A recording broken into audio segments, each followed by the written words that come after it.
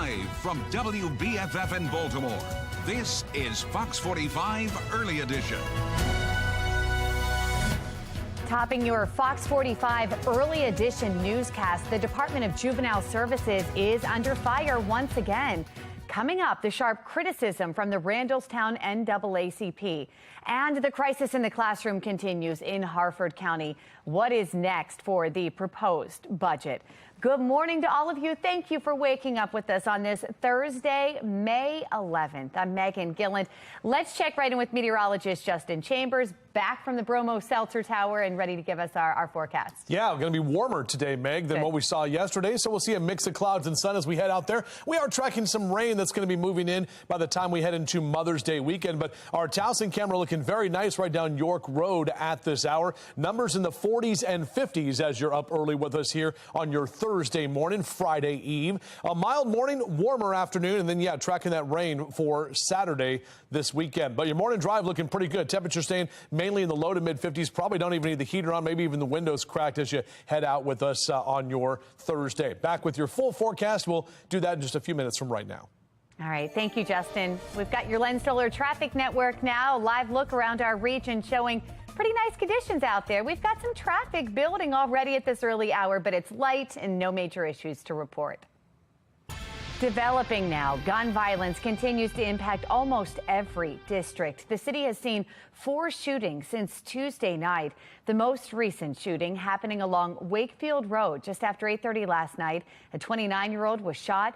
Just a few hours before that, around 5 p.m., a man was shot along Pressman Street. 30 minutes earlier, a 59-year-old was killed along Moore's Run Drive in Northeast Baltimore. And we now know a 33-year-old is the victim in a Tuesday night shooting along Cambria Street in South Baltimore. There's no resources to help these children to get on the correct path. They just continue to repeat and offend. We need DGS to do their job. The Department of Juvenile Services is under fire once again after 2 teenagers are arrested for breaking into several cars, dragging an officer in a stolen vehicle and leading police on a chase from Baltimore County into the city. The Randallstown NAACP issuing a scathing message to DJS saying that it is failing children and not protecting the citizens of Baltimore County. The president of the Randallstown NAACP saying that he continues to get complaints about the rise of juvenile crime in Baltimore County. He says police are doing a good job there, but there is one thing that's making things difficult. Coming up in our next half hour, Shannon Lilly will share more on that one problem. Well, last month, a scathing report from Baltimore's Attorney General showing DJS struggled with increasing youth capacity, a lack of educational opportunities, and inadequate programming. The governor's office tells Fox 45 News he's committed to fixing issues that he inherited from the previous administration. DJS isn't the only issue when it comes to juvenile crime. Governor Wes Moore has signed hundreds of bills into law, but not one addresses juvenile crime. Lawmakers haven't done anything to change the current juvenile justice law preventing children under the age of 13 from facing charges in most cases. Baltimore City State's Attorney Ivan Bates has said that he believes juveniles should be held accountable for crime. One political expert says other elected leaders should follow his lead. Fortunately, the city has Ivan Bates, who appears to be the one individual who wants to turn the entire situation around. But he needs help. He needs open support from the mayor. He needs open support from the city council. And if you listen to Ivan Bates, it appears the city could possibly be on its way to changing these things. Well, that brings us to our question of the day. Are city leaders doing enough to hold violent criminals accountable? So far, 90% of voters say no. You can go to foxbaltimore.com/vote to weigh in. Now to the crisis in the classroom. Dozens of Harford County parents and community members making their voices heard at a county council hearing over the proposed budget. County Executive Bob Casserly submitting a $19 million cut to schools to avoid a tax hike. Most spoke against that cut, urging the council to reject Casserly's budget, but some support it. I urge you to reject Bob Casserly's budget and send his team back to the drawing board. His bare minimum budget does not adequately support essential services. Anyone who votes for this budget, I assure you, you will have a primary challenger in your party. I assure you. Bob Casserly was elected over 2-to-1 to be a fiscally conservative person with our tax dollars. 2-to-1, to me, that's a mandate. Casserly warns if the school system got its full wish list of funding, each household could see a $500 tax increase. Critics say the cuts will cripple classrooms and drive away teachers. And in Frederick County, the executive announcing a $14 million increase to proposed school funding, which still leaves the system short of its request, similar to Harford. Executive Jessica Fitzgerald pledges to work with everyone to find a, quote, sustainable approach to the blueprint's spending mandates. Calls for a ceasefire are broken between Israel and Palestine. How the heaviest fighting day in months came to be. And this morning, we're starting off with temperatures in the 40s and 50s. Coming up, meteorologist Justin Chambers taking a look at the next weather maker and when it moves in. It is 4:35 now on Fox 45 Early Edition. All local, all morning.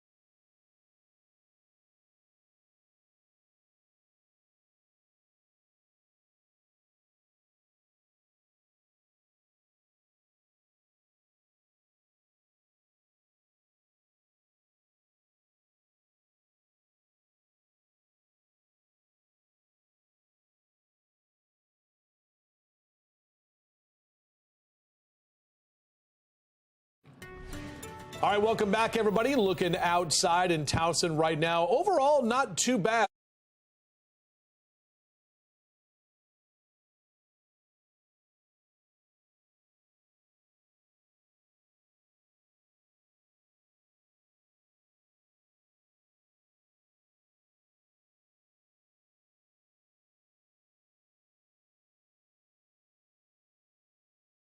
And in fact, with our temperatures, we are seeing those numbers, a lot of us in the 40s and even some 50s. We're talking 54 in Westminster and 52 your temp in Annapolis at this hour. On our way to 80s for a lot of you this afternoon. We'll take a closer look at that forecast coming up in just a few minutes from right now. All right, Justin, thank you. Making headlines this morning. The prime suspect in the 2005 disappearance of Natalie Holloway is being extradited back to the U.S. and could be charged in her murder. Jordan Vanderloot is currently serving 28 years in a Peruvian prison for another crime. He is one of the main suspects in Holloway's disappearance. The Alabama teen was on vacation in Aruba back in 2005 and was last seen leaving a bar with Vandersloot. Her body was never found. Holloway was declared dead in 2014. The violence intensifies between Israeli and Palestinian fighters.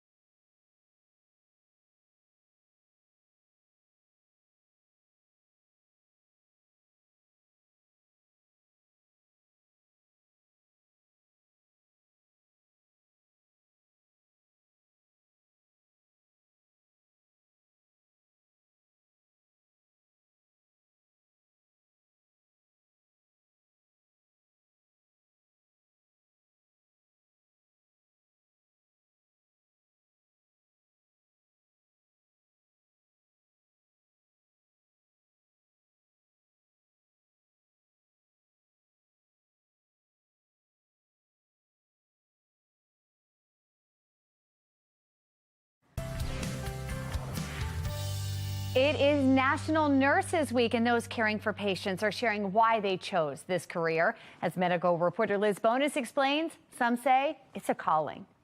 Hey there, everybody. This is National Nurses Week, and we introduce you today to two nurses who just happen to be twins. To rise to the challenge of serving others, they had to overcome a very personal journey.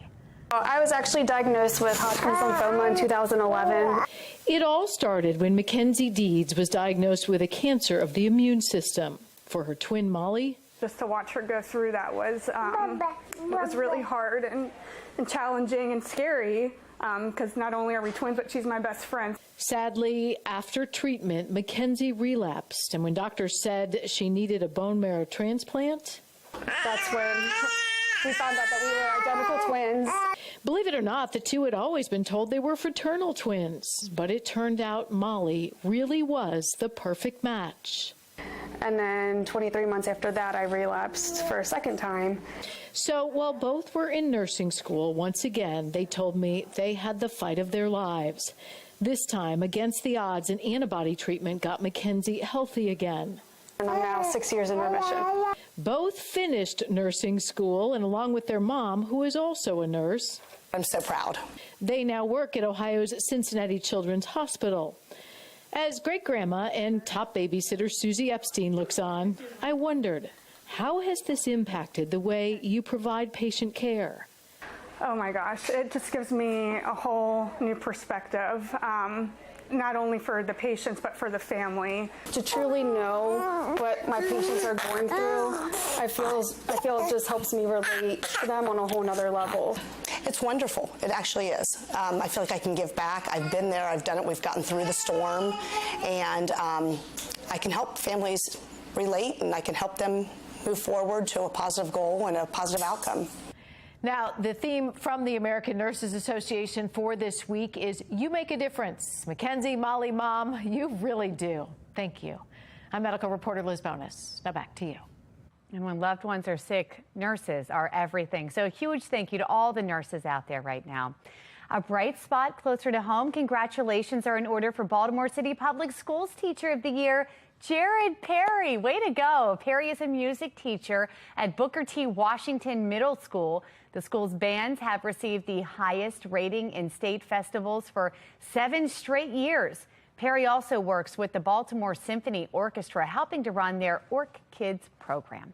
All right, 4:47, we want to check back in with meteorologist Justin Chambers, who's taking a look at our Friday Eve forecast. That's right, almost the weekend. Mother's Day weekend coming up right around the corner. Preakness next weekend. Yes. So all of those things happening, and it's going to be warmer today as we make your way outside. As you make your way outside and getting into the afternoon, those numbers even warmer. Hitting the mid-70s yesterday, so it was a very pleasant spring afternoon, but it's going to be quite a bit warmer as we head into the next few days. So out over the Inner Harbor, everything looking good at this time. No issues out there. In fact, 49 is your current temperature. That's the BWI Thurgood Marshall temperature where we get our official reading. No wind to speak of at this time.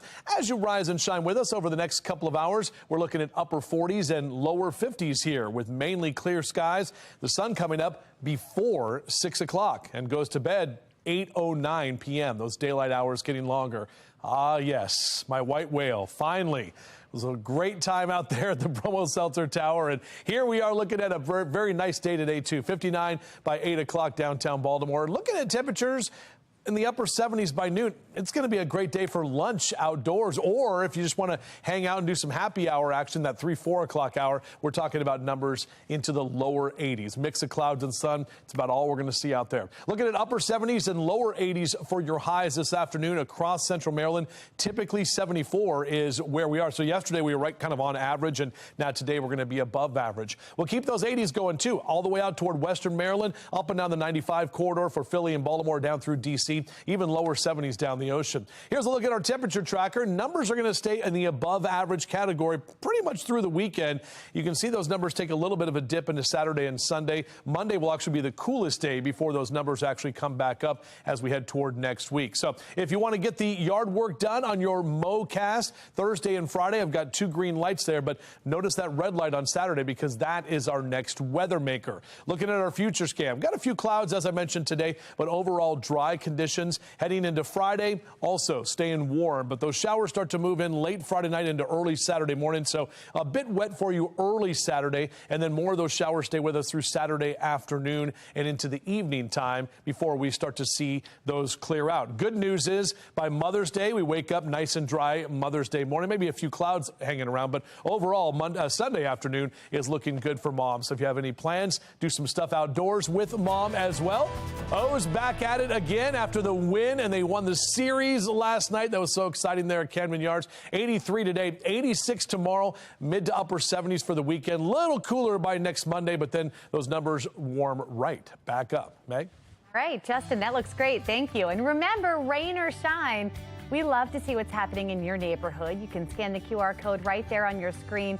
That will take you to foxbaltimore.com/chime-in, where you can upload your pictures and videos, and it's all powered by Stackla.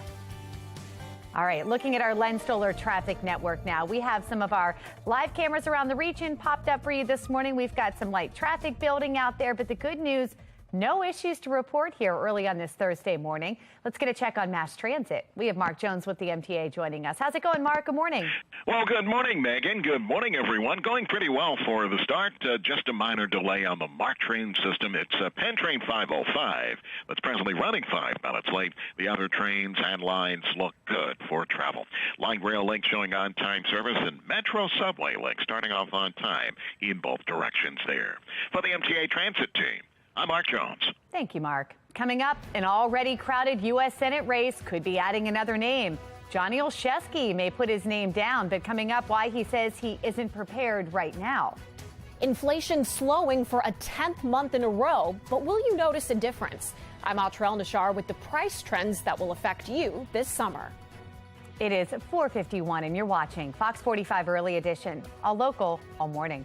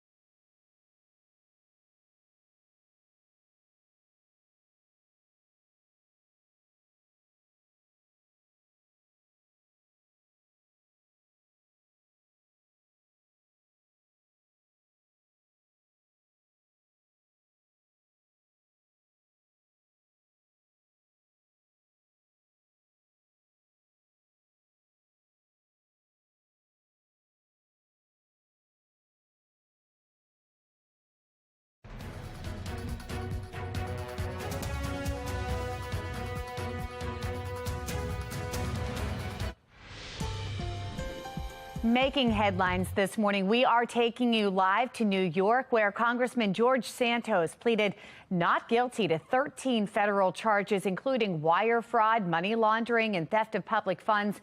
His court hearing lasted just 15 minutes. Prosecutors say Santos used supporter donations for personal expenses, including designer clothes and car payments. He should have resigned a long time ago. He's an embarrassment to our party. He's an embarrassment to the United States Congress. And apparently the wheels of justice, they do grind slow, but they grind fine as well. And I thought he should resign a long time ago. I didn't think he should ever be here. Santos was never put on committee, so he won't serve on committee. He will go through his time of trial. We'll find out how the outcome is.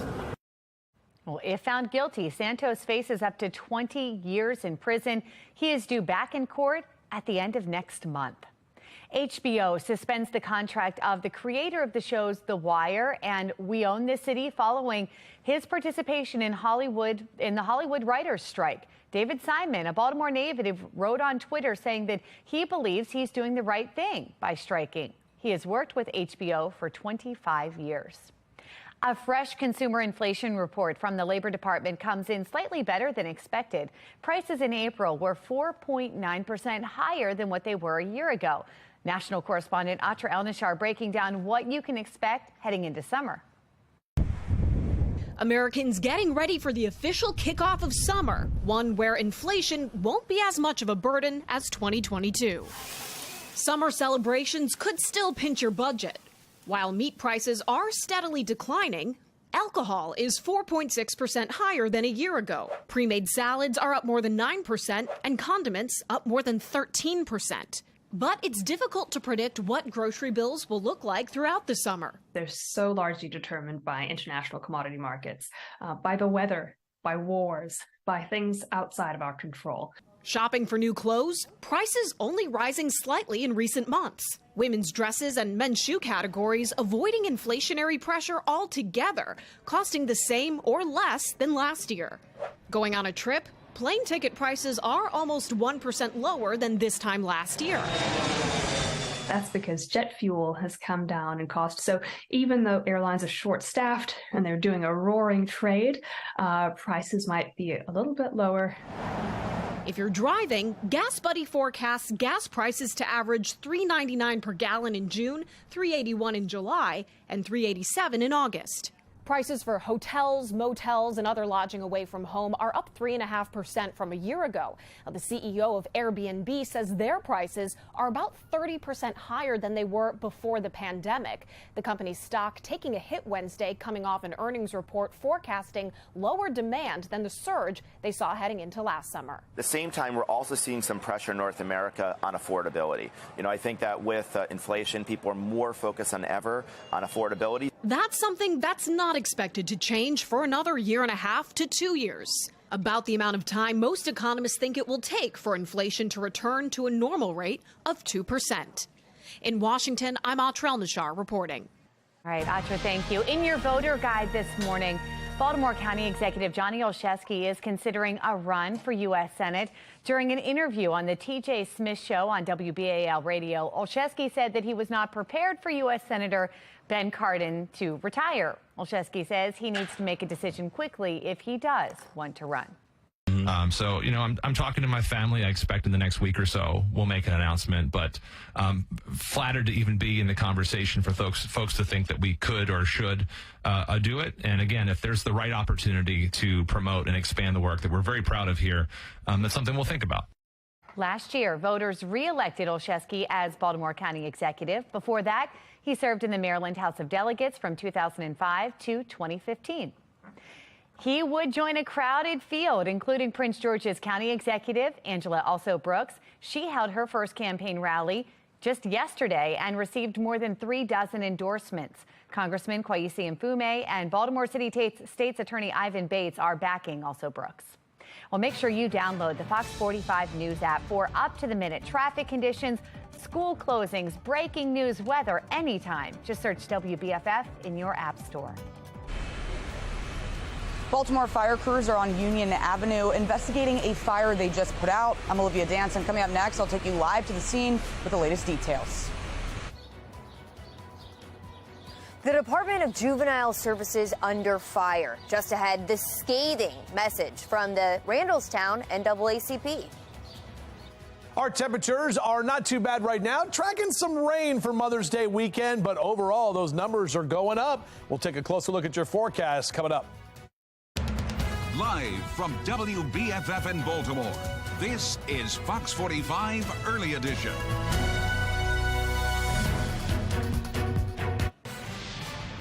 We start with breaking news this morning out of North Baltimore. A fire breaks out at a row home. Olivia Dance is on the scene right now. Olivia, what are you seeing?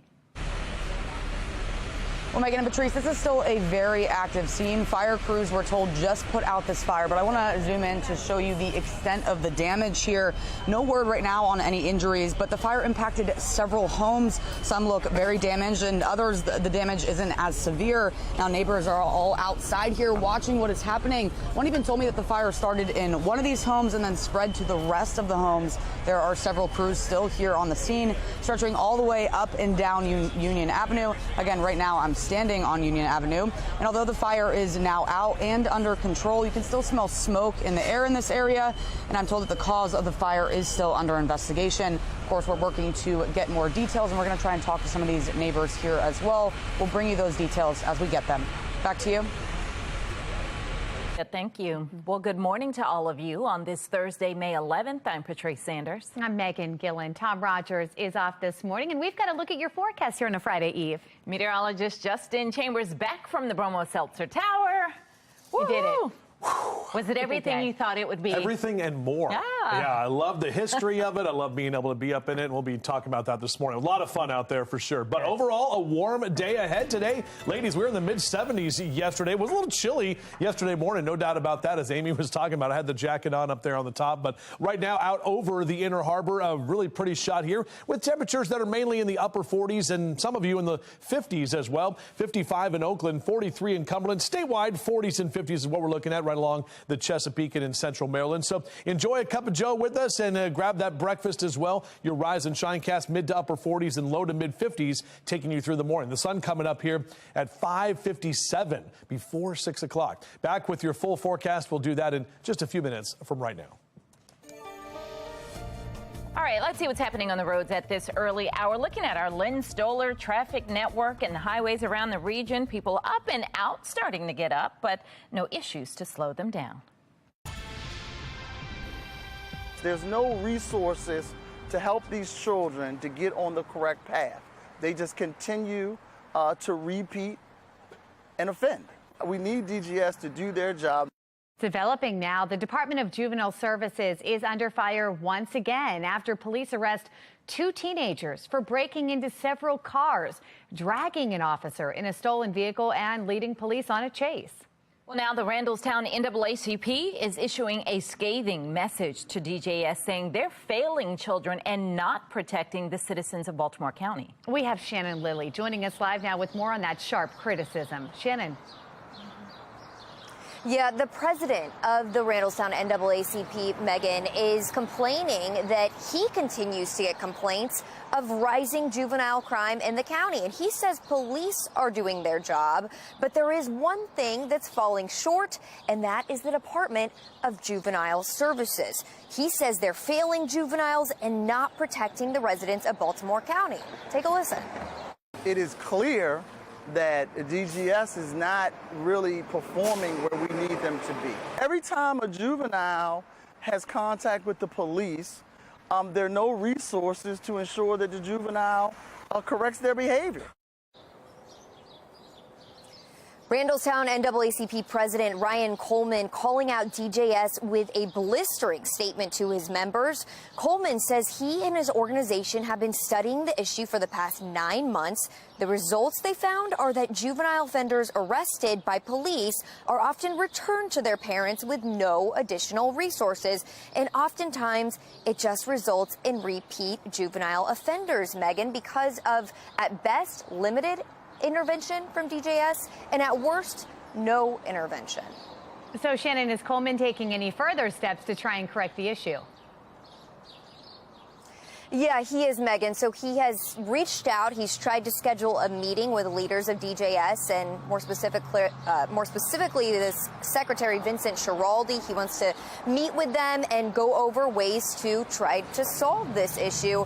But he says he has received no response at this point. Reporting live, I'm Shannon Lilly, Fox 45 News, Early Edition. Last month, a scathing report from Maryland's Attorney General showed DJS struggled with increasing youth capacity, a lack of educational opportunities, and inadequate programming. The governor's office tells Fox 45 News he is committed to fixing issues that he says he inherited from the previous administration. DJS isn't the only issue when it comes to juvenile crime. Governor Wes Moore has signed hundreds of bills into law, but not one addresses juvenile crime. Lawmakers haven't done anything to change the current juvenile justice law, preventing children under the age of 13 from facing charges in most cases. Now, Baltimore City State's Attorney Ivan Bates has said that he believes juveniles should be held accountable for crime. One political expert says other elected leaders should follow his lead. Fortunately, the city has Ivan Bates, who appears to be the one individual who wants to turn the entire situation around. But he needs help. He needs open support from the mayor. He needs open support from the city council. And if you listen to Ivan Bates, it appears the city could possibly be on its way to changing these things. Mentioned, police say the teenagers arrested in that car chase drove from Baltimore County into Baltimore City. Baltimore County Police Chief Robert McCullough and County Executive Johnny Olszewski spoke on the partnership between the city and county to fight crime just yesterday.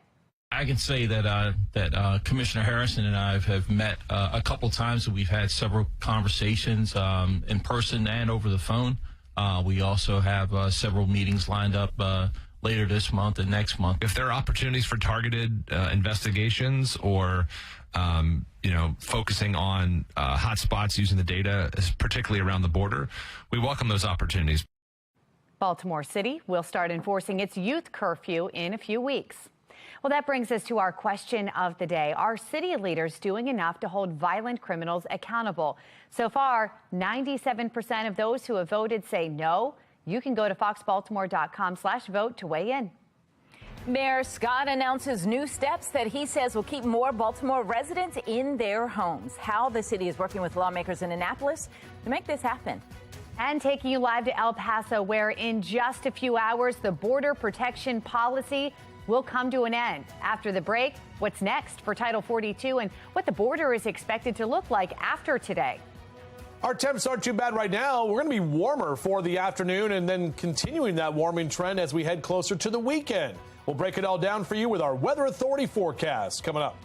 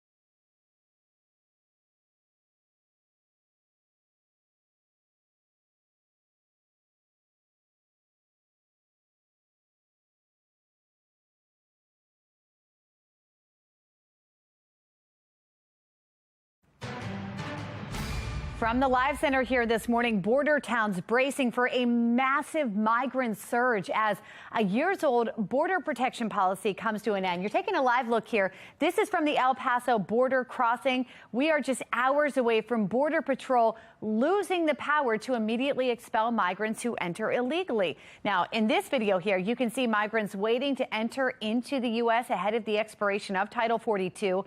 Border Patrol Chief Raul Ortiz estimating that 60,000 to 65,000 migrants are in northern Mexico just waiting to flood the border. 917 migrants have already turned themselves over to authorities in El Paso over the past 2 days. Federal agents handing out flyers in the streets asking migrants to surrender. Those who did were given notices to appear in court. 44 additional migrants were apprehended.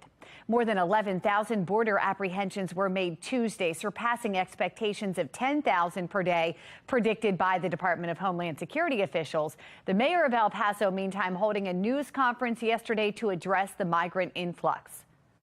We all know that the immigration process is broken and it needs to be fixed. There is no end game. In a community like El Paso or anywhere in the Rio Grande Valley, we cannot continue for infinity. A live look now from the White House as the Biden administration is now rolling out initiatives to try to manage the flow of migrants. The Family Expedited Removal Management Plans aims to track heads of households as they go through the deportation process. And part of that plan calls for GPS tracking ankle monitors, curfews, and home confinement. Title 42 expires at 11:59 tonight. That's the latest from our Live Center. The owners of TV Tower Inc. are being sued. Why Baltimore's iconic candelabra on TV Hill is to blame. And has there been improvement over the last 40 years when it comes to the Chesapeake Bay's water quality? More on the partnership between the DMV and Pennsylvania and whether it is yielding results. 5:12, you're watching Fox 45 Early Edition, all local, all morning.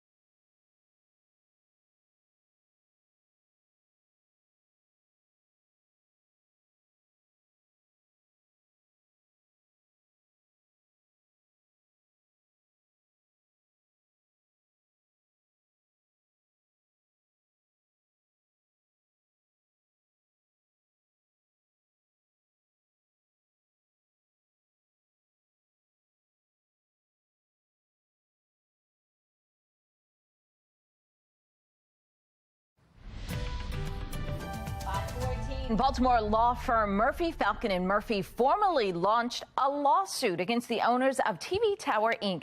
They own Baltimore's iconic candelabra on TV Hill. The red paint used on that tower contains lead. The lawsuit filed on behalf of Woodbury residents claims that the painting company involved in removing some of the paint did not get proper approval to power wash it off, allowing chips to fall onto local homes, businesses, parks. One resident says the lead hazard is keeping her from her outdoor activities. We used to maraud all over this neighborhood all the time, but now we don't play in this neighborhood anymore. I walk around and I witness and I document and report the chips, because that's really the only power we've had as residents here, is just to keep witnessing. So this is such a big moment that we finally have some action and some support.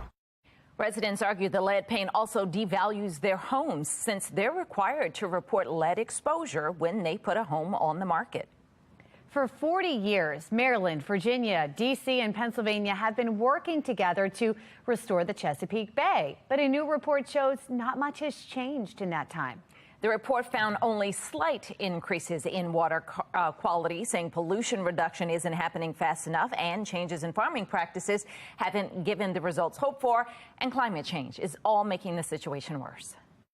Every one of us can have a huge opportunity to improve the bay from our own backyard, and this report highlights the importance of stopping pollution entering cities, towns, farms, and so we each need to continue to make progress on our own work, while we also hold elected officials accountable for making progress at the state and federal level. While the report could be seen as discouraging, its editor says it should be a guide moving forward, and points out that without decades of work to restore the bay, it would be in worse shape than it is now. So some positive news there. Well, trending now, space tourism may soon be getting a bit closer to reality. A California startup says it's going to use a SpaceX rocket to launch what it hopes will be the world's first commercial space station into orbit.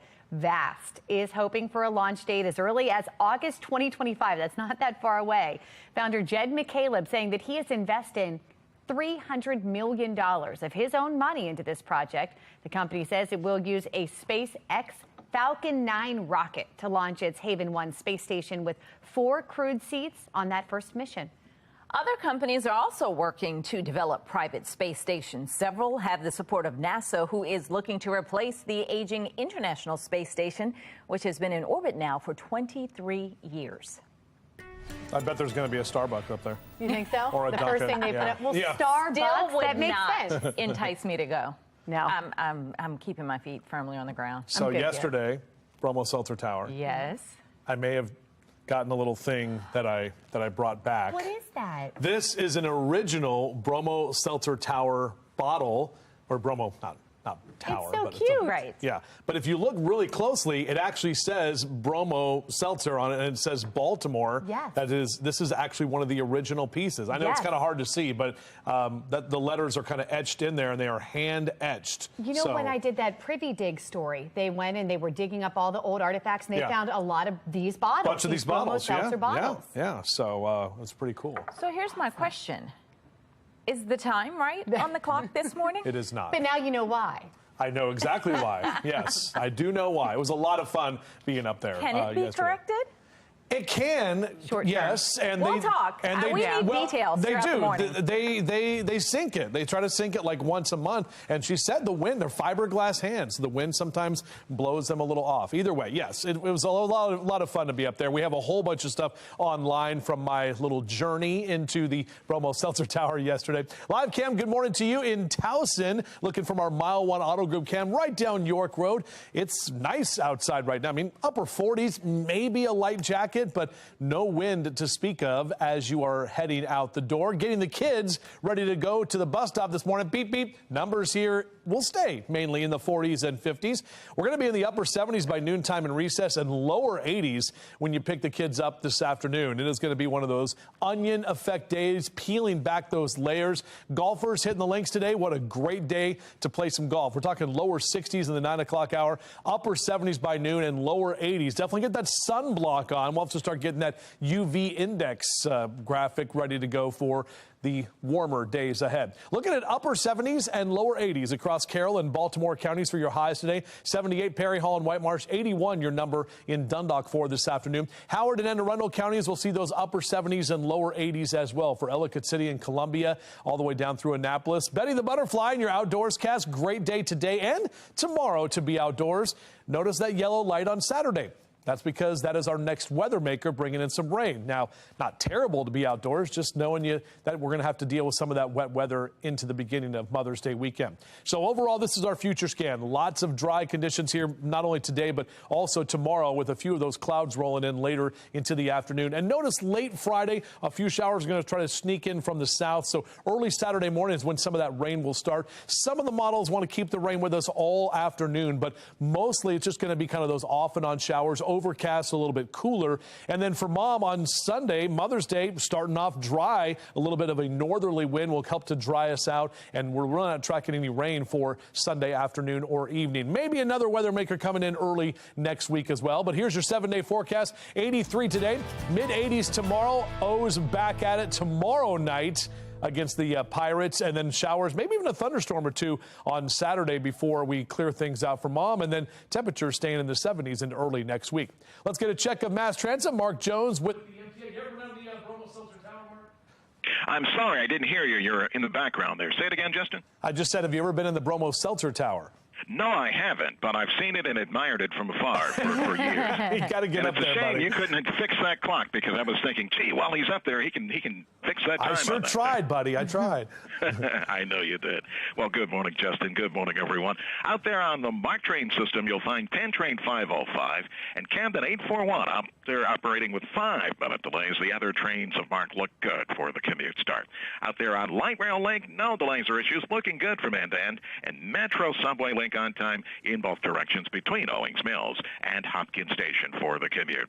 For the MTA Transit team, I'm Mark Jones. Thank you, Mark. The crisis in the classroom continues in Harford County when it comes to the proposed budget. Still to come, the big concerns about what this means for upcoming school years. And we are on the scene right now of a fire in North Baltimore. Stay with us as we learn more. It's 5:22 and you're watching Fox 45 Early Edition, all local, all morning.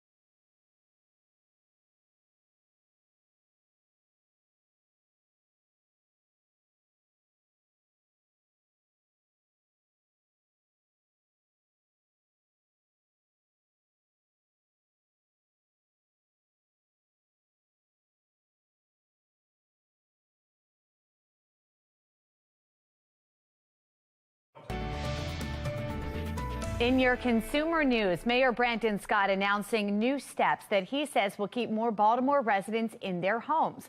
The mayor says homes valued at $250,000 or less and are occupied will be removed from the city's tax sale this year. We are talking about our older black residents, working class folks here who have been owning homes for generations that are at risk of losing them, which is why we're doing this in the way that we're doing, with that intentionality. This is a team effort. This is one of the very times where all of us are in line of what we need to do next. This is a step in the right direction for the city of Baltimore. Again, it's a true testament of us trying to dismantle some of the draconian and predatory practices around real estate in the city of Baltimore. Well, the city is also working with lawmakers in Annapolis to retain more control over tax sales. This Fox 45 news segment is sponsored by Chime Medical Center. It is that time of year where we celebrate Mom, and you could win extra spending money every day from now until May 12th. That's tomorrow. So grab your phone, scan the QR code for your chance to win a $100 Visa gift card. Play our Mother's Day Mania Trivia contest. You get the question right, and you could win the $100 daily prize. You don't have to be a mom. You just have to scan the QR code to get to the Mother's Day Mania Trivia question of the day. Good luck. If you have any selfies or pictures with your mom, we want to see them so that we can give her a shout out on air. Scan the QR code on your screen and that will take you to foxbaltimore.com/chime-in, where you can upload your pictures and videos. It's powered by Stackla. Today, we are going to feel temperatures in the 80s. Tomorrow, it's going to be even warmer. Still to come, meteorologist Justin Chambers taking a look at when we could track a few showers. Baltimore fire crews are here on Union Avenue investigating a fire they just put out. I'm Olivia Danson. Coming up next, I'll take you live to the scene with the details I just learned. You're watching Fox 45 Early Edition.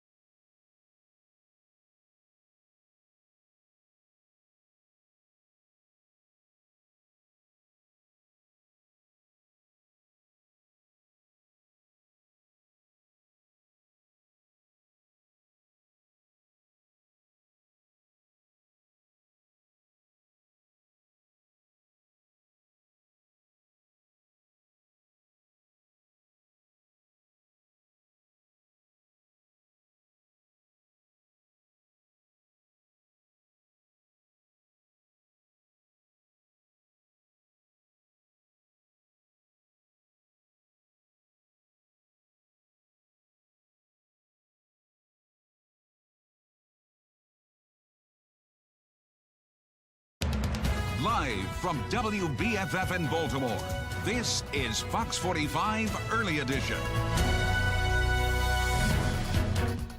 Welcome back on this Thursday morning. Coming up on 5:30, I'm Patrice Sanders. I'm Megan Gillen. We want to bring meteorologist Justin Chambers into this conversation and see what's happening today. Yeah, and temperatures going to be warmer. We got to 74 yesterday. We're looking at a lot of 80s for the afternoon and even warmer still for tomorrow. Looking good right now as we make our way outside. We'll take a live shot here in Towson. Sun coming up actually just about 25 minutes or so from right now, so it'll be before 6 o'clock. A warmer afternoon ahead, and yes, we are tracking some rain as we get into the beginning of Mother's Day weekend. So out for your morning drive, upper 40s and low to mid 50s. Mr. Bo says we are good to go. Back with your full forecast. We'll do that in just a few minutes from right now. It is 5:30, and we start with breaking news this morning out of North Baltimore. A fire breaks out at a row home. Olivia Dance on the scene right now. Olivia, I know you just learned some new information. What's going on? Well, Megan and Patrice, this is still a very active scene. As you mentioned, I'm on Union Avenue, and crews have put the fire out, but I want to zoom in to show you the extent of the damage. Sean, let's specifically zoom into home number 806 here, because I'm told that's where the fire started, and that's where it looks like most of the damage is. You can see that crews are in there right now cleaning up, and the water damage there looks very severe. The fire chief, I just spoke with him on scene, and he told me that one patient was transported to the hospital in stable condition, but 3 families are now displaced. Crews are currently looking for some pets in the homes as well. So, of course, we're hoping they're okay. The fire chief tells me the fire started in home number 806, as I mentioned, and extended to unit 88818. And although homes 805 and 804 also seem to have some damage, so there were many homes impacted by this. Some homes, of course, look more damaged than others. Some of those homes have severe damage. And, you know, there's neighbors out here. We've been talking with them. They're watching what's happening. One told me that the fire started in one of the homes, and then that's when it spread to all the others. Another telling me that she woke up to the sound of windows breaking. When she came outside, she saw the massive fire. And again, there are still several crews here on scene, searching all the way up and down Union Avenue. And again, the fire is under control, but you can still smell smoke in the air. And we're still working to learn the details of what caused this fire. Crews here are still investigating that, and we'll work to bring you those details as soon as we get them. For now, reporting live in Baltimore, I'm Olivia Dance, Fox 45, Early Edition. This is a parental issue as well. I mean, we had a 15-year-old who was a victim of a crime at 3 o'clock in the morning yesterday, or this morning. I mean, what's the 15-year-old doing out in West Baltimore at 3 a.m. without any parental I mean, you just got to know where your kids are, and we can't, as much as we can do, it all falls back and starts with the parents. Developing now, gun violence continues to impact almost every district. The city has seen 4 shootings since Tuesday night. The most recent shooting happening along Wakefield Road just after 8:30 last night. A 29-year-old was shot. Just a few hours before that, around 5 p.m., a man was shot along Pressman Street. 30 minutes earlier, a 59-year-old was shot and killed along Moores Run Drive in Northeast Baltimore. And we now know a 33-year-old is the victim in a Tuesday night shooting along Cambria Street in South Baltimore. And as juvenile crime continues, a citywide curfew could be enforced. The debate now is if it will be enforced. This is nothing new in Baltimore. Curfew is something, curfew laws have been on the books. Enforcement has been on the books. Everyone that's grown up in Baltimore knows about how a youth curfew is done. The mayor says the curfew enforcement will begin Memorial Day weekend. Despite Fox 45 News asking him several times what's new when it comes to the curfew, the mayor says that we'll have to wait until then to find out.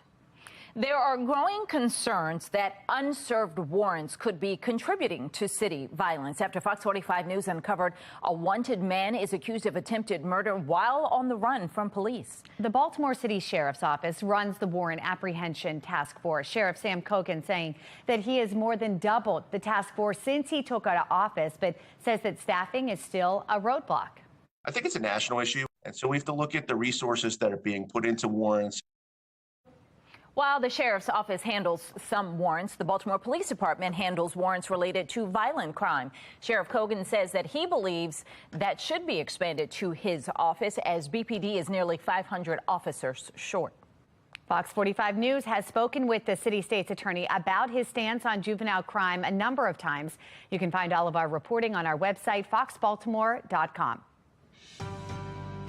This morning, concerns continue from Harford County parents and residents over the proposed budget. County Executive Bob Casserly submitted a $19 million cut to schools to avoid a tax hike. Shannon Lilly joining us live with what teachers and parents are saying. Shannon. Well, dozens of those teachers and parents, Megan and Patrice, they are speaking loud and clear, and they are urging leaders to resist these cuts to the budget. They came out in droves to a county council hearing just last night. So let's listen to them directly. If we don't fund our school system, it becomes a huge problem. You guys have that power to be the checks and balances for this budget that's proposed by Mr. Casserly. The kind of work that teachers are doing with the number of students they have in their class it's just stretching the limits, and we should be looking at easing those limits. At a time when the nation is facing a critical teacher shortage, HCPS will not be able to attract and retain highly effective teachers if they cannot offer competitive salaries. Bob Casserly was elected over 2-to-1 to be a fiscally conservative person with our tax dollars. 2-to-1, to me, that's a mandate. So as you just heard there, some do support this $19 million cut, but most we heard from last night do not. Casserly warns, though, if the school system got its full wish list of funding, each household could see a $500 tax increase. And he adds that they have fully funded the educational budget over the last several years, enabling the Board of Education to accumulate a fund balance of over $93 million. Critics, though, say these cuts will cripple classrooms and it will drive out teachers.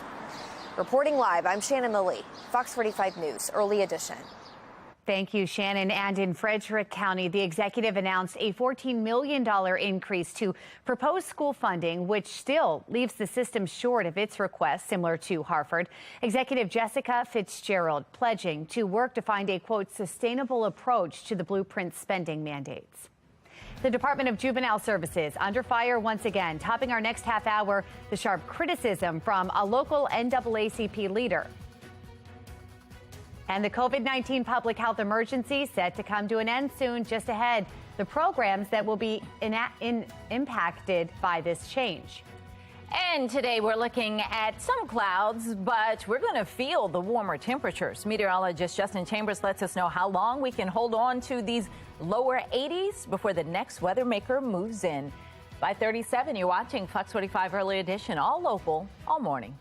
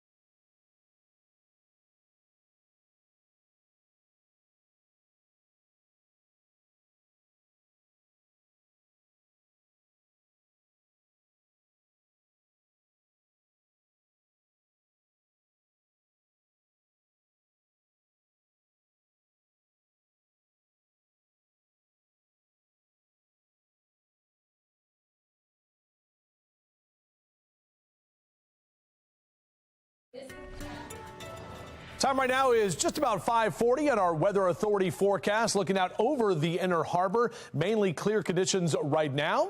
Kind of a cool morning, but definitely will be warm as we head toward the afternoon. So just a light jacket, but have those sunglasses ready to go on your out the door cast. No need for the umbrella today, but that's going to be a different story as we head into Mother's Day weekend. We'll talk about when that rain could impact you coming up in a few. 5:40 now from the Live Center. This morning, we are taking you live to Washington, D.C. as COVID health emergencies are set to expire tonight. This will put an end to several safety net programs providing everything from free vaccines and COVID tests to telehealth access. Now, some of the key changes include an end to the increased child tax credit, expansion of unemployment benefits and food assistance programs, and the federal moratorium on evictions that kept people in their homes even if they were unable to pay rent. It also brings an end to most mandatory mask mandates in healthcare settings, now leaving that decision up to individuals. Perhaps the fastest shock to the system has come in the SNAP program. During the pandemic, all SNAP recipients had their benefits boosted. Those funds were originally tied to the public health emergency, but that changed in December, and the final boosted SNAP benefits ended in February. A provision that blocked states from kicking individuals off their Medicaid coverage ran out at the end of March. The pandemic emergency expires at 11:59 p.m. That is the latest from the Live Center. Taking you live now to D.C., where the debate continues between lawmakers as a default looms closer. Still to come, what each side is looking for in order to come to an agreement. And an experimental skin patch may be the answer for kids with a severe peanut allergy. How this groundbreaking technology could save lives. It is 5:41. You're watching Fox 45 Early Edition, all local, all morning. Fox 45 News, winner of 17 2022 Regional Emmy Awards, more than all other Baltimore news stations combined.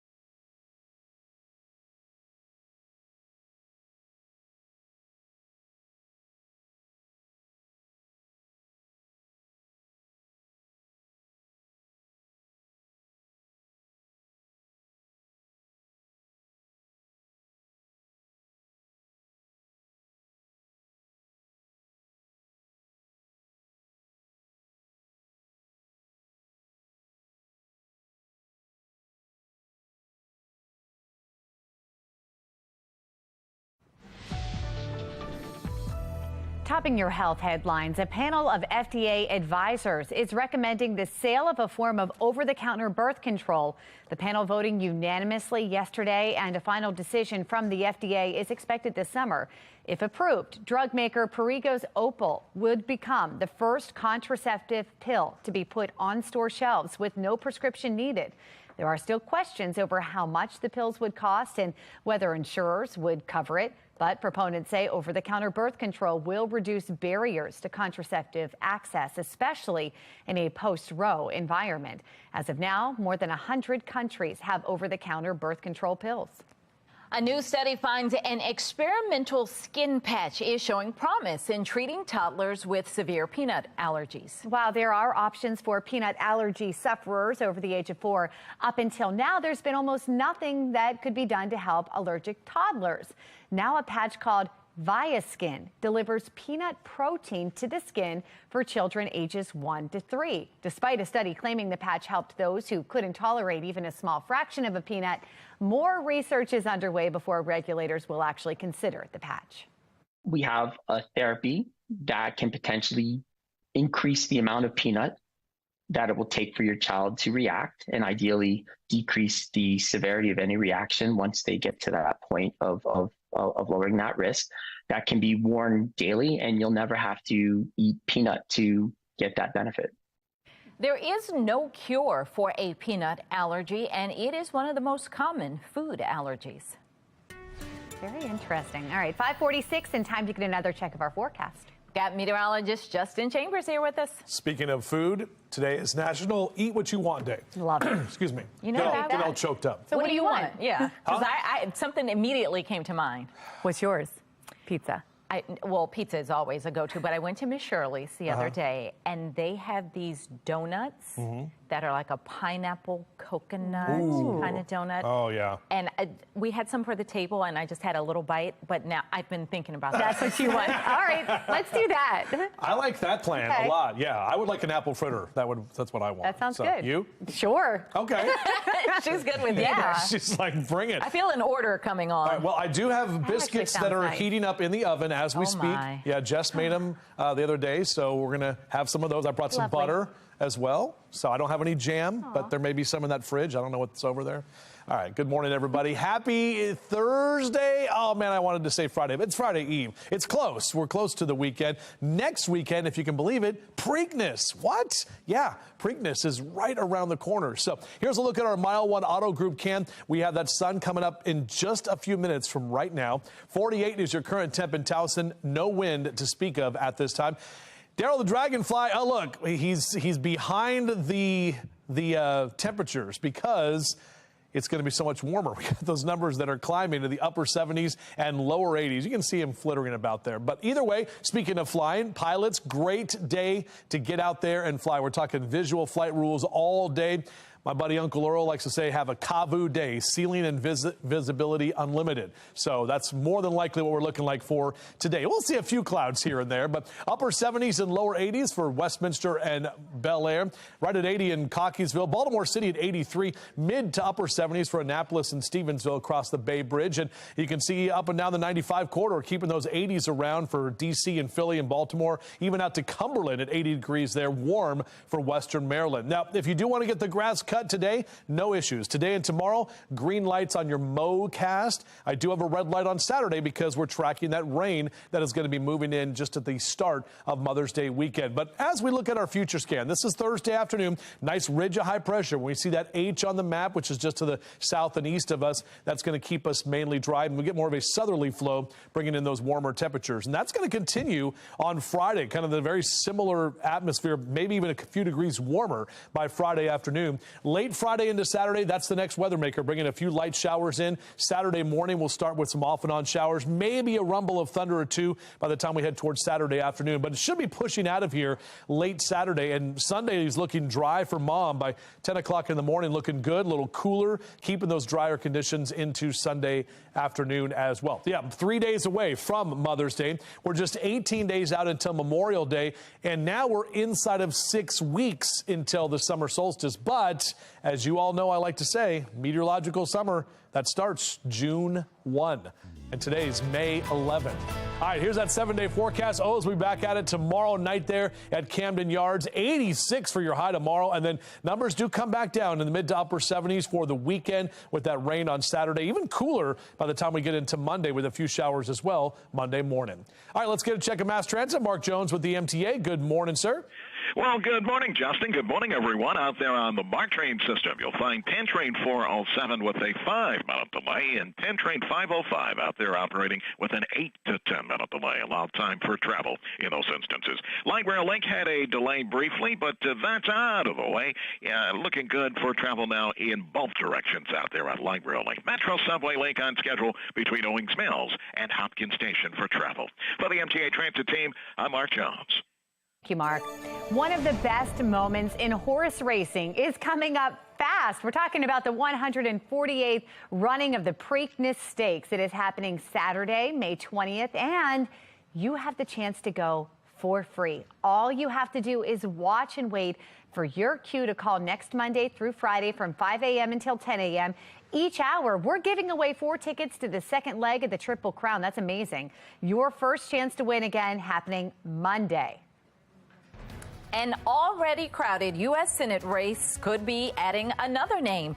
Johnny Olszewski may put his name into the ring, but coming up, why he says he may not be prepared right now.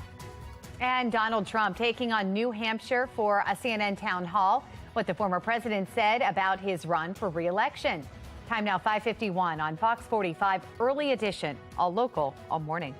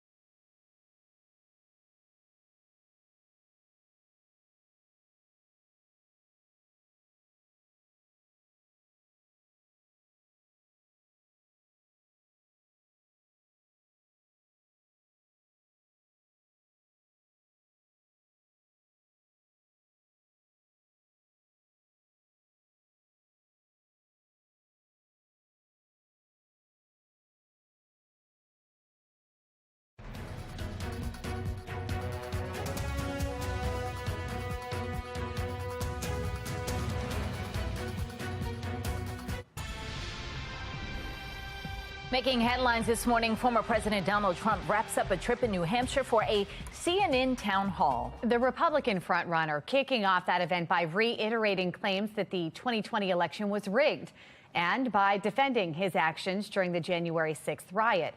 When asked if he would pardon any of the rioters convicted of federal offenses, he said he would most likely should he win re-election. What they've done to these people, they've persecuted these people. And yeah, my answer is I am most likely, if I get in, I will most likely, I would say it will be a large portion of them. You know, they did a very, and it'll be very early on. And they're living in hell right now. Trump also says he doesn't owe former Vice President Mike Pence an apology. This in response to Pence's claims that the former president endangered his life on January 6th. Trump is also insisting the rape accusation made against him was fabricated. His comments come just one day after a jury in New York found Trump liable for sexual battery against author E. Jean Carroll, who accused the former president of raping her back in the 90s. Trump repeated claims that he doesn't know who Carroll is and defended his reason for not testifying. You wish that you had testified. No, it wouldn't have made a difference. This was a rigged deal. This was my lawyer said, sir, you don't have to do it. I actually said, I think I should. It would be respectful. They said, sir, don't do it. This is a fake story, and you don't want to give it credibility. The jury awarded Carroll $5 million for the lawsuit. Trump's lawyers said they will appeal the decision. President Joe Biden did not have much to say about the CNN town hall with Donald Trump. He simply took to his political Twitter account at the end of the 70-minute program and offered a one-line critique asking voters if they want 4 more years of that. The president then used the moment to post a fundraising appeal in an effort to raise donations for his own re-election campaign. In a separate tweet, he pushed back against Trump's comments on Charlottesville and January 6th, saying the rioters were not good people. Now to your voter guide. Baltimore County Executive Johnny Olszewski considering a run for U.S. Senate. During an interview on the TJ Smith Show on WBAL Radio, Olszewski said he wasn't prepared for U.S. Senator Ben Cardin to retire. Olszewski says he needs to make a decision quickly if he does want to run. So, you know, I'm talking to my family. I expect in the next week or so we'll make an announcement, but flattered to even be in the conversation for folks to think that we could or should do it. And again, if there's the right opportunity to promote and expand the work that we're very proud of here, that's something we'll think about. Olszewski was reelected last year as county executive. Before that, he served in the Maryland House of Delegates from 2005 to 2015. Continuing coverage this morning, we are taking you live where Mayor Eric Adams says the death of a man at the hands of a fellow subway rider never should have happened after being criticized for his initial response. One thing we can say for sure, Jordan Neely did not deserve to die. And all of us must work together to do more for our brothers and sisters struggling with serious mental illness. 30-year-old Jordan Neely died earlier this month when Marine veteran Daniel Penny put him in a chokehold on a subway train in Manhattan. Witnesses say Neely, who was known to police as someone struggling with mental illness, was screaming at other passengers. Penny's lawyers say he was protecting himself and others because Neely was threatening them. Penny was released by authorities after questioning. The mayor did not condemn Penny right away, drawing criticism and protest from activists who are calling for Penny's arrest. What you will do if you do not prosecute him, in my judgment, is you will set a standard of vigilantism that we cannot tolerate. Manhattan's district attorney is investigating the matter. Families are now displaced after a fire here on Union Avenue. I'm Olivia Danson. Coming up next, I'll take you live to the scene with the latest details. The Department of Juvenile Services now under fire. Just ahead, the scathing message from one organization. Our temperatures are going to be warmer today as we get into your Thursday, an inch a little closer to the weekend. Breaking down what we can expect on your Weather Authority forecast. That's what I do. Live from WBFF in Baltimore, this is Fox 45 Morning News. Good morning on this Thursday, May 11th. I'm Patrice Sanders. I'm Megan Gillen. Tom Rogers is off this morning, and we need to get a check of our forecast with the man who does that. Yeah, right.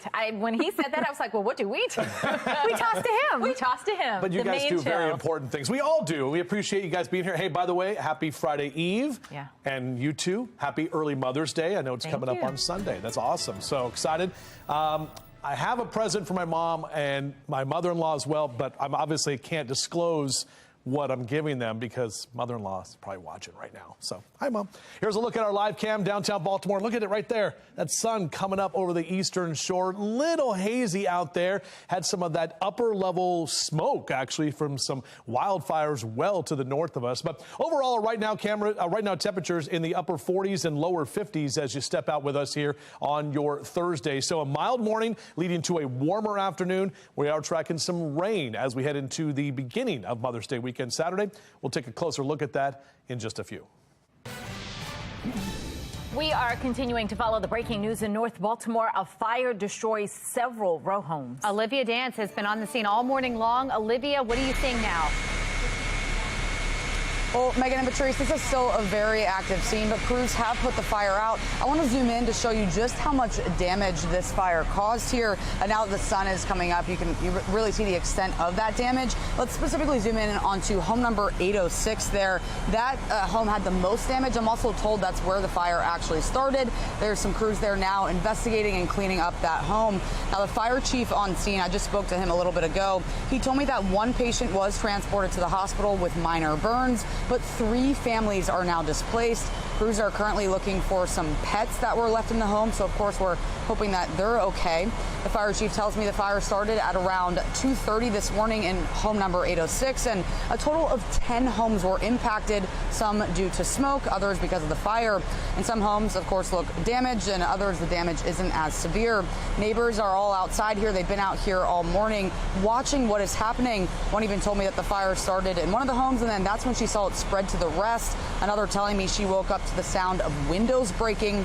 When she came outside, that's when she saw the massive fire. Now, again, there are still several crews here on scene, stretching all the way up and down Union Avenue. And although the fire is out now, it's under control, but you can still smell smoke in the air here. I'm told that the cause of the fire is still under investigation, so we're working to get more details, and we'll bring you those details as we get them. But for now, reporting live in Baltimore, I'm Olivia Dance, Fox 45 Morning News. They're out stealing cars, carjacking, and hurting people. There's no resources to help these children to get on the correct path. Developing now, the Department of Juvenile Services is under fire once again after police arrest 2 teenagers for breaking into several cars, dragging an officer in a stolen vehicle, and leading police on a chase. Now, the Randallstown NAACP is issuing a scathing message to DJS, saying they're failing children and not protecting the citizens of Baltimore County. Shannon Lilly joining us live now with more on that sharp criticism. Shannon. Yeah, the president of the Randallstown NAACP, Megan and Patrice, says he continues to get complaints about the rise in juvenile crime from people in Baltimore County. And he says police are doing a good job, but there is one thing that is making things difficult for them, and he says that is the Maryland Department of Juvenile Services. He says that they are failing juveniles. They're not protecting the residents of Baltimore County. Take a listen. It is clear that DGS is not really performing where we need them to be. Every time a juvenile has contact with the police, there are no resources to ensure that the juvenile corrects their behavior. Randallstown NAACP President Ryan Coleman there calling out DJS with this blistering statement to his members. Coleman says he and his organization have been studying the issue for the past 9 months, and the results they found are that juvenile offenders arrested by police are often returned to their parents with no additional resources. And oftentimes it just results in repeat juvenile offenders, Megan and Patrice, because of limited intervention from DJS at best, he says, or no intervention at worst. So, Shannon, is Coleman taking any further steps to try and correct the issue?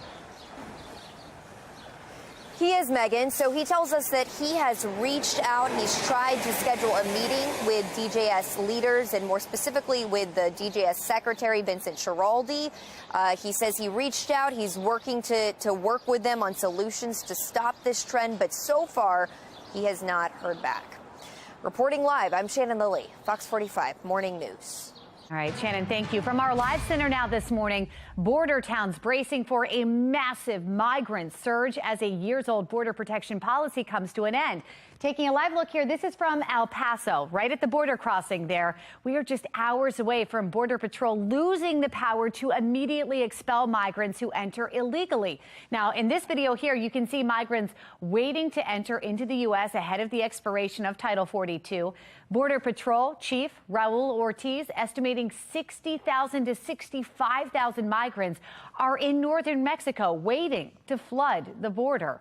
917 migrants have already turned themselves over to authorities in El Paso over the past 2 days. Federal agents handing out flyers in the streets asking migrants to surrender. Those who did were given notices to appear in court. 44 additional migrants were apprehended. More than 11,000 border apprehensions were made on Tuesday, surpassing expectations of 10,000 per day predicted by the Department of Homeland Security officials. The mayor of El Paso holding a news conference yesterday to address the migrant influx. We all know that the immigration process is broken and it needs to be fixed. There is no end game. In a community like El Paso or anywhere in the Rio Grande Valley, we cannot continue for infinity. A live look now from the White House as the Biden administration is now rolling out initiatives to try to manage the flow of migrants. The Family Expedited Removal Management Plan aims to track heads of households as they go through the deportation process. And part of that plan calls for GPS tracking, ankle monitors, curfews, and home confinement. Title 42, by the way, expires at 11:59 tonight. That's the latest from our live center. I urge you to reject Bob Cassidy's budget and send his team back to the drawing board. A heated back and forth continues in Harford County over the proposed budget. We hear directly from teachers and parents and why some say the situation is dire. Plus, residents in the Woodbury neighborhood taking legal action, why they argue their quality of life is being impacted. I like this, a victory Thursday. That is an Orioles orange sunrise, my friends. We'll be talking about what we can expect later today and this weekend ahead. It's all coming up on Fox 45 Morning News. Enjoy it.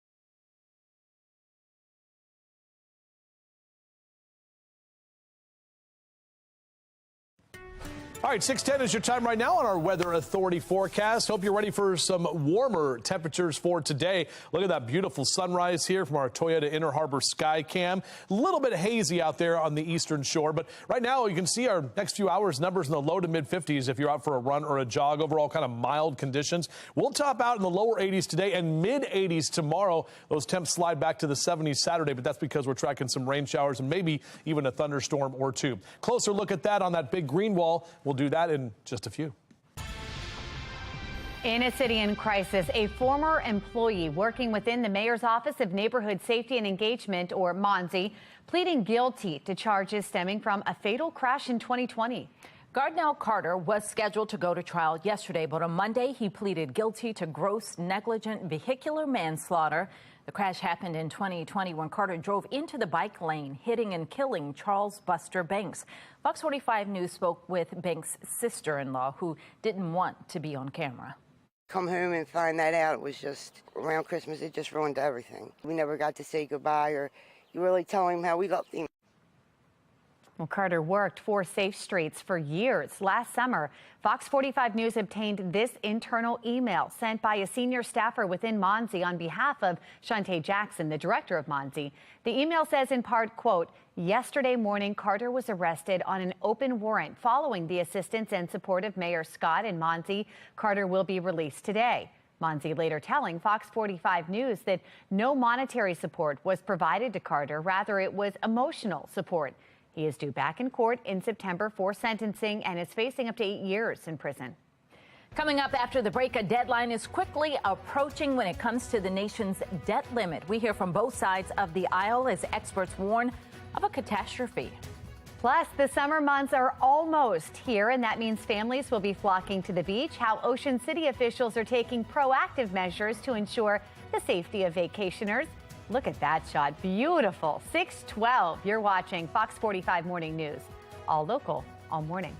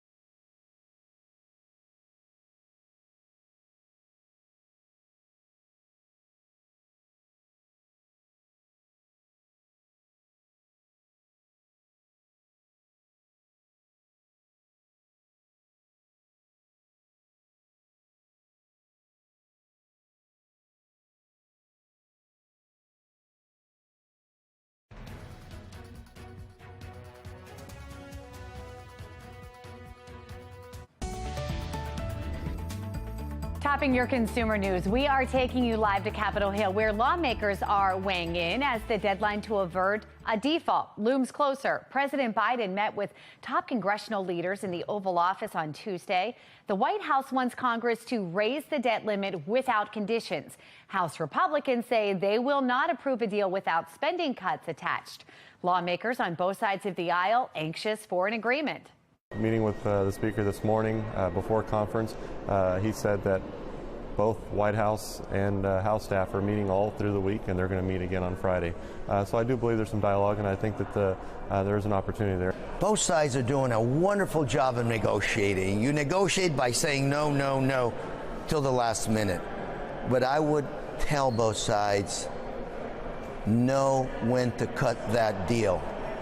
A default on our debt is not acceptable.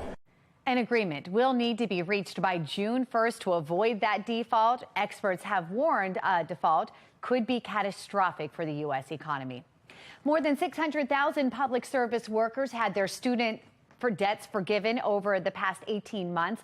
Altogether, those cancellations total $42 billion. And this is part of the Public Service Loan Forgiveness Program, which cancels a borrower's remaining student debt after 10 years of public interest work or 120 monthly payments. Those eligible include teachers, librarians, and members of the military. The program is separate from the President's Student Debt Relief Plan, which aims to ease loans for millions of borrowers, regardless of their field. The Supreme Court is currently considering whether that plan can actually move forward. Flights overseas are getting more expensive. Travel app Hopper reports that tickets for flights to Europe and Asia cost $300 more than last summer. An increase in demand and jet fuel prices have led to higher ticket costs. The average price for a ticket to Europe is $1,167. It's a 36% increase from last year. Ticket prices for flights to Asia are up 24% at $1,817. This Fox 45 News segment is sponsored by Chime Medical Center. It is that time of year we celebrate Mom, and you could win extra spending money every day from now through May 12th, tomorrow. So grab your phone, scan the QR code for your chance to win a $100 Visa gift card. Play our Mother's Day Mania trivia contest. Get the question right, and you could win the $100 daily prize. You don't have to be a mom. You just have to scan the QR code to get to the Mother's Day Mania trivia question of the day. Good luck. Kroger is giving shoppers all they need for their Mother's Day brunch for an affordable price. The grocery chain is offering deals on brunch staples such as quiche and salmon for the main course, sausage, watermelon, and croissants on the side, and cheesecake for dessert. That all sounds good. Kroger also has everything you need for mimosas. They've got flowers for Mom. The company says the entire meal costs under $2 per serving. Oh, we don't have any Kroger here. We have Harris Teeter. That's... Oh, that alone is a gift there. Oh, wow. That is, yeah. I was going to talk more about brunch, but this is stealing the show. We want to go there for awesome. Mother's Day. Is this Ocean City, and then guys? also have the brunch. Yes, Right. This is Ocean City. We can make it there. Sure can. I think it's like 2.5 hours, 3 hours with no traffic. 2.5 hours, You right? could fly us over. I absolutely could. It'll take How long? 45 minutes. How long? Let's do it. 45 minutes. Okay. Yep. Maybe 50. But either way, it's better than that drive. Yeah. You don't want to drive. We laugh at all the people driving when we're flying over. No, I'm just kidding. I'm kidding. But it is nice to fly over there. Today, actually, it's going to be a good day. In fact, I think my student and I are actually going to fly over to Ocean City a little bit later this afternoon out of Annapolis. So that should be fun. If you're up there in the friendly skies, wave hi to me. Just don't get too close. Our Mile 1 Auto Group cam, a beautiful shot. Look at that sun that is rising right now in Towson, and our temperatures are in the mid to upper 40s, so 47 your temp in Towson. No wind to speak of at this time. As the kids head out to the bus stop on this Thursday, beep, beep, go ahead and make sure that they have at least a light jacket this morning. Will not need any of that mess later this afternoon. We're talking lower 80s when you pick them up, so it will be warm, peeling back those layers like an onion later today. There's Hank the Bird. Good morning, Hank. Yeah, I saw a lot of Hank's friends flying around the top of that Bromo Seltzer Tower yesterday. So 63 by 9 9 o'clock this morning. We'll be in the upper 70s by noon and into the lower 80s for a lot of us throughout the region today. And Carroll and Baltimore counties looking at upper 70s. Westminster and Eldersburg over to Reisterstown, 80 in Cockeysville and Hunt Valley, 82 Towson, 81 for you in Dundalk this afternoon. Harford and Cecil counties in those mid to upper 70s. Bel Air and Aberdeen up into northeast all the way up toward Elkton for this afternoon. Allergies, yeah, pollen, it's out there. We were talking about that the last couple of days. Grass in the high category, trees in that moderate to high category as well. So we're definitely feeling that, with grass being the biggest issue here. And speaking of grass, if you want to cut the grass on your mowcast, Thursday and Friday, you got green lights here. Saturday, a red light, because we are tracking rain showers, possibly a thunderstorm. But the great news is for Mom, we're looking at temperatures in the mid to upper 70s and dry conditions. Oh, wait, what is this? The 10-day forecast in the 6 o'clock hour. Do you know why? Do you know why? Right there, look. Preakness weekend. It is on the official 10-day forecast for Black-Eyed Susan Day and Preakness. We're looking at temps in the 70s, guys. It's been a lot hotter in years past, but it is trending a little bit on the cooler side, and looks like it may stay dry. Very nice.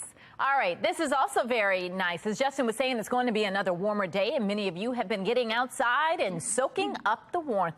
Yvonne sent us this beautiful picture of the sunrise over Lake Montebello. Very nice. Well, whether you're going on a hike or maybe you're heading to Camden Yards for an Orioles game, whatever you're doing, we want to see how you're enjoying spring.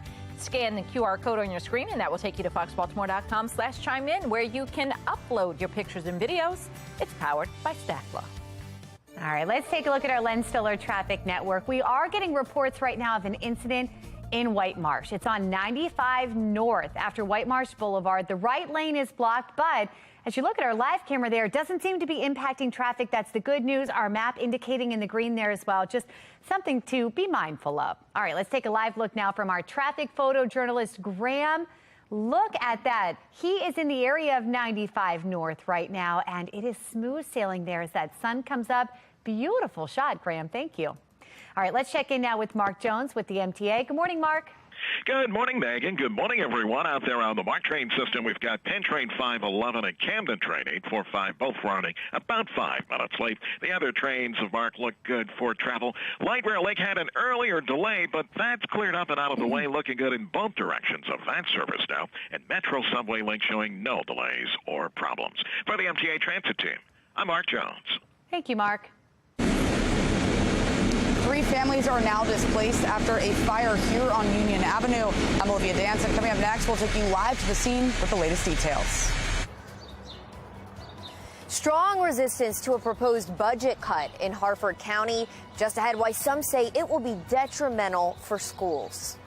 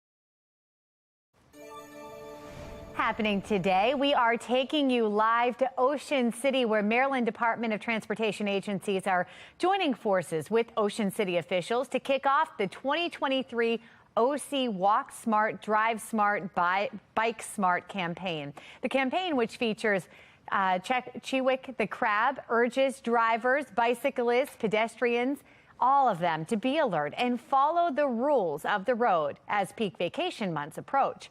Ocean City residents and vacationers will start seeing the iconic crab lifeguard around town there, sharing life-saving rules starting this month. Also happening today, taking you live to the Inner Harbor, where preparations are underway for the Wine Village at the West Shore Park. The springtime pop-up starts this weekend, just in time for Mother's Day. Tomorrow, the village will officially open with the opening ceremony at 2:30. The village is modeled after authentic wine villages that spring up across Germany and will boast Germany's casual wine traditions. The event offers local and international wines, arts and crafts vendors, and a wide variety of food vendors and live performances. The village is open tomorrow through Memorial Day. One of the best moments in horse racing is coming up fast. That's it. You hear the sound. The 148th running of the Preakness Stakes happening Saturday, May 20th, and you have the chance to go for free. All you have to do is watch and wait for your cue to call next Monday through Friday from 5 a.m. until 10 a.m. Each hour, we're going to give away 4 tickets to the second leg of the Triple Crown. Your first chance to win again coming up on Monday. Still ahead this morning, a warm day ahead. Our Weather Authority team letting us know if the warmth sticks around through the weekend. Plus, after years of pandemic life, some changes are coming across the nation. How the COVID health emergency expiration could impact you. 6:27, and you're watching Fox 45 Morning News, all local, all morning.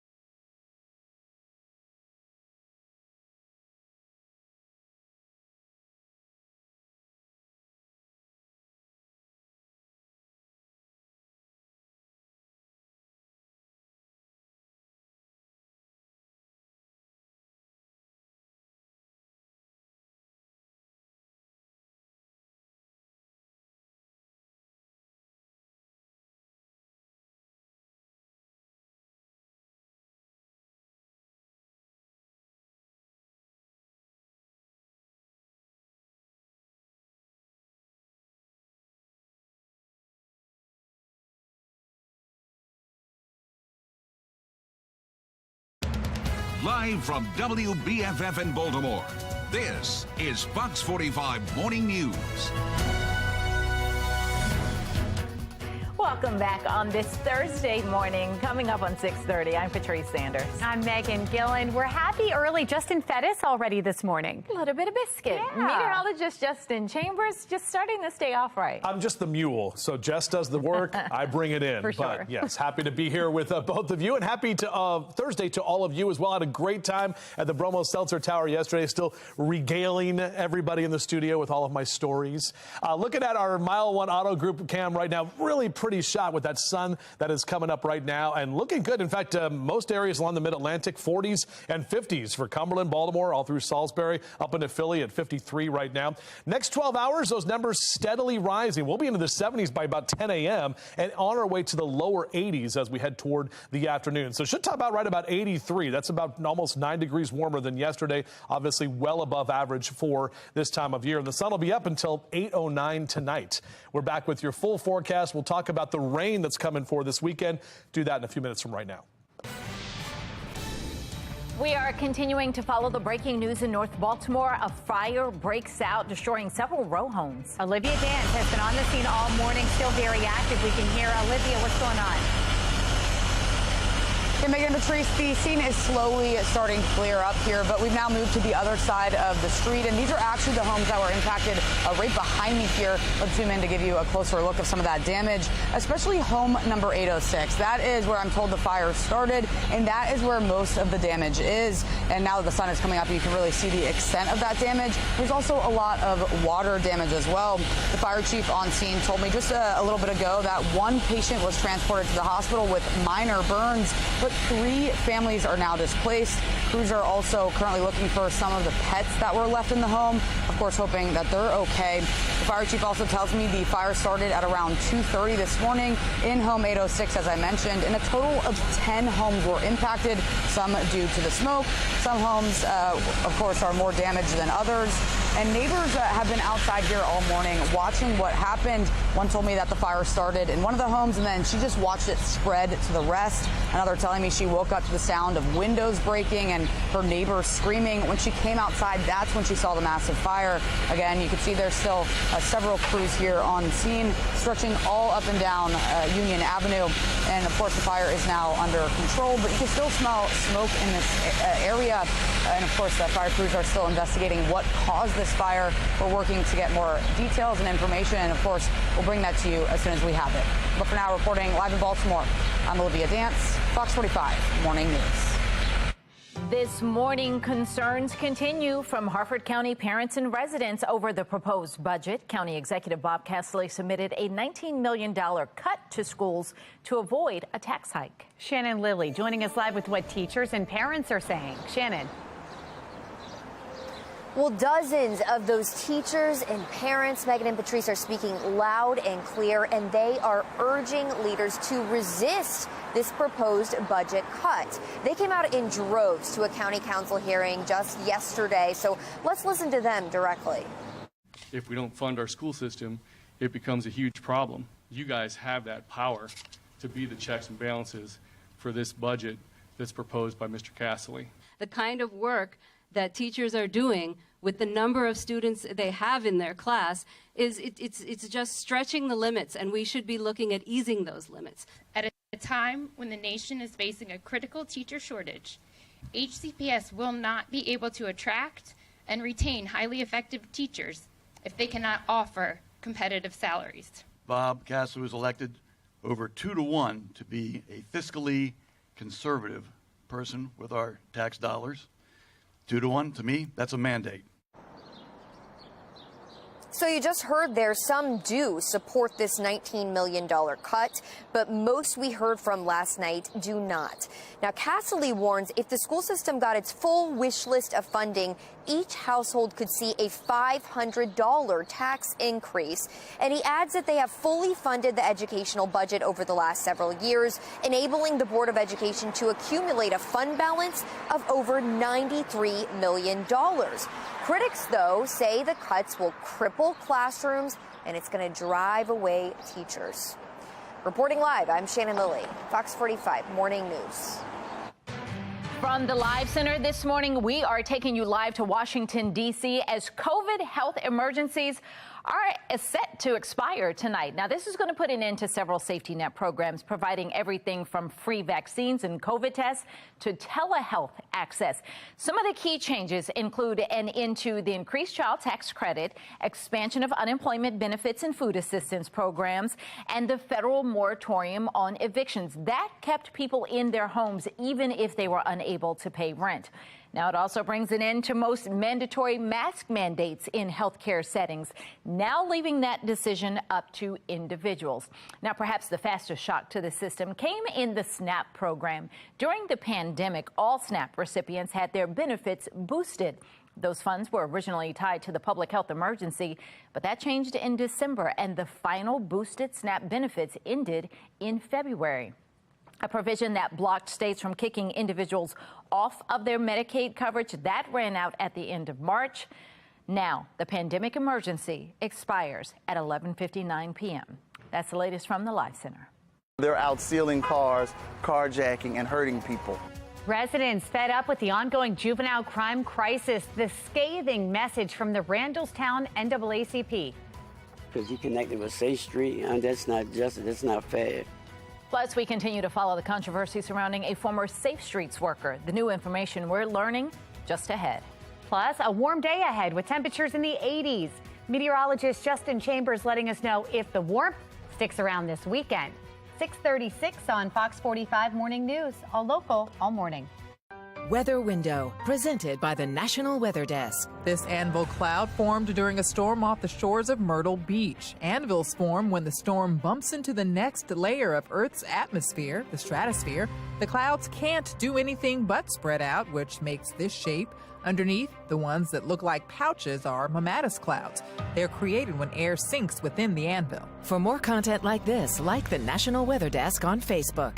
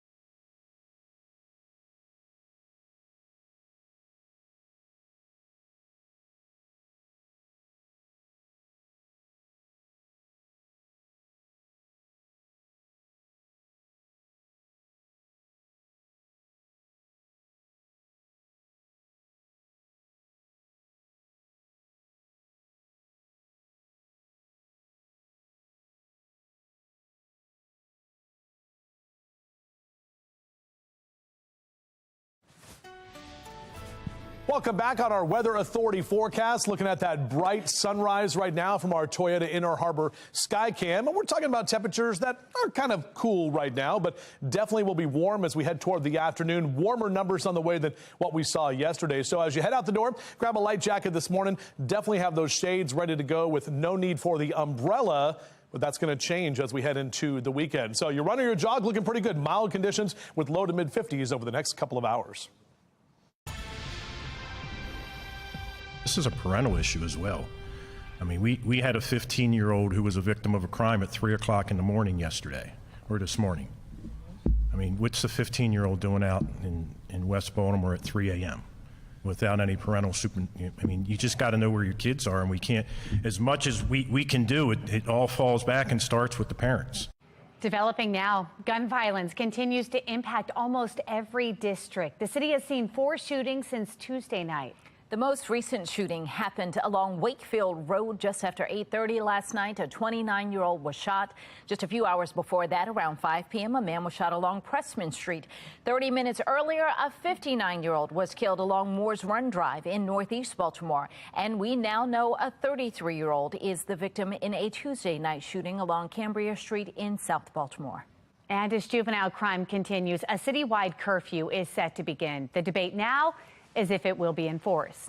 This is nothing new in Baltimore. Curfew is something, curfew laws have been on the books, enforcement has been on the books. Everyone that's grown up in Baltimore knows about how a youth curfew is done.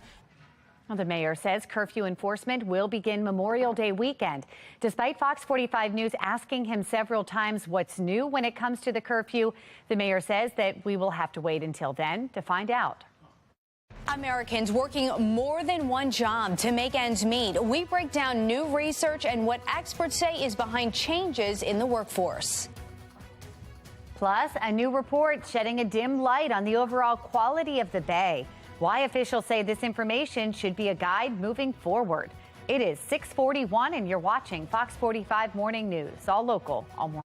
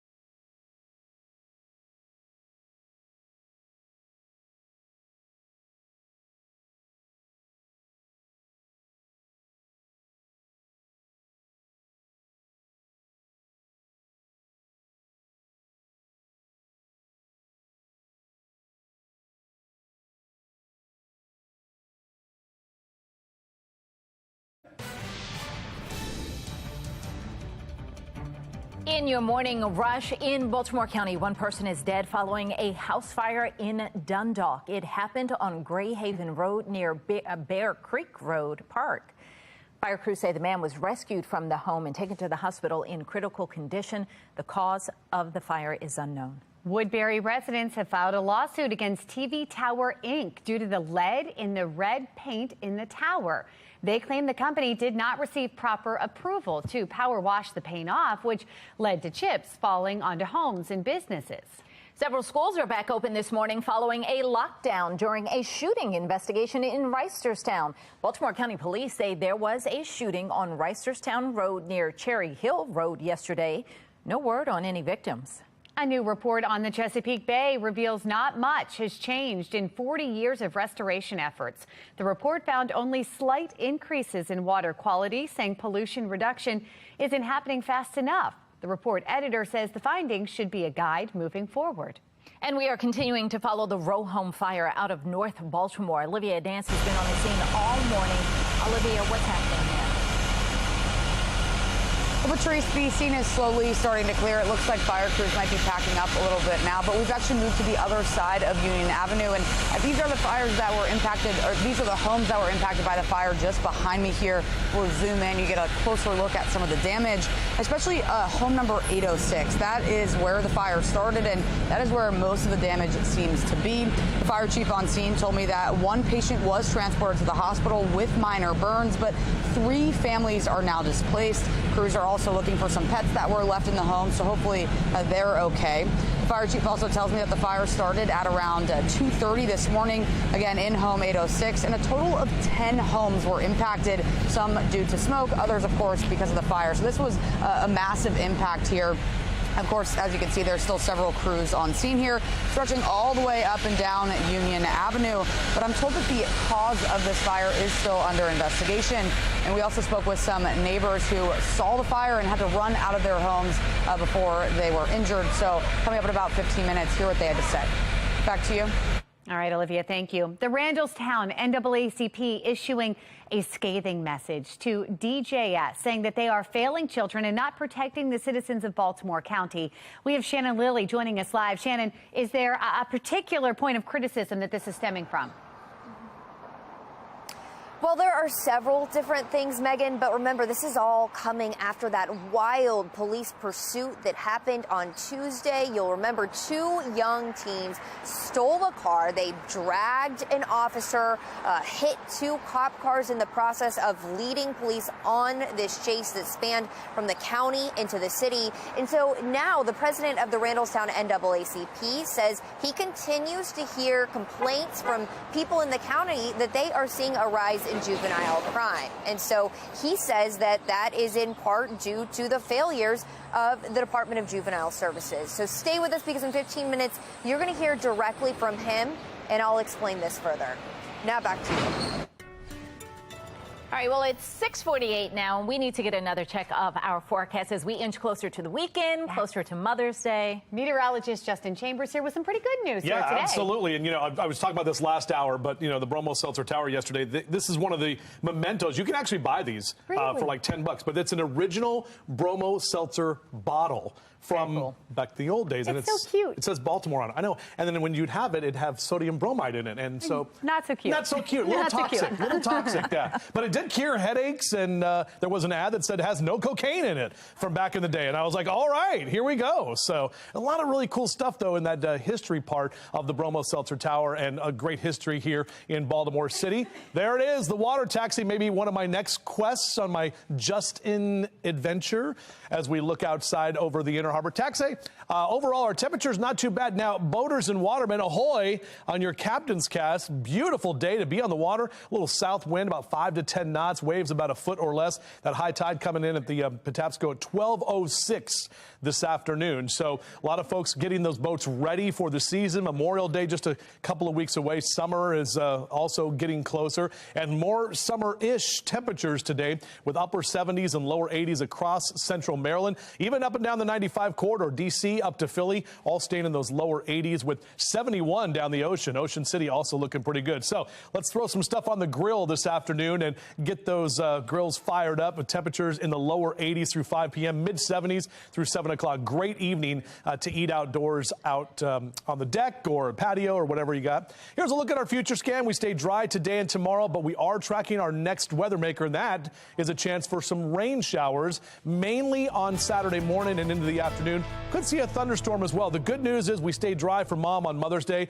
O's are back at it tomorrow night against the Pirates with a high of 86 tomorrow. It's going to be a gorgeous evening for baseball in Charm City on Friday and into the weekend.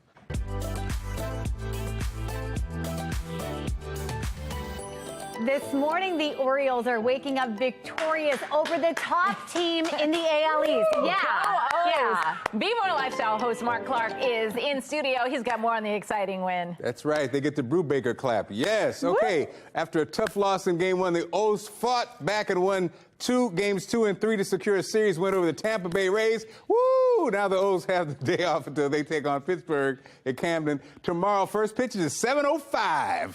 All right? I love it. And, yesterday... We got stuff. They have swag here. But how about yesterday, too, with Kramer throwing 6 scoreless innings, and, Cano came in and shut him down. He's got a 0.0 ERA. They're not even listening. They're just excited. Look, we got I appreciate it, Justin. Good on you, Meg. Thank you. I like your crossbody bag. Wow. These are the giveaways. These are the gifts. I always like the Mother's Day giveaway. Yes. This is the Mother's Day one this year. So is it the crossbody? Do moms get all this stuff or just the crossbody bag? I think they get the crossbody bag. And they're really great. They usually end up giving it to everyone when you walk in if you're lucky. I love how you guys quickly got into those crossbody things. Well, it doesn't. Not to mention Mountcastle, too. Yes, there's the bobblehead. Oh, he's got a little bat. It's a little bat. Oh. What do the shirts say here? I put it on so fast I didn't even look at it. Birdland Surf. Oh, it goes back. Oh, that's cute. There it is. Oh, there we go. Look at us. Got it. So, Mark, what were you saying? No, I'm just saying. I'm marveled at how quick you guys got into the giveaways. We missed everything you said about the win. I mean, we're glad for them, but we got this is mine now. I've got my stuff in here. Uh-oh. It's all about the wins and the moms. There we go. So get out there. This will be a good little treat. Well, still ahead this morning, more Americans seem to be in need of multiple jobs. Why a new report is sparking concern. Plus, flying high above Maryland, an up-close look at the Chesapeake Hot Air Balloon Festival. But first, we want to start this Thursday morning on a high note, and there's certainly one way to do that. Not the Orioles stuff? Well, that's pretty good. Okay. Ladies, it's time for a coffee break. Okay, that works.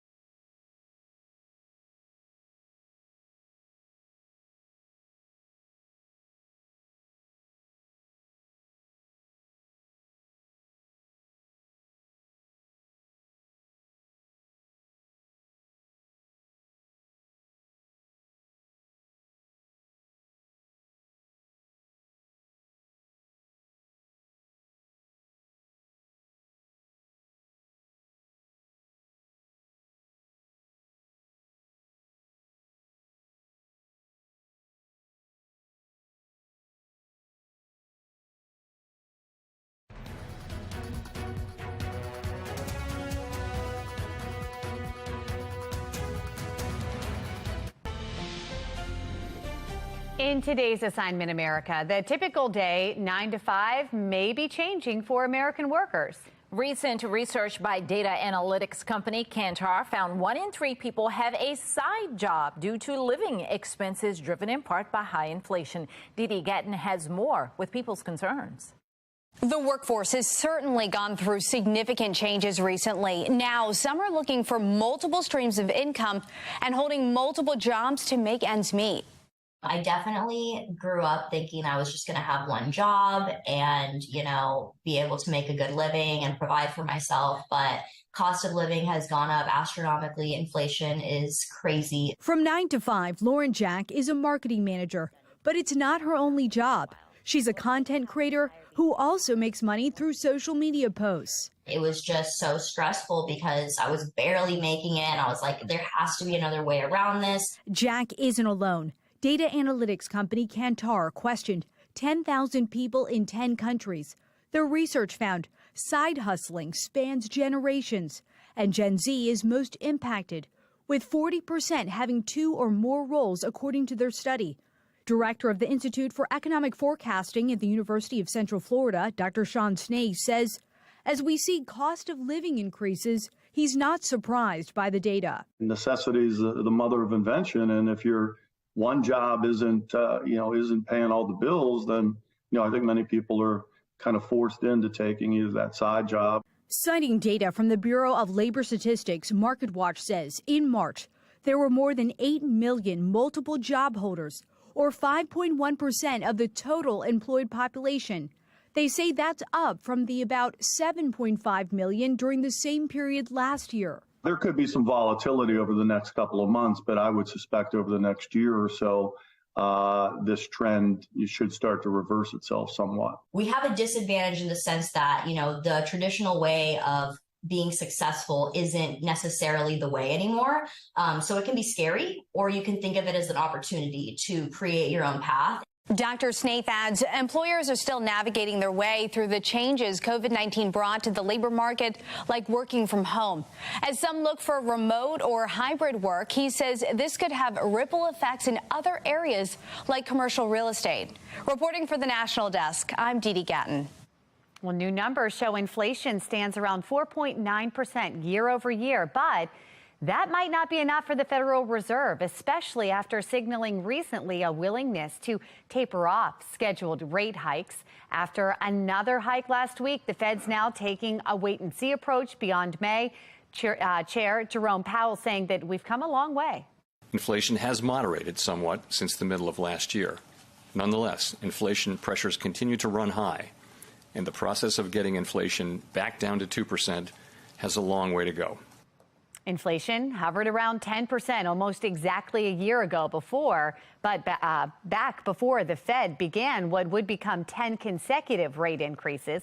Conventional wisdom shows such hikes usually mean loss of jobs, but so far that has not happened. The unemployment rate is still low. Lawmakers on Capitol Hill weighing in as the deadline to avert a default looms closer. The White House wants Congress to raise the debt limit without conditions. House Republicans say they will not approve a deal without spending cuts attached. Excuse me, lawmakers on both sides of the aisle anxious for an agreement. Meeting with the Speaker this morning before conference, he said that both White House and House staff are meeting all through the week, and they're going to meet again on Friday. So I do believe there's some dialogue, and I think that there's an opportunity there. Both sides are doing a wonderful job of negotiating. You negotiate by saying no, no, no, till the last minute. But I would tell both sides, know when to cut that deal. A default on our debt is not acceptable. An agreement will need to be reached by June 1st to avoid a default. Experts have warned a default could be catastrophic for the U.S. economy. 3 families are now displaced after a fire here on Union Avenue. I'm Olivia Danson. Coming up next, we'll take you live to the scene with the latest details. The Department of Juvenile Services under fire. Just ahead, this scathing message from one organization. As we're stepping a little bit closer into the weekend, we're talking about numbers that will be warmer today, but we have to deal with some rain as well. We'll break it all down for you on Fox 45 Morning News. Let's go. Live from WBFF in Baltimore, this is Fox 45 Morning News. Good morning on this Thursday, May 11th. I'm Patrice Sander. I'm Megan Gillen. Tom Rogers is off this morning, and we're getting our first look at the forecast. We've got a very excited and energized meteorologist with us. All you got to do is let me Chambers. chase my dreams and everything I've wanted to do for the last 2.5 years going up in that Bromwell Seltzer Tower. I was so excited. I did the Mary Bubala walk. Did you guys see that? Oh, I did. You went pretty fast. I mean, you know, like you got to keep up with Mary. She's quick. So, all right, our live cam. Good morning to all of you. Happy Thursday, everybody. As we look out over the Inner Harbor, mainly calm conditions. Really pretty start to your day. Maybe a light jacket as you're stepping out. Just a little bit on the cool to mild side, but numbers are going to keep warming up. Warmer afternoon for sure today. We are tracking some rain as we head into your Saturday. So, Mr. Bo, though, says we're good to go. Keeping those numbers in the low to mid 50s over the next couple of hours. Right about 63 in that 9 o'clock hour. So you can see how those numbers are going to be rising. Your 3T cast today, tonight, tomorrow, 83, 64, 86 on Friday, so even warmer numbers as well. We'll break it down a bit further for you, and we'll talk about that rain chance as well coming up in a few. Meg? Sounds good, Justin. Thank you. Our Len Stoller traffic network showing not great. We've got a slowdown here on the outer loop. This is 695 south right here, and we are just inching right there. Not a pretty sight there. Trying to figure out exactly what's causing all of this. We'll keep you posted as we learn more. Well, we are continuing to follow the breaking news in North Baltimore, a fire destroying multiple homes. Olivia Dance has been on the scene all morning. Olivia, what are you learning? Well, Megan and Patrice, the fire was put out several hours ago, and the scene is slowly starting to clear. Some of the crews are starting to pack up, but we're now on the other side of Union Avenue, and these are actually the homes right here that were impacted by the fire. Now that the sun is coming up and now that we're closer, you can really get an idea of the extent of the damage, especially on home number 806. We'll go ahead and zoom in on that. That is where the fire started. The water damage and obviously the fire damage is very severe on that home. The fire chief on scene here told me that one patient was transported to the hospital with minor burns, but thankfully mostly everyone is okay. Unfortunately, though, 3 families are now displaced, and crews are currently looking for some pets that were left in the home, of course hoping that they're okay. The fire chief tells me the fire started at around 2:30 this morning, again in home 806, and a total of 10 homes were impacted. Some of that, though, was due to smoke.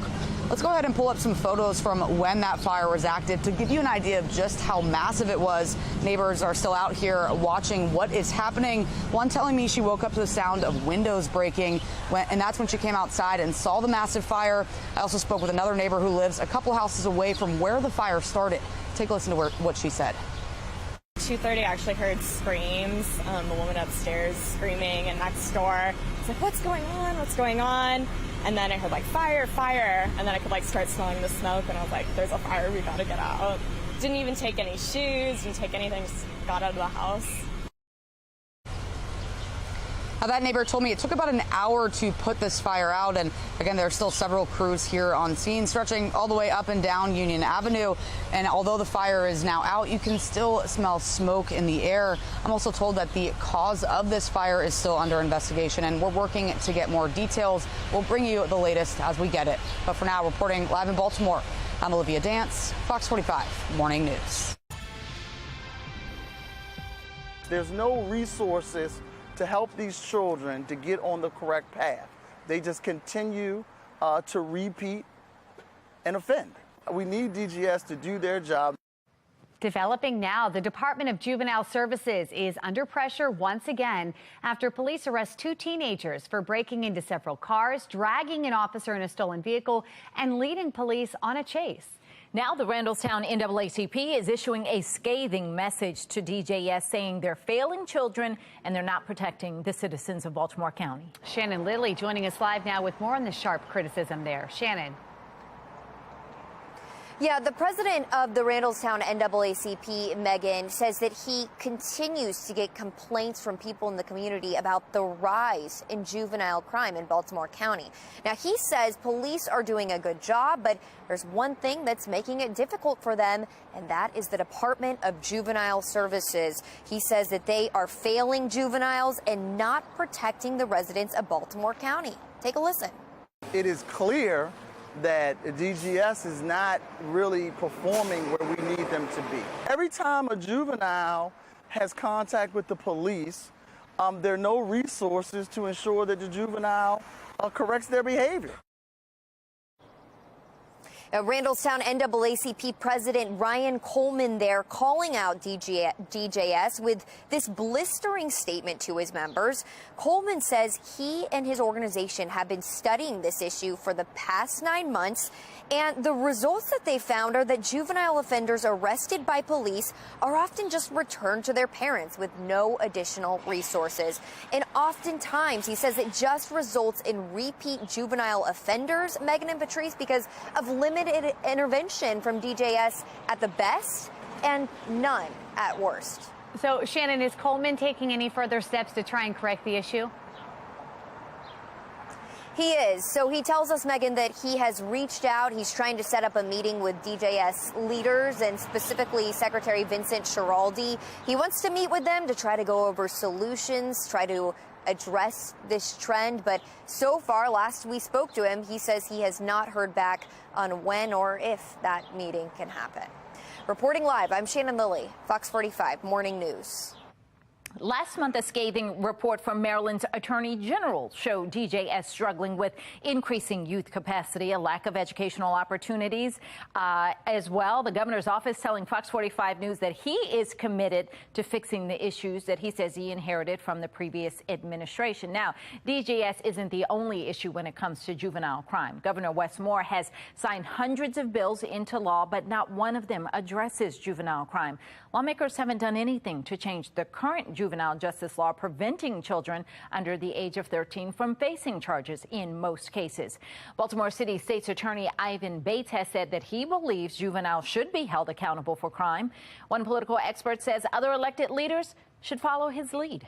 Fortunately, the city has Ivan Bates, who appears to be the one individual who wants to turn the entire situation around. But he needs help. He needs open support from the mayor. He needs open support from the city council. And if you listen to Ivan Bates, it appears the city could possibly be on its way to changing these things. Well, as Shannon mentioned, police say the teenagers arrested in that car chase drove from Baltimore County into Baltimore City. Baltimore County Police Chief Robert McCullough and County Executive Johnny Olszewski spoke on the partnership between the city and the county to fight crime just yesterday. I can say that Commissioner Harrison and I have met a couple times. We've had several conversations in person and over the phone. We also have several meetings lined up later this month and next month. If there are opportunities for targeted investigations or, focusing on hot spots using the data, particularly around the border, we welcome those opportunities. Baltimore City will start enforcing its youth curfew in a few weeks. And that brings us to our question of the day. Are city leaders doing enough to hold violent criminals accountable? So far, 98% of voters say no. You can go to foxbaltimore.com/vote to weigh in on this. From our live center now this morning, border towns bracing for a massive migrant surge as a years-old border protection policy comes to an end.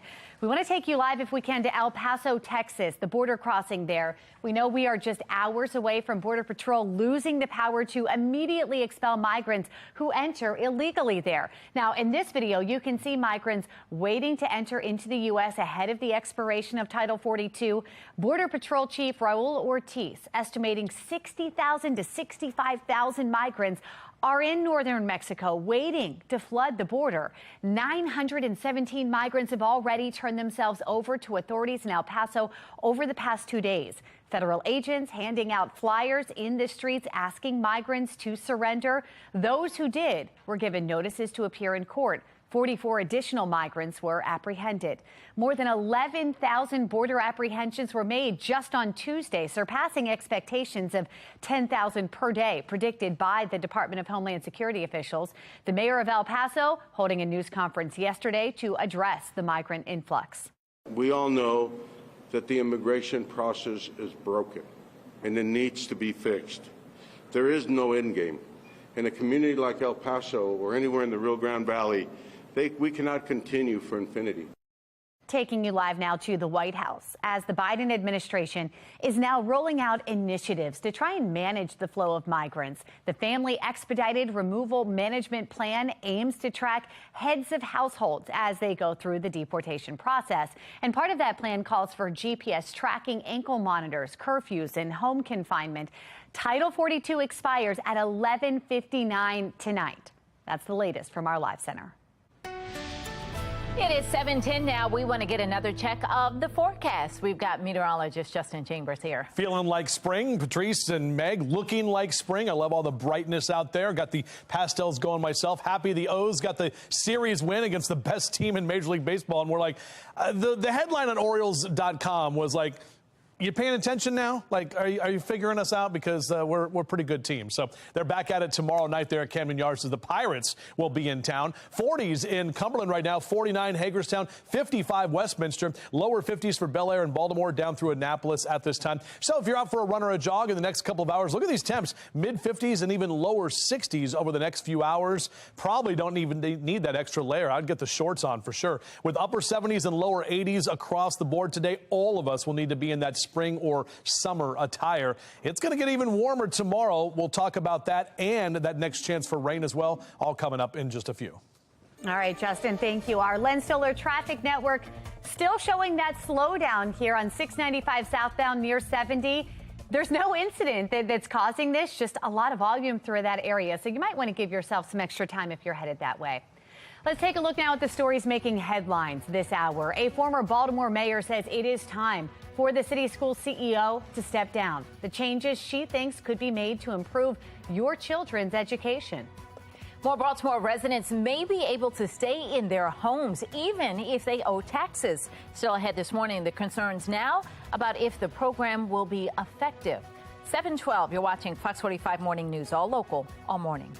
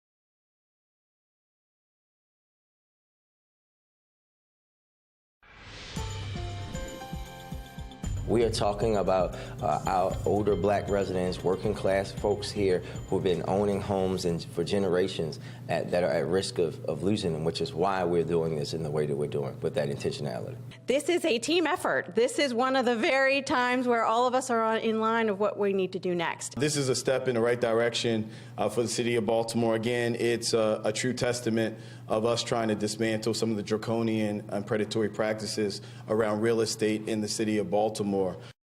Mayor Brandon Scott announcing new steps that he says will keep more Baltimore residents in their homes. The mayor says homes valued at $250,000 or less and are occupied will be removed from the city's tax sale this year. This is building on a series of steps that his administration is taking to keep more Baltimoreans housed. This morning, spokesperson for the community group Peace, Eurypsie Morgan, joining us live to weigh in on this. Thank you for coming in this morning. Of course. Thank you for having me. So bottom line, does this help give economic security to some of these residents? Is this a step in the right direction?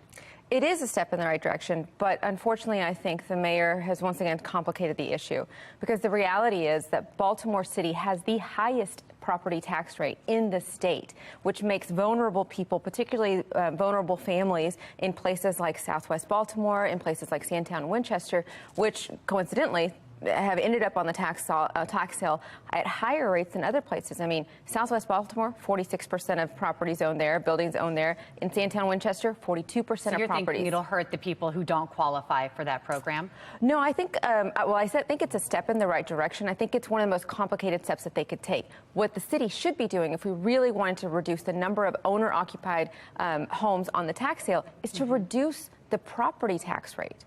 And that's something that's in his control. You know, they have a group looking into this, obviously, and he's got a committee trying to work on this. They're calling it a tax sale work group, trying to identify current gaps in the system, find solutions to make the process more equitable. Would that possibly be something that they could find in that? It would be the most basic and common sense answer. I mean, look, I am all for work groups and getting as many people together to collaborate, experts on this issue, to fix the problem. But the reality is that the answer is right in front of the mayor's face and the city council's face. You know, lower the property tax rate. We know that Baltimore City has the highest rate in the state of Maryland. Right. We know that it means that more vulnerable people, particularly black families in vulnerable areas of Baltimore City, are affected at higher rates. And does that impact businesses then too, when you think about property taxes, because sometimes that impacts whether they're moving in or not? Oh, absolutely. And that in turn has an effect on the economic climate and whether or not people are able to find secure and well-paying jobs in their communities. So I agree with having a work group. But again, the most basic and the most attainable thing that they could do right now is to lower the city property tax rate. One thing I think many people are finding maybe reassuring is that they're working together. You saw City Council President Nick Most be there speaking with the mayor, coming to an agreement. Odette Ramos actually mentioning that we're on the same page. Is that hopeful to residents looking for some help? Yes. I mean, you certainly want your elected officials to get along. And unfortunately, we've seen in Baltimore that hasn't been the case. There's a lot of political infighting. There's a lot of, it just doesn't seem like they can get on the same page. Right. So, yes, I think that's absolutely a good thing. But again, I would urge them, because this is a state law issue, that do the things that are in the control of Baltimore City politicians and lower the property tax rate. All right. Eurypsie, thanks for weighing in. We appreciate it. Thank you. All right, we want to check in now, 7:18, with meteorologist Justin Chambers, who's got a look at our... Yeah, Thursday morning forecast overall not too bad. We will be seeing those temperatures that are going to be even warmer for this afternoon. Already lots of sunshine out there. A little haze, too, and you might kind of feel the smokiness in the air and actually getting some smoke moving in from the north from the wildfires in Canada. So that is the upper level wind that is helping to bring some of that here, and you can kind of feel it. I know I can myself. But looking out toward the stadiums right now, great win for the O's. The series win last night. They're back at it tomorrow night against the Pirates. Charm City Tanks also looking pretty good. I was able to see all of this from the top of the Promo Seltzer Tower yesterday. Maybe you heard I was there. 50 is your current temp right now at BWI. No wind to speak of at this time. And as the kids get out to the bus stop, beep, beep, temperatures right now, not too bad. We're going to keep those numbers mainly in those upper 40s and lower 50s, so probably just a light jacket for them. But peel back the layers later this afternoon. I mean, by noontime and recess, we're in the upper 70s, lower 80s into that 2 and 3 o'clock hour with warm conditions this afternoon. Great afternoon to play some golf or any outdoor activities. Maybe you have some lacrosse practice, some soccer, some baseball, football, whatever you're doing outside. Upper 70s through noon and into the lower 80s in that 2 and 3 o'clock hour, and really no wind to get in your way. That also is good news for pilots. We don't have to deal with a bunch of that crosswind stuff. VFR conditions, visual flight rules is what we're looking at on your pilot cast for today. Checking the numbers this afternoon. Upper 70s and lower 80s into Westminster and Eldersburg, 80 in Cockeysville and Hunt Valley, 82 in Towson, lower 80s for you in Dundalk and Essex and Middle River. Keeping those numbers in the 80s too in Howard and Anne Arundel counties for Ellicott City down through Glen Burnie and Pasadena. 77 your temp in Annapolis this afternoon. Now, if you want to get the cars cleaned up, you're good to go Thursday and Friday, but notice that red light on Saturday. That's because we've got some rain that's headed our way. This is what it looks like on our future scan this afternoon, and even tomorrow, again, dry and warm. You'll get a little bit more cloud cover, start to feel the influence of that moisture by Friday evening, and some of those showers move into the overnight hours. Starting on Saturday with some rain, off and on showers, maybe a rumble of thunder or two. Looks like most of the rain's going to be out of here by the time we get into Saturday afternoon and evening, and then dry for Mother's Day. So if you got a Mother's Day brunch planned for mom or any things you want to do outdoors with her Sunday afternoon, should be good to go. Here's that 7-day forecast for you. Lower 80s today. O's back at it tomorrow. High of 86, but it'll be great weather for baseball tomorrow night in Charm City. And then temperatures a little bit cooler as we head toward the weekend. We're back to the mid-70s, the coolest day coming up on Monday. All right, let's see what's happening on the roadways in our Lynn Stoller traffic network. And as we take a look, I was going to say we look to be frozen. Most of these highways around the region, you're up to speed, moving along, no problem at all. Your upper right, a little bit of a slowdown, no issue, no incidents or accidents, just maybe the volume is starting to pick up there. But for the most part, you're looking good. Free skate lessons and free ice cream. What more do you need? Just ahead in our 9 o'clock hour, local skateboarder Joey Jett joins us live to talk about the fun event that is all for a special cause. And we're here at Cedar Lane Regional Park this morning where they are getting ready for the Chesapeake Bay Balloon Festival. Coming up next, we're going to find out more about what it takes to get this balloon off the ground and how far it can go. You're watching Fox 45 Morning News, all local all morning.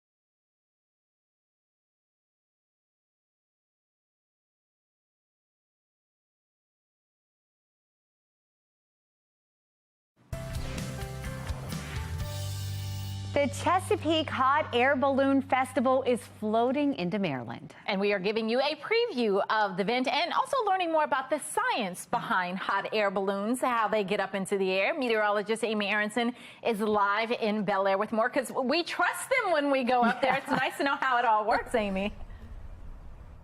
Yeah, exactly. And as a meteorologist, I know weather is so important, so we're going to share all that with you also. We have a perfect morning, luckily. I'm here with Scott Powers this morning. Nice enough to get this balloon up and running for us. I know we were watching the weather closely for all of this. Ideal weather conditions for getting a hot air balloon up and moving. Yeah, absolutely. You know, we'd like the wind to be below about 5 miles per hour, and there's a lot of specifics, a lot of nuances to that. We're looking at wind direction, we're looking at wind speed, we're looking at the humidity in the air. And we're also looking at our proximity to closed airspace like Aberdeen Proving Ground that's nearby. So because of that, we'll probably do the morning liftoff during the festival from an off-site location, and we'll give everybody an update by 5 p.m. the day before of where they can find that. And that's free, so anybody can come out at 7 a.m. and come watch the balloons lift off in the morning. Okay, and what else does the festival involve? Because I'm sure it's more than just one balloon sitting in the park here. Oh, right? absolutely, Amy. There's so much going on. It's really almost a beer and wine festival and a food event and a live concert and an arts festival with hot air balloons. So there's all those things going on. And we do that because some days the anticipation and the excitement of waiting for balloons doesn't pay off because the weather just isn't there. Right. So we make sure everybody has lots of fun things to do while they're on site. Okay, cool. We see this one lifting up now. How does this all work? If you could summarize it quickly for us. There's a lot happening behind us here. Oh, there really is. And our balloonists are the experts. We have a balloon meister that guides us in every step of this process. This is Charles, and he's out of Newark, Delaware, and he's going to be flying one of our balloonists at the festival. And they have a basket, and they have all of the other tanks and everything to do with the putting the balloon in the air, and we'll just invite you to come out, talk to the balloonists to learn all you need to know. Okay, cool. We can't wait to learn more. And really quickly, before we wrap up, you do have a code if people want to get a little discount on coming. Yes, the Balloon Festival is August 4th to 6th. If you go to ChesapeakeBayBalloonFestival.com and you type in the code and ticketing weather, thanks to Amy, for the next 3 days, you'll get $5 off per ticket. Okay, awesome. Well, we also have information on our website on how to get there, foxbaltimore.com/newslinks. You can get all the details. So, Megan, Patrice, eventually we're going to head down that hill, get a little closer, and I think they're going to let me in the basket and let me kind of head up a little bit. Not far. And okay, today not far, is perfect but for bit it. this morning. Right. The weather's on your side. It is.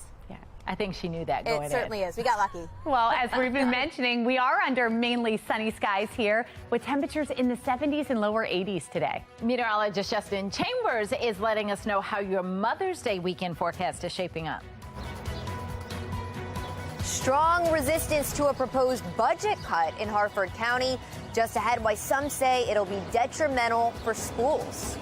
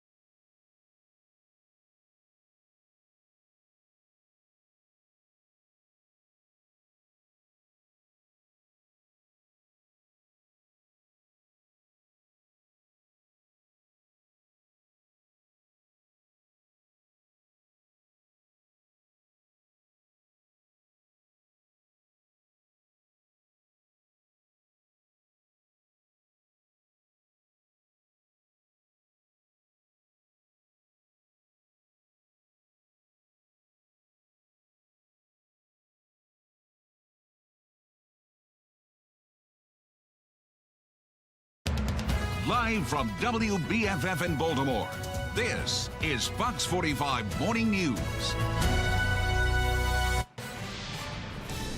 We have breaking news for you this morning. We're taking a live look from North Baltimore, where a fire has ripped through 3 homes there. This is the scene as it is now. In just about 15 minutes, Olivia Dance is going to join us live. She's going to tell us what she has learned. She's been out there for the entirety of this all morning.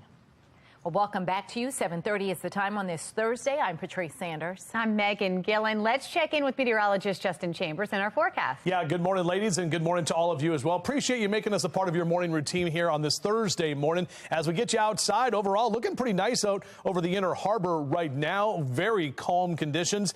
Good news for boaters and watermen. No small craft advisories. We're talking about south wind about 5 to 10 knots. Waves about a foot or less. High tide at 12:06 and that low tide at 7:31. This evening there at Fort McHenry. So overall, getting those boats unwrapped and ready to go. The high of 83 today. Again, a pretty nice day to be outside. Even warmer tomorrow. We are tracking rain and potential of a couple of thunderstorms for Saturday, which will see those temperatures come down to the upper 70s for the highs there. So we'll take a closer look at that here in just a few minutes from right now. Money's important, but accountability is also just as important. You can't keep putting money into a bad system and not have accountability and show results. We have 2 big stories for you here this morning. Former Mayor Sheila Dixon calling for new leadership in Baltimore City schools. During Dixon's term in office, the city's schools were among the lowest performing large school systems in the country, just like today. But there were signs of improvement. In Harford County, Executive Bob Casserly submitted a $19 million cut to schools to avoid a tax hike. Critics say that cut will cripple classrooms and drive teachers away. We have live team coverage for you this morning in just a few minutes. Project Baltimore's Chris Pabst is going to be joining us with more on how Sheila Dixon thinks Baltimore should reimagine education and the change she thinks she would make to city schools right now if she were mayor. But we begin with Shannon. She has more on how parents and community members are reacting to County Executive Bob Casserly's budget. Shannon. Well, dozens of those parents and teachers, Megan, are speaking loud and clear, and they are urging leaders not to approve and to resist this proposed budget because they believe that those cuts could be detrimental for schools, and they came out in droves to a county council meeting last night to explain that. So let's hear from them directly. If we don't fund our school system, it becomes a huge problem. You guys have that power to be the checks and balances for this budget that's proposed by Mr. Casserly. The kind of work that teachers are doing with the number of students they have in their class it's just stretching the limits, and we should be looking at easing those limits. At a time when the nation is facing a critical teacher shortage, HCPS will not be able to attract and retain highly effective teachers if they cannot offer competitive salaries. Bob Casserly was elected over 2-to-1 to be a fiscally conservative person with our tax dollars. 2-to-1, to me, that's a mandate. So you just heard there from him. Some do support this $19 million cut, but most we heard from last night do not. Casserly warns, though, if the school system got its full wish list of funding, each household could see a $500 tax increase. And he adds that they have fully funded the educational budget over the last several years, and that's enabled the Board of Education to accumulate a fund balance of over $93 million.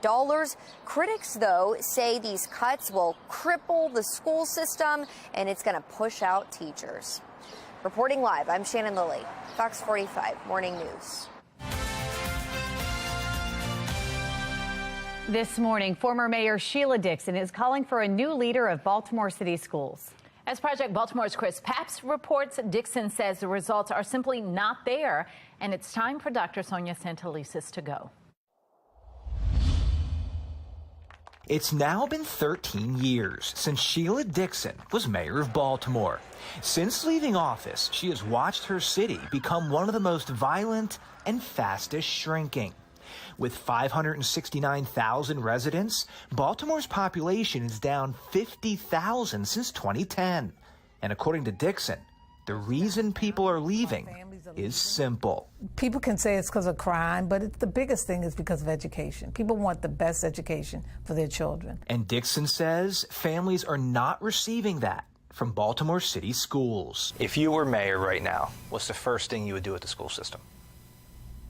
If I were mayor right now, the first thing that I would do with the school system would be to bring in all of the various unions, the administration, sit down at a table and ask some hard questions. What are we going to do to change this? Dixon says when she was mayor, every month she had a meeting with school leaders, the CEOs, school board members, and unions. She said she learned about the challenges and worked on solutions.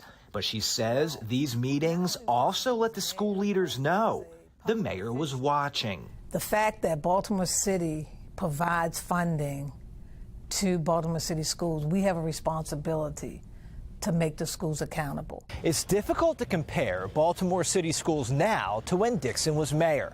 A lot has changed in the city and the school system itself, including changes in graduation requirements and state testing.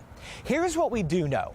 During Dixon's term, Baltimore City Schools was one of the lowest performing large school systems in America, just like it is today. But it was showing signs of improvement. From 2007 to 2010, when Dixon was mayor, key metrics like enrollment and graduation rates were increasing. Compare that to today. Most key metrics are going in the wrong direction. Over the last 5 years, enrollment is down 3,000 students. Graduation rates are down from 72% to 68%. And when it comes to student performance, federal test scores have dropped since Dixon's term. According to the nation's report card, students performed better in both 4th and 8th grade math and reading in 2009 compared to 2022. Money's important, but accountability is also just as important. You can't keep putting money into a bad system and not have accountability and show results. Dixon believes Baltimore City needs to rethink education. She favors year-round schooling and longer school days. With 58% of city students chronically absent, the most in the state, Dixon says schools need to work directly with families to get students in class. Anytime you have to stimulate a parent or guardian to get their child to school, something's wrong. And according to Dixon, there's one more big change that city schools needs to make, and it involves CEO Dr. Sonia Santelises. Current Mayor Brandon Scott strongly supports Dr. Santelises, but Dixon says the results are not there.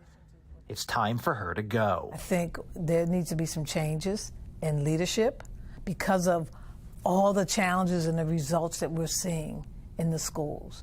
I think it's time. I think she's a nice, wonderful person. I think we do need to have a change. I'm Chris Pabst, and this is Project Baltimore. Baltimore City officials are heading to Las Vegas to attract business to Baltimore. Still ahead this morning, why the trip, though, is raising red flags. And we are staying dry. We're going to see temperatures hitting the 80s today. Just ahead, if rain will impact our Mother's Day plans. It is 7:39 now on Fox 45 Morning News. All local, all morning.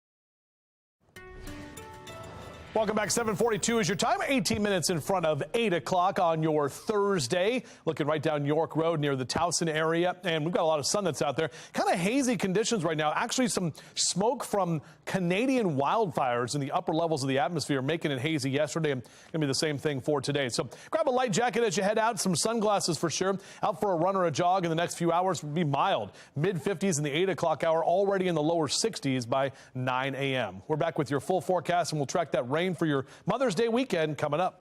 Sounds good, Justin. Preakness is happening next Saturday, and you had a chance to go for free. Stick with us this morning to learn what you need to do to win the free tickets. And the Chesapeake Bay Balloon Festival is happening in 3 months. Still ahead this morning in our hometown hotspot, the preparations that are already happening now for the event and how you can get your tickets. 7:43 is the time. You're watching Fox 45 Morning News, all local, all morning.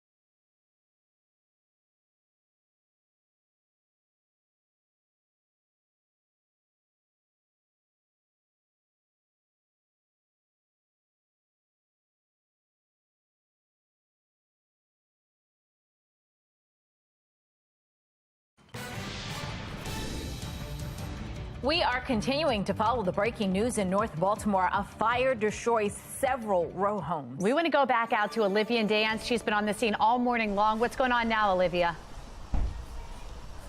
Well, Megan and Patrice, crews put the fire out hours ago, so the scene is now clear. Crews actually just left this area, but if you can see behind me, several neighbors are out here assessing the damage. These are the homes right next to us that were impacted by the fire, especially home number 806. Let's take a closer look at that, because that home is where I'm told the fire started, and that seems to have the most extensive damage. There's also some water damage to that home as well. Now, the fire chief that was on scene earlier told me that one patient was transported to the hospital with minor burns, but mostly everyone is okay. Unfortunately, though, 3 families are now displaced, and actually Red Cross just got here. Crews were also looking for some pets who were left in the home. No word, though, on if they're okay. Of course, we are hoping that they are. And the fire chief tells me that the fire started at around 2:30 this morning, again in home 806, and a total of 10 homes were impacted. Some of that, though, was due to smoke. Let's go ahead, though, and pull up some photos from when the fire was actually active to give you an idea of just how massive it was. Neighbors, again, are still out here watching what is happening. One telling me she woke up to the sound of windows breaking. When she came outside, that's when she saw the massive fire. I also spoke with another neighbor who lives just a couple houses away from where the fire started. Take a listen to what she said. 2:30, I actually heard screams, the woman upstairs screaming, and next door, it's like, what's going on, what's going on? And then I heard like, fire, fire, and then I could like start smelling the smoke, and I was like, there's a fire, we gotta get out. Didn't even take any shoes, didn't take anything, just got out of the house. Now, that neighbor told me it took about an hour to put the fire out. And although the fire is now under control, you can actually still smell smoke in this area. And I'm also told that the cause of this fire is still under investigation. So we'll try to bring you those latest details as we get them. But for now, reporting live on Union Avenue, I'm Olivia Dance, Fox 45 Morning News.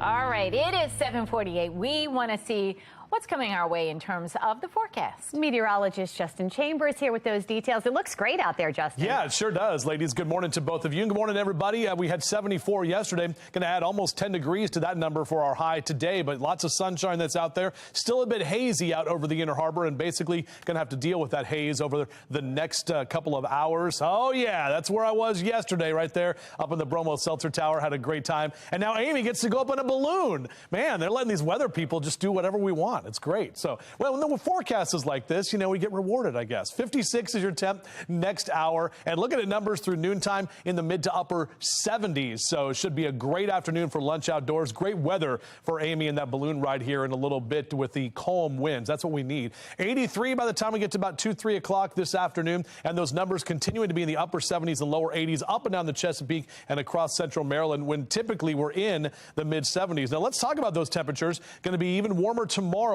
Notice as we head to the weekend, those numbers come down a little bit, and the coolest day is actually going to be Monday of the next 7, but those numbers kind of riding right along that average line. And if you look further ahead into next Friday, those numbers kind of right near average. That gets us into Preakness weekend. We've seen some very hot Preakness weekends, but it's looking right now like it's going to be at least on the kind of average side. Now, what's not average?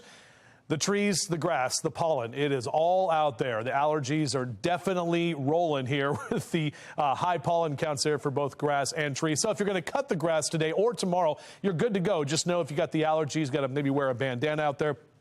Saturday, I have a red light because we are tracking our next weather maker. So let's show you a future scan. Everything looks good today. Tomorrow, also no issues, a little bit warmer, actually. As we head towards Saturday morning, we'll see a few showers start to develop, I'd say in the overnight hours and then early Saturday morning. Most of that rain should be out of here by the time we get to midday on Saturday afternoon. And then by Saturday evening, that rain continues to track away from us. So we'll be drier for Mom on Mother's Day. Overall, a little bit cooler, too, but should be a very nice Sunday for sure. That's just 3 days away on our holiday countdown. So if you got the cards ready to go, if you haven't sent them off, let's go.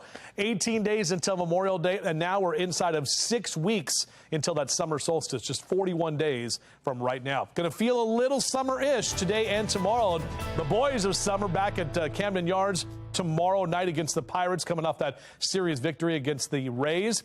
A few showers, maybe a pop-up thunderstorm Saturday, but overall drier for Mom. And then next week, we bring another chance of showers in, at least early on Monday. 2 singers are heading to the finals of The Masked Singer, the finale, and we'll talk about who's moving forward and who gets left behind coming up. And we're at Cedar Lane Regional Park this morning where there's a hot air balloon behind me, and that's because the Chesapeake Bay Balloon Festival is coming up in August. We're getting to test things out this morning, and they're actually going to let me in and let me tether like he's doing right now, coming up just around 8:20. You're watching Fox 45 Morning News, all local, all morning. I think we should sit back with a nice cup of coffee and watch Amy go up in the balloon. I think a coffee break could help us soar to new heights.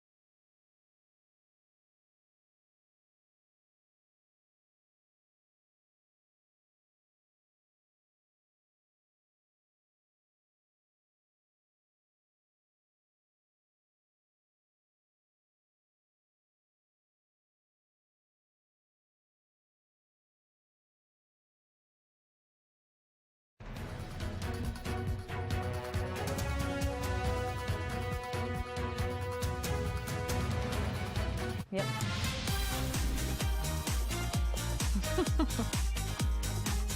The Masked Singer returns for the season 9 semifinals. So this is it. This is your spoiler alert. Look away if you don't want to know what happened. Be More Lifestyle host Mark Clark is live in studio, and he has the unmasked reveal. That's right. Again, this is a warning. If you haven't seen The Masked Singer, then turn away. This is the spoiler alert. Okay, now, so here we go. The greatest singers of the season took stage and gave it their all to make it to the grand finale, but only 2 could make it to next week's finale. Unfortunately, the California Rolls had to be unmasked. Check it out. Ladies and gentlemen, the Grammy Award-winning, multi-platinum Pentatonics!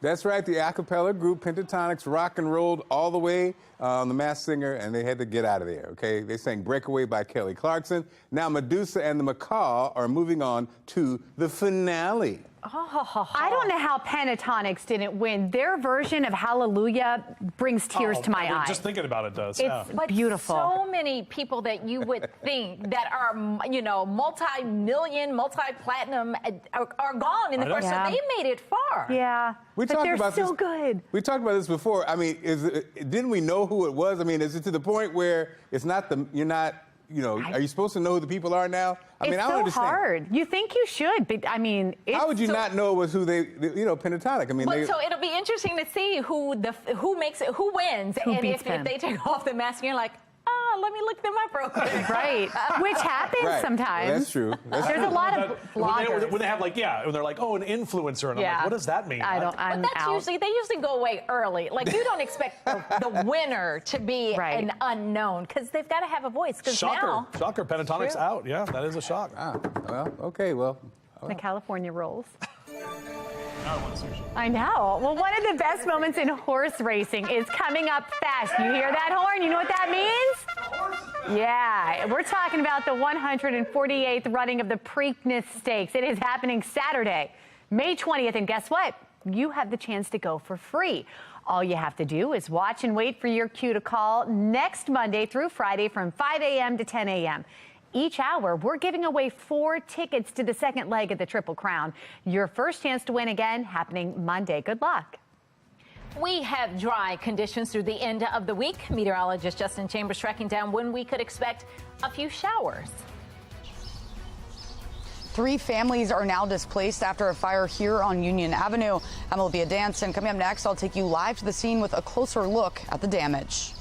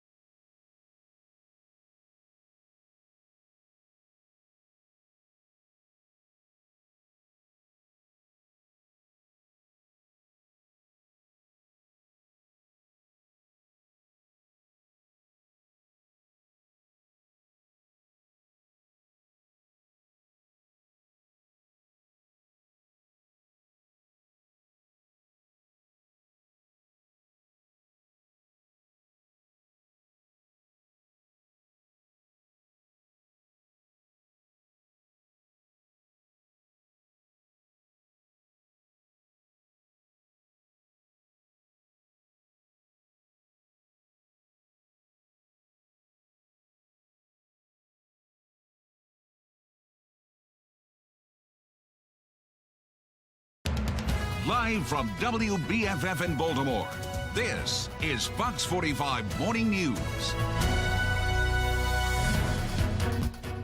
Good morning on this Thursday, May 11th. I'm Patrice Sanders. I'm Megan Gillen. We've got meteorologist Justin Chambers here with us. Eat What You Want Day. That's today, National Eat What You Want Day. Can't beat that. I just had some chocolate that you brought in covered in Old Bay. That Mark Clark brought from Mark. in. Yeah, he brought that in from yesterday's. They were pretty good. They're interesting. Good. They were good. I mean, it's a good sprinkling of the Old Bay, but it's not too much. I'm still on the Miss Shirley's. I want you the gotta get donuts. your donut. You gotta get your donut. It's my Mother's Day gift. It should be, absolutely. By the way, did you guys see their Old Bay goldfish? Yes. Is that a thing? And they're partnering with Lisa Loeb for the launch. They go fast. It's a whole thing. Get them. Oh my God. I've got The a whole Stay thing Girl? on this. Yeah. Hey, Stay. She's from Maryland. Man, I'm excited. All right, there's our bay. Not too old, right? Looking good. The Inner Harbor, 57-year temp in Baltimore right now, 59 Dundalk, 51 in Brooklyn Park. How about 50 for you in Glen Burnie? Good morning, Anne Arundel County. So our out and about cast, 63 next hour, 70s by 10 a.m. And we're on our way to highs in the lower 80s for this afternoon. We'll be back in just a few minutes. I'll give you a closer look at that forecast, which includes rain for the weekend, but hopefully not going to be messing up your Mother's Day plans. Back to you. Looking at our Lynn Stoller traffic network, it looks pretty out there in terms of the bright sunshine. The roadways, for the most part, look good, except for your upper right-hand corner right there. You're at a bit of a slowdown. We haven't heard of any. That's Putty Hill Ave. We haven't heard of any accidents that's causing the slowdown, so that may just be volume picking up through that area. But everybody else, you look pretty good.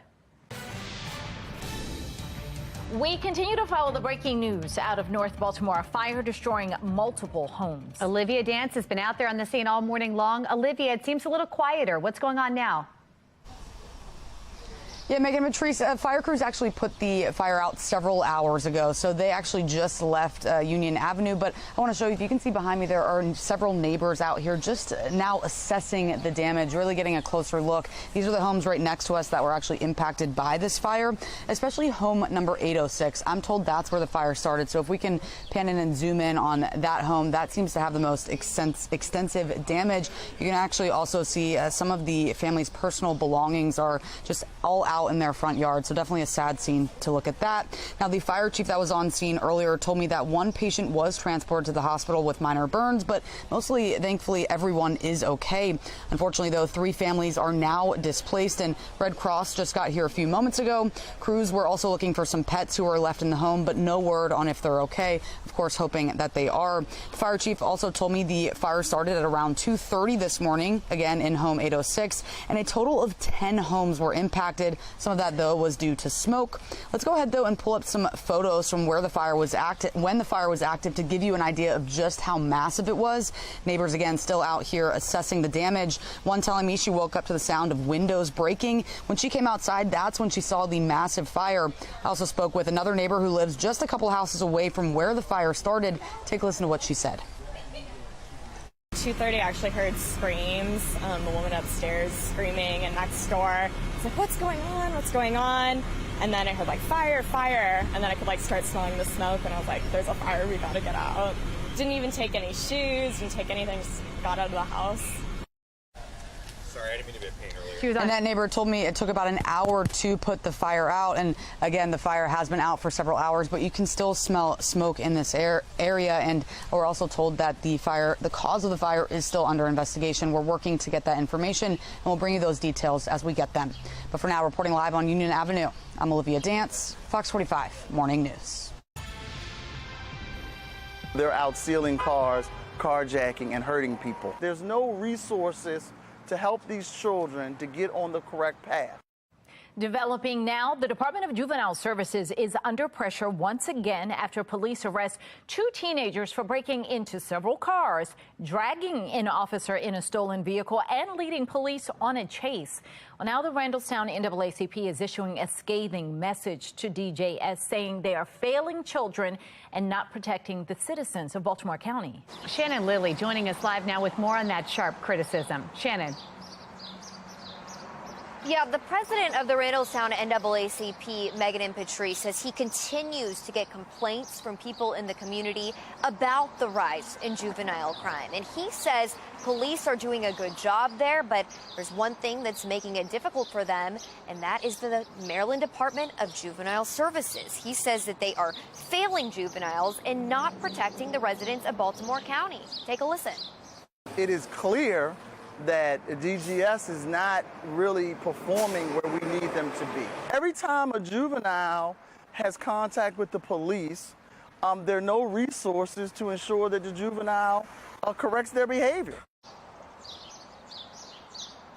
Randallstown NAACP President Ryan Coleman there calling out DJS with this blistering statement to his members. Now, Coleman says he and his organization have been studying the issue for the past 9 months, and the results that they found are that juvenile offenders arrested by police are often just returned to their parents with no additional resources. And oftentimes, he says, it just results in repeat juvenile offenders, Megan Patrice, because of the limited intervention that they get from DJS at best or none at worst. So, Shannon, is Coleman taking any further steps to try and correct the issue? Yeah, so he has reached out, Megan, and he's trying to schedule a meeting with the leaders of DJS and more specifically Secretary Vincent Schiraldi. He wants to meet with them and talk about ways that they can try to stop this trend. But as far as we know, last we spoke with him, he has not heard back on when or if that meeting can happen. Reporting live, I'm Shannon Lilly, Fox 45 Morning News. As Shannon just mentioned, police say the teenagers arrested in that car chase drove from Baltimore County into Baltimore City. Baltimore County Police Chief Robert McCullough and County Executive Johnny Olszewski spoke on the partnership between the city and county to fight crime just yesterday. I can say that Commissioner Harrison and I have met a couple times. We've had several conversations in person and over the phone. We also have several meetings lined up later this month and next month. If there are opportunities for targeted investigations or, focusing on hot spots using the data, particularly around the border, we welcome those opportunities. Baltimore City will start enforcing its youth curfew in a few weeks. Well, that brings us to our question of the day. Are city leaders doing enough to hold violent criminals accountable? So far, 98% of voters say no. Go to foxbaltimore.com/vote to weigh in. We are just hours away as border towns are bracing for a massive migrant surge. After the break from the Live Center, what the mayor of El Paso is saying to address the migrant influx. And concerns continue from Harford County parents and residents over the proposed budget. In our next half hour, what teachers and parents are saying.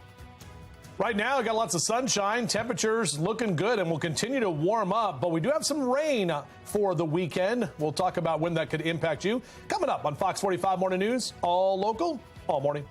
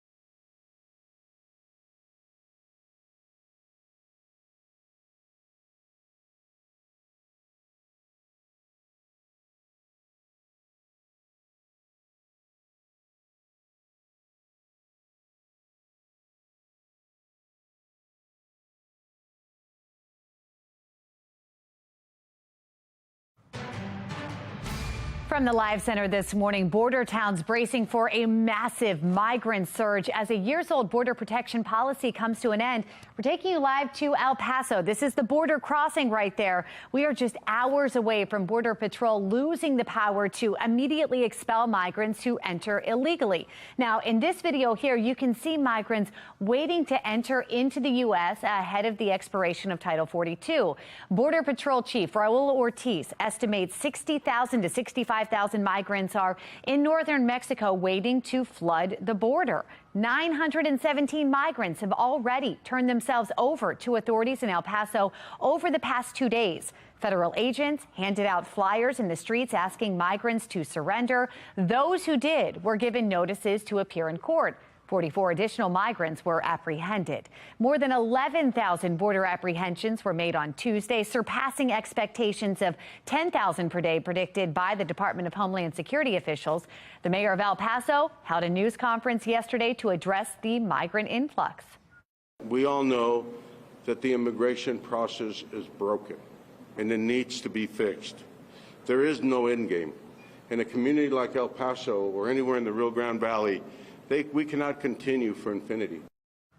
Well, a live look now from the White House as the Biden administration is now rolling out initiatives to try to manage the flow of migrants. The Family Expedited Removal Management Plan aims to track heads of households as they go through the deportation process. Part of that plan calls for GPS tracking ankle monitors, curfews, and home confinement. Title 42, by the way, expires at 11:59 tonight. That's the latest from our Live Center. A former Baltimore mayor says it is time for the city school CEO to step down. The changes she thinks could be made to improve your child's education. But first, city officials make their way to Las Vegas to an annual conference to try to bring business to Baltimore. After the break, why some are concerned about whether it actually yields results. 8:12, you're watching Fox 45 Morning News, all local, all morning.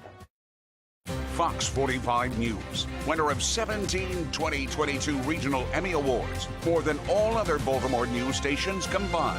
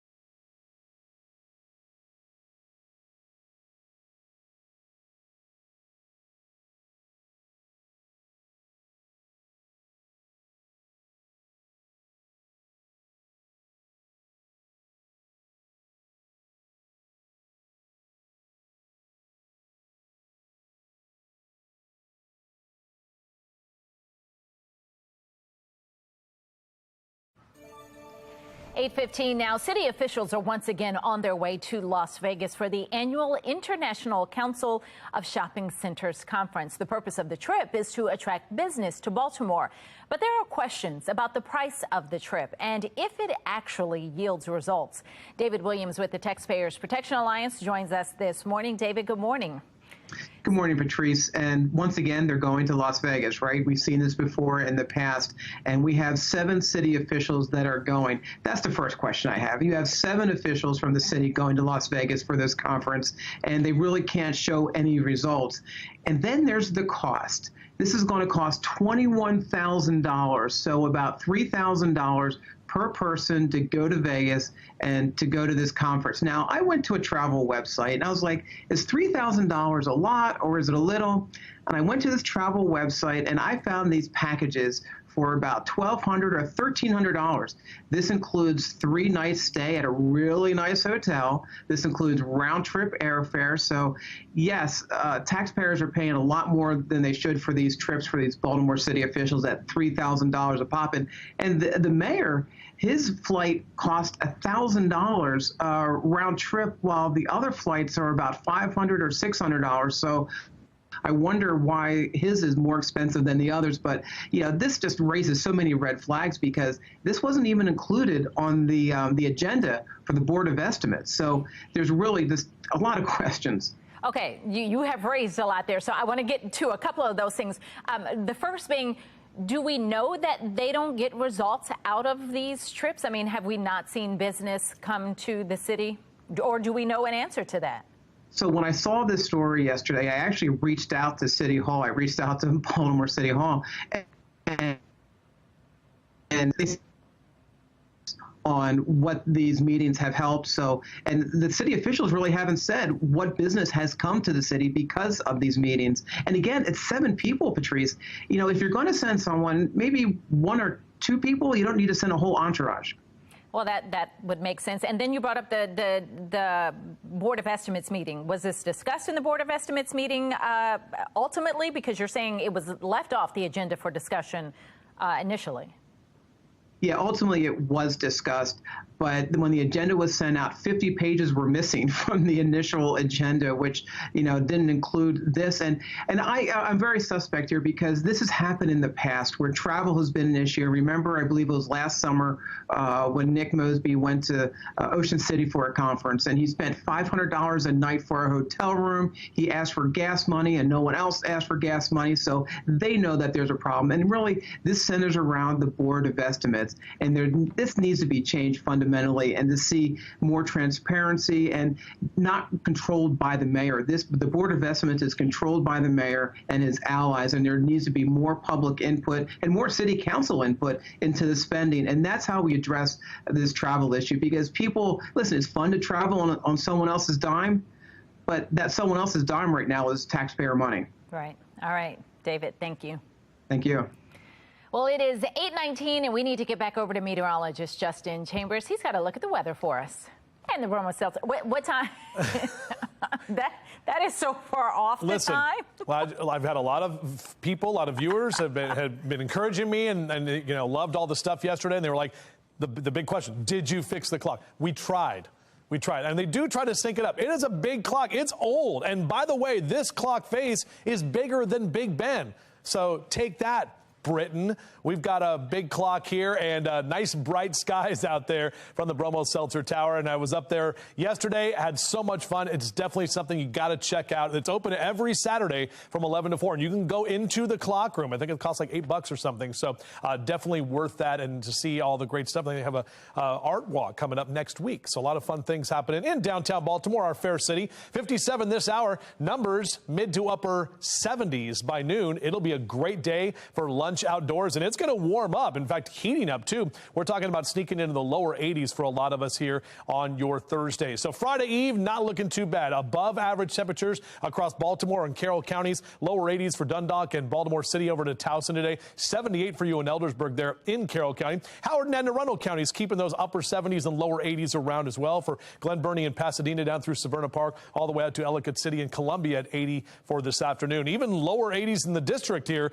for today. 81 in Philly. Heading down the ocean, there's 71 in Ocean City this afternoon. So here's a look at your car wash cast. 2 green lights today and tomorrow. You're fine, but just know I have that red light on Saturday because that's when that rain is rolling in, and it's going to impact your weekend for any plans you have on Saturday, at least in the morning time. Future scan, though, looking nice and dry today and tomorrow. Should be great weather for balloon rides, and I think we're checking in with Amy on that in a few minutes. Looking at our future scan into Saturday morning, that's when some of the rain is going to roll in. The overnight hours through early Saturday morning. Looks to be that the system is going to push out of here through most of Saturday afternoon. So by Saturday evening, most of that rain should be done. Hopefully we'll be able to get the O's game in Saturday night, and they've got that 3-game series against the Pirates. And Mother's Day, that's the important one, right? Looking good and looking drier on Mother's Day as well. So 83 today, 86 tomorrow, upper 70s as we head into the weekend. And you know what? I'm going to give you the 10-day forecast now because look what's there. If you look closely, next Friday and Saturday, that's Black-Eyed Susan Day, the Preakness, the little logos right there. And right now our temperatures, guys, are looking like we're going to be near average and overall dry. It's still a week out, but we're definitely keeping our eyes on that, Patrice. All right. Well, one of the best moments in horse racing is coming up fast. It is that 148th running of the Preakness Stakes. It happens Saturday, May 20th, and you have the chance to go for free. All you have to do is watch and wait for your cue to call next Monday through Friday from 5 a.m. until 10 a.m. Each hour, we're going to give away 4 tickets to the second leg of the Triple Crown. Your first chance to win, again, is on Monday. Beating the best in baseball still ahead. The O's now building a new winning streak where they now stand in the AL East standings. And we're here at Cedar Lane Regional Park this morning where we are getting ready for the Chesapeake Bay Balloon Festival. Coming up next, I'm actually going to hop in this basket with Charles, and he's going to give me a little hot air balloon ride. We'll also let you know how it all works. That's coming up in a couple of minutes. You're watching Fox 45.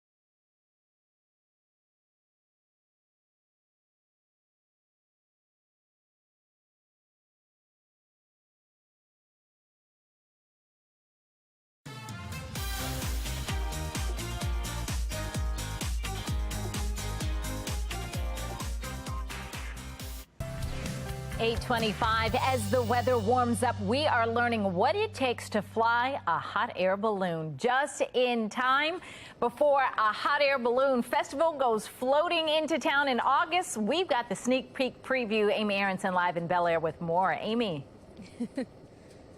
Yeah, good morning. Justin may have gotten to go up in the Bromo Seltzer Tower yesterday, but I think this might be a little cooler. I'm here with Charles Blair this morning, who's letting me in his hot air balloon. We've got perfect weather conditions. What do you typically look for in order to fly one of these things? Low winds, no precipitation. Low winds being about 5 miles an hour or less on the surface, and just great conditions. Just good like what visibility. we have this morning, right? Absolutely. Perfect conditions here. How does this all work? There is science involved in how you get this thing up and rolling, right?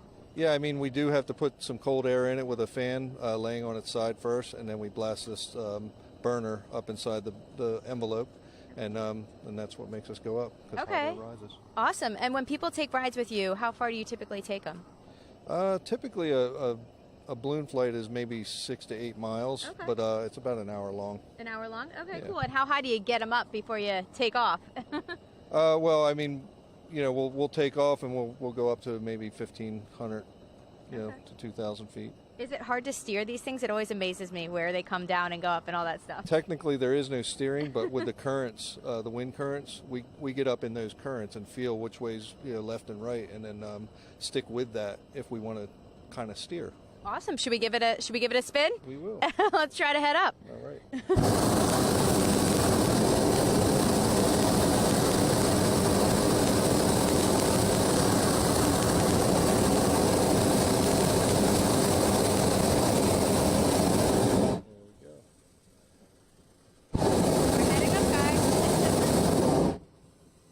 Oh, and if people want to take a ride with you, you're in Newark, Delaware, right? Newark, Delaware. Blair's Ballooning.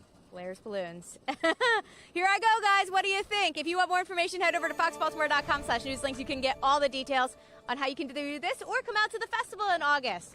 I mean, this is cooler than the Broman Seltzer Tower, right?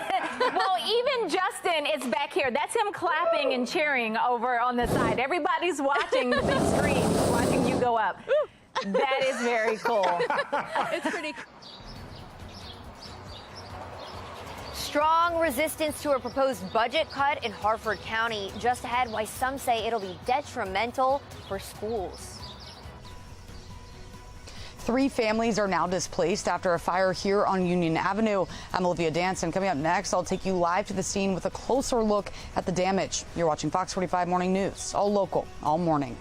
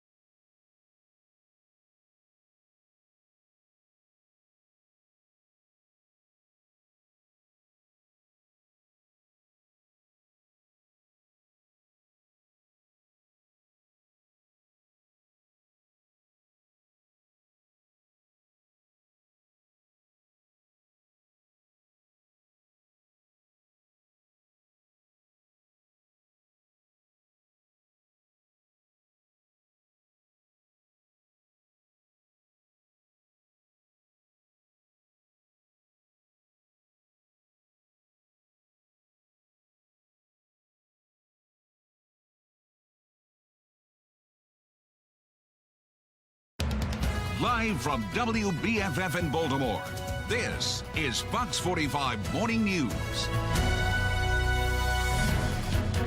It's a good day in Baltimore. The Orioles waking up victorious over the top team in the AL East. Just let that sink in. After a tough loss in Game 1, the O's fought back, won Games 2 and 3 to secure a series win over the Tampa Bay Rays. This is a huge deal. Yes. The O's have the day off now until they take on the Pittsburgh Pirates in Camden Yards tomorrow. The first pitch is at 7:05 p.m. Well-deserved day off. Yes, and momentum, my gosh, moving now. All right, well, welcome back on this Thursday, 8:31. I'm Patrice Sanders. I'm Megan Gillen. Let's bring in meteorologist Justin Chambers. The Pirates have been looking good, too. Yeah, and by the way, they're the best team in baseball. Right. Oh, yeah. Yes. They've been trying to get to 30 wins, and we prevented them the last 2 nights, those Tampa Bay Rays. Obviously, they're in our division. But, yeah, Pirates on top of their division. So they're coming in tomorrow night, and we've got 3 games against the Buccos. We got the crossbody thing for moms coming up on Sunday. So lots of good stuff going on there at Camden Yards. And yeah, that was an impressive series of victory that kind of let everybody know, hey, O's are not messing around this year. All right, boaters and watermen, if you are not messing around and ready to get out on the water, south wind about 5 to 10 knots today. Waves about a foot or less. Overall, a very nice day on the Captain's Cast with that high tide coming at 12:06 this afternoon. We're going to top out at 83 today, mid-80s tomorrow. Now, Saturday, not the best day for boaters or outdoor weather, only because we do have the rain showers and maybe even a thunderstorm as well. We'll take a closer look at that potential for rain as we kick off your weekend. That's coming up in a few. All right, well, now to the Lynn Stoller Traffic Network. We're hearing about an accident on 695. It's the outer loop right at Lochraven Boulevard. 4 vehicles are involved. The inner loop left shoulder is closed, and one of the shoulders on the outer loop also closed. So you can see that it is causing backup through that area. Give yourself plenty of extra time. We continue to follow the breaking news in North Baltimore. A fire destroys several row homes. Olivia Dance has been on the scene all morning. Olivia, what's going on now? Well, Megan and Patrice, crews put the fire out hours ago, so the scene is now clear. But I want to show you there's still several neighbors out here now assessing the damage. These are the homes that were impacted right next to us, and let's take a closer look at their damage, especially home number 806. You can really see the extent of that damage. I'm told that is the home where the fire started, and it's actually really sad to see, but you can see some of the family's belongings just out here in their front yard. Now, the fire chief on scene earlier told me that 1 patient was transported to the hospital with minor burns, but thankfully mostly everyone is okay. Unfortunately, though, 3 families are now displaced, and Red Cross is here. Crews were looking for some pets who were also left in the home. No word, though, on if they're okay. Of course, we are hoping that they are. Now, the fire chief told me the fire started at around 2:30 this morning in home 806, and a total of 10 homes were impacted. Some of that, though, was due to smoke. Let's go ahead and pull up some photos from where the fire was active to give you an idea of how massive it was. Neighbors, though, are still outside here watching what is happening. One telling me she woke up to the sound of windows breaking. When she came outside, that's when she saw the massive fire. I also spoke with another neighbor who lives a couple houses away from where the fire started. Once the sun came up, she got a better idea of the damage. Take a listen to what she said. I think it's better than I expected. I think just like the initial shock of like seeing the flames and running out of the house, I was like fearing the worst. But now looking at this, you know, there is still some house left, at least an 810.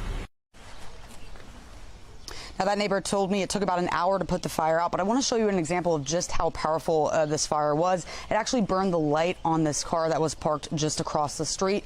I'm also told that this fire is still under investigation, and we're working to get those details. We'll bring you them as soon as we have them. But for now, reporting live in Baltimore, I'm Olivia Dance, Fox 45, Early Edition. Money's important, but accountability is also just as important. You can't keep putting money into a bad system and not have accountability and show results. This morning, former Mayor Sheila Dixon is calling for a new leader of Baltimore City Schools. Project Baltimore's Chris Pepps joins us this morning to take a deeper dive into why the results aren't there and why she's saying it may be time for Dr. Santelises to go. Good morning, Chris. Yeah, good morning. This is a pretty substantial breaking news situation here with Sheila Dixon, the former mayor of Baltimore City, who many people think is going to run in 1 year from now, which would be the primary, to be the mayor again. She finished second in 2020. We've already seen influential people like Doc Cheatham, the former president of the NAACP, call for Dr. Santelises to go. She's been in the position for almost 7 years, and a lot of people are saying the results are simply not there. And now Sheila Dixon is saying the same thing. She's saying that Dr. Santelises needs to go, she needs to be replaced because the results are simply not there. And this is something that Project Baltimore has been reporting on for quite some time, that graduation rates, college enrollment, they're all lower, attendance is lower, chronic absenteeism is higher. And a lot of these metrics were going down prior to the pandemic, and the pandemic just made them worse. And now we've seen stories where we've been reporting that there's 23 schools in Baltimore City with 0 students proficient in math. We've had grade changing scandals, ghost student scandals. We recently had the taxi cab scandal in Baltimore City schools. You know, all this has happened over the past 6 or 7 years with Dr. Santelises, and some influential people in the city are now saying that it might be time to look for a different direction. Chris, something that we heard former Mayor Sheila Dixon mention is that she used to meet with the school board once a month. Do we know if Mayor Scott is doing that as well? I'm not aware in the time that we have spoken with Mayor Scott about what he's doing with the school system. He has not mentioned that he is meeting with the school board, meeting with unions, meeting with Dr. Santelises. If he is doing it, he's not saying that to the public, so we're not aware of that. But Sheila Dixon said that she did, and it was important to do that. And we did look. We tried the best we could to kind of compare when she was mayor from 2007 to 2010 to the last couple of years. These things are really difficult to do. When she was mayor, it was before the Freddie Gray riots. It was before the pandemic. It's really hard to do an apples to apples comparison. But we can see that when she was mayor, a lot of the metrics were getting better. Enrollment was going up, test scores were going up, and now we can see that they're going in the opposite direction. All right, Chris Papps, thank you. Well, more concerns arise when it comes to the Department of Juvenile Services. Still ahead this morning, what one NAACP chapter thinks needs to change. And a sunny end to your work week. Meteorologist Justin Chambers tracking how long that sun is going to stick around. It is 8:38. You're watching Fox 45 Morning News, all local, all morning.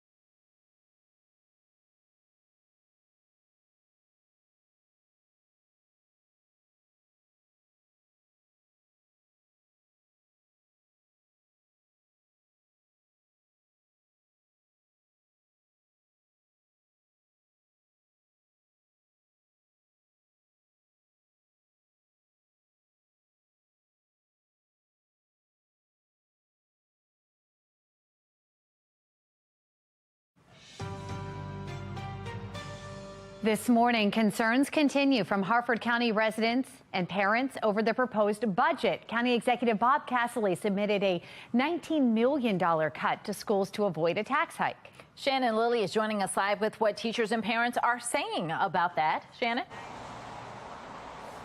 Well, dozens of those parents and teachers, Patrice and Megan, they are speaking loud and clear, and they are urging leaders to resist that proposed cut to the budget. They came out in droves at yesterday's county council hearing, so let's listen to them directly.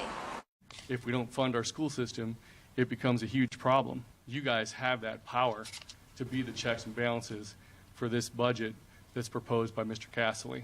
The kind of work that teachers are doing with the number of students they have in their class it's just stretching the limits, and we should be looking at easing those limits.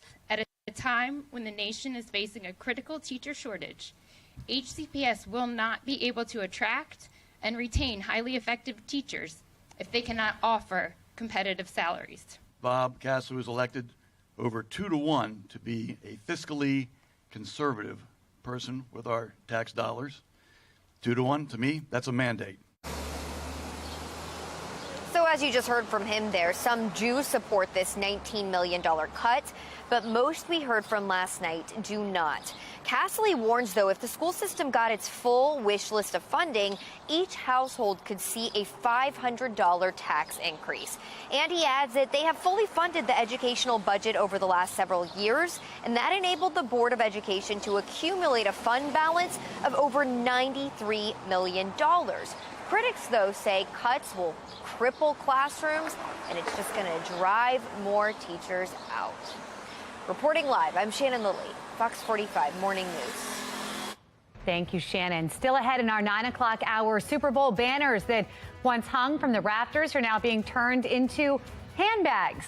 The nonprofit that is repurposing these giant banners. That's interesting. Well, I'm pretty sure the Ravens will love to bring a Super Bowl banner back to Baltimore. After the break, we're going to talk about the Ravens' schedule ahead of the big release today of all the schedules across the NFL.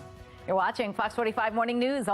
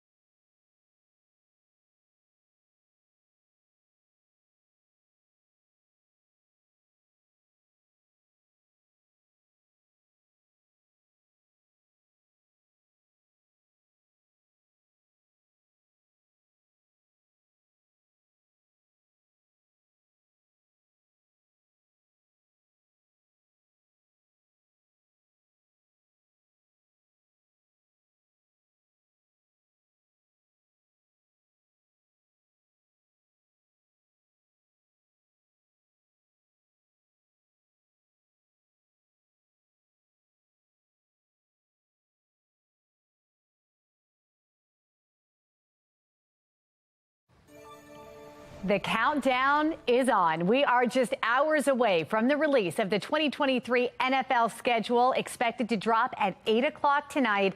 This morning, sports agent Doug Eldridge, founder of DLE Agency and Achilles PR, joining us live to weigh in on what we are looking for this season. Doug, good morning. Thanks for joining us. Hey, thanks for having me. What an exciting day. It is. Let's start with what we know. We know the Ravens announced just yesterday they're going to play the Titans October 15th in London. What do you think about that? I mean, it's exciting to be playing overseas, but do you think that bodes well for the play that we see on the field? Is there some jet lag? There's always, even though London is the most likely destination when the NFL inevitably expands abroad, because it's only 5 hours away. It's a direct flight. It's the same language, all the barriers that you would normally encounter. But for players, it's a huge adjustment. Even though Seattle to Miami is the longest flight in the U.S., going abroad, changing time zones is an absolute disruption for teams. But if there's one organization that's always prepped and always ready, it's Baltimore. So you think it's a good thing? I think it is. I think it's great for the league. I think it's great for the brand of football, and it really expands the excitement about what we call American football as opposed to proper football, like they would call it in England. All right, let's talk about the rest of the schedule. Obviously, Baltimore has Lamar, got OBJ. How can this schedule play a role in this? How does the puzzle pieces go together here? What are we looking for? What are we hoping for? Sure. Well, we know that from a scheduling standpoint, they're going to play every team in their conference twice, once at home and once away. We know that they've got the Titans in London. The rest is going to be a series of non-conference rivals. What you typically want, if you could design your own schedule, would be twofold. Stack your most difficult games early, right? Exactly. Because you always have injuries on the back half of the season. And then that also dovetails to the second. Keep your players as healthy as possible, which in so many ways isn't just about the regular season, Megan, but it's about the preseason. What are we doing in the offseason? What are we doing in the formal preseason to get them ready? How do we prehab so we don't have to rehab? So this is an important window. That brings in the question of the ideal bye week. What is the perfect week for that?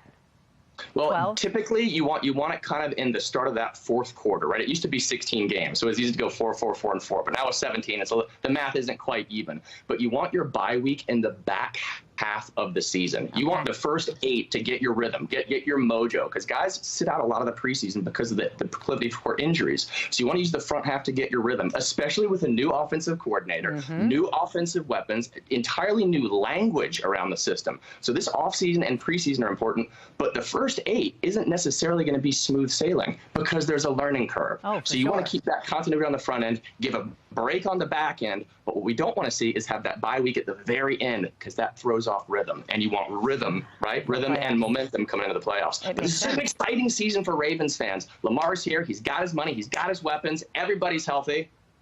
Ravens fans have a lot to be excited about right now. Now we see how the pieces fall here. We know what's ideal for the schedule. Tonight we find out again, 8 o'clock. Doug, thanks for weighing in. Thanks for having me. Of course. Meteorologist Justin Chambers joining us now. I mean, I am always very interested in everyone's schedule for my fantasy football team, first and foremost. That's huge. Yeah, it is. And it's interesting what the NFL does. I mean, Doug could have probably talked about this too, how the NFL makes it now, just like the draft, an actual event. Like, okay, everybody tune in. There's a schedule release special. But I know one guy who lives in Hamden, my buddy British James, and I'm almost positive he is excited that he gets to go to his home country to watch his beloved Ravens. He's a big Ravens fan, season ticket holder. So, James, if you need an extra person to show you around, I'm right here, buddy. All right? Just call me. You got my number. The Tottenham Hotspurs is the stadium that they're going to be playing at, and I saw an NFL game there a couple years ago. It's a beautiful stadium, so Ravens will be and fans will be excited about that. All right, here's a look at your forecast. Speaking of another sport, 63 next hour. Great day to play some golf. Yeah, it's a little hazy out there, and temperatures will slide into the lower 80s, and that's what we're looking at here. Our pilot cast, also not a bad day to fly, pilots. A little hazy as well, but we're talking about visual flight rules, so that means it's a VFR day and not a lot of wind either. Upper 70s, lower 80s across central Maryland. These high temperatures about 7 to 9 degrees warmer than yesterday. The other thing that's up there, pollen numbers, trees and grass, both in the high category. Those are the biggest offenders. So just know if you are going to get out there and get the grass cut on your mowcast, that's the electric one, by the way.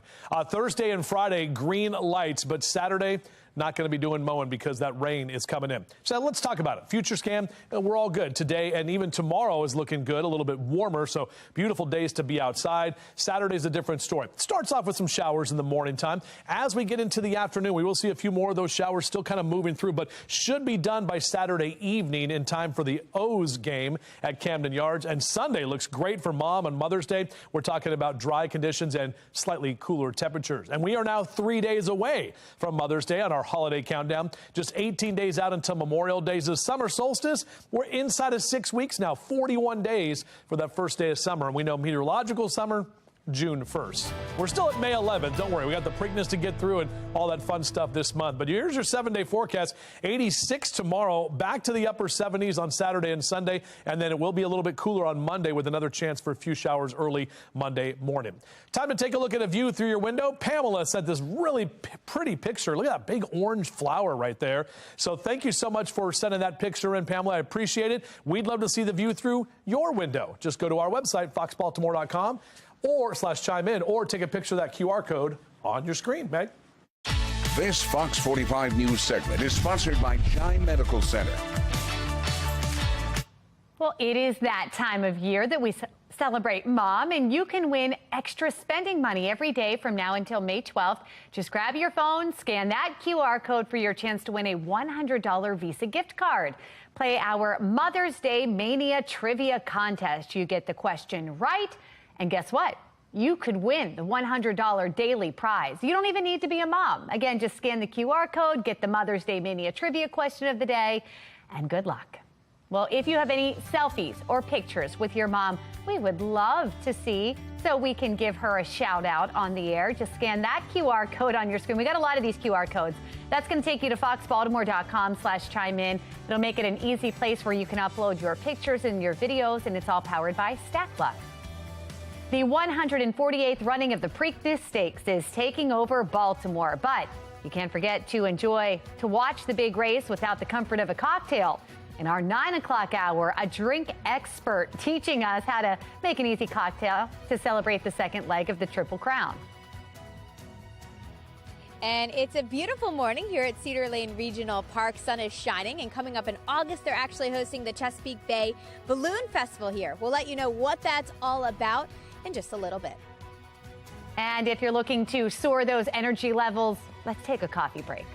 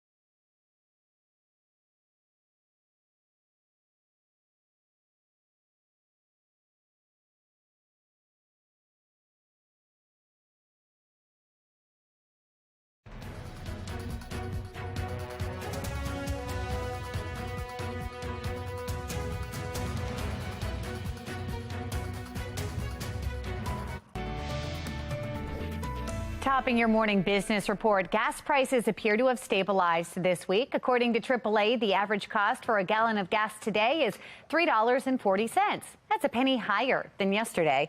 A year ago, a gallon of gas cost $4.40. In Maryland, AAA reporting the average cost for a gallon of gas is $3.43. A month ago, it was $3.54, and a year ago, it was $4.42 a gallon. Progress. According to the state's monthly report on sports gambling, Marylanders bet more than $328 million on sports last month, with most of those bets being placed using mobile apps. There were $313 million in mobile bets made last month, including $9 million in free promotional wagers. That's according to the report. Maryland now has 9 mobile betting platforms across the state. Speaking of sports, banners that once hung from buildings in Phoenix for the Super Bowl will soon hang from people's shoulders. A nonprofit in Arizona called Fabric is repurposing giant advertising banners from this year's big game by cutting them up and turning them into handbags. Well, the Great Wolf Lodge in Maryland is opening earlier than expected. The resort will be open for reservations starting June 14th. The hotel will have the largest indoor water park in the Great Wolf Lodge group and will feature 700 family-friendly suites. The official grand opening for the resort is happening June 29th. You can visit their website for more details. And remember, you can get Fox 45 News in a flash through your Amazon Alexa or Echo. We now deliver your local headlines and your forecast in less than 2 minutes. If you have an Amazon device, just tell it to enable Fox 45 Baltimore. Now it's time for today's America Steals and Deals. The following segment is sponsored by Knocking. I'm so excited to bring back one of our top sellers, one of our very top sellers, the Solar Wave. Now, this little device, so good. This little device uses red light therapy, warmth and massage, as well as microcurrent to stimulate your skin to improve those fine lines, wrinkles, and tighten everything. All I can say, we see a ton of products. People send us everything, and we found this superstar just for you. I know the beauty space is really overwhelming, so we did all the work for you. We curated this product. The before and afters speak for themselves, and it's not only great for your face, but it's also great for your neck and your chest areas, and these are areas we often ignore. All you have to do, just wait for it, is use it for 5 minutes a day. That's it. And you will start to see results. You just have to roll it over your face. That's it. I keep it right by my nightstand. You can feel it working on your skin, the tightening, absolutely relaxing. It just feels good. Now, we all love finding at-home beauty tools that we can use without going to the spa and spending all that extra money or all that extra time. We're offering 33% off the Solar Wave. I would advise all of you to buy this now because it's not going to last. So to take advantage of this deal and so many more, go to asadeals.com.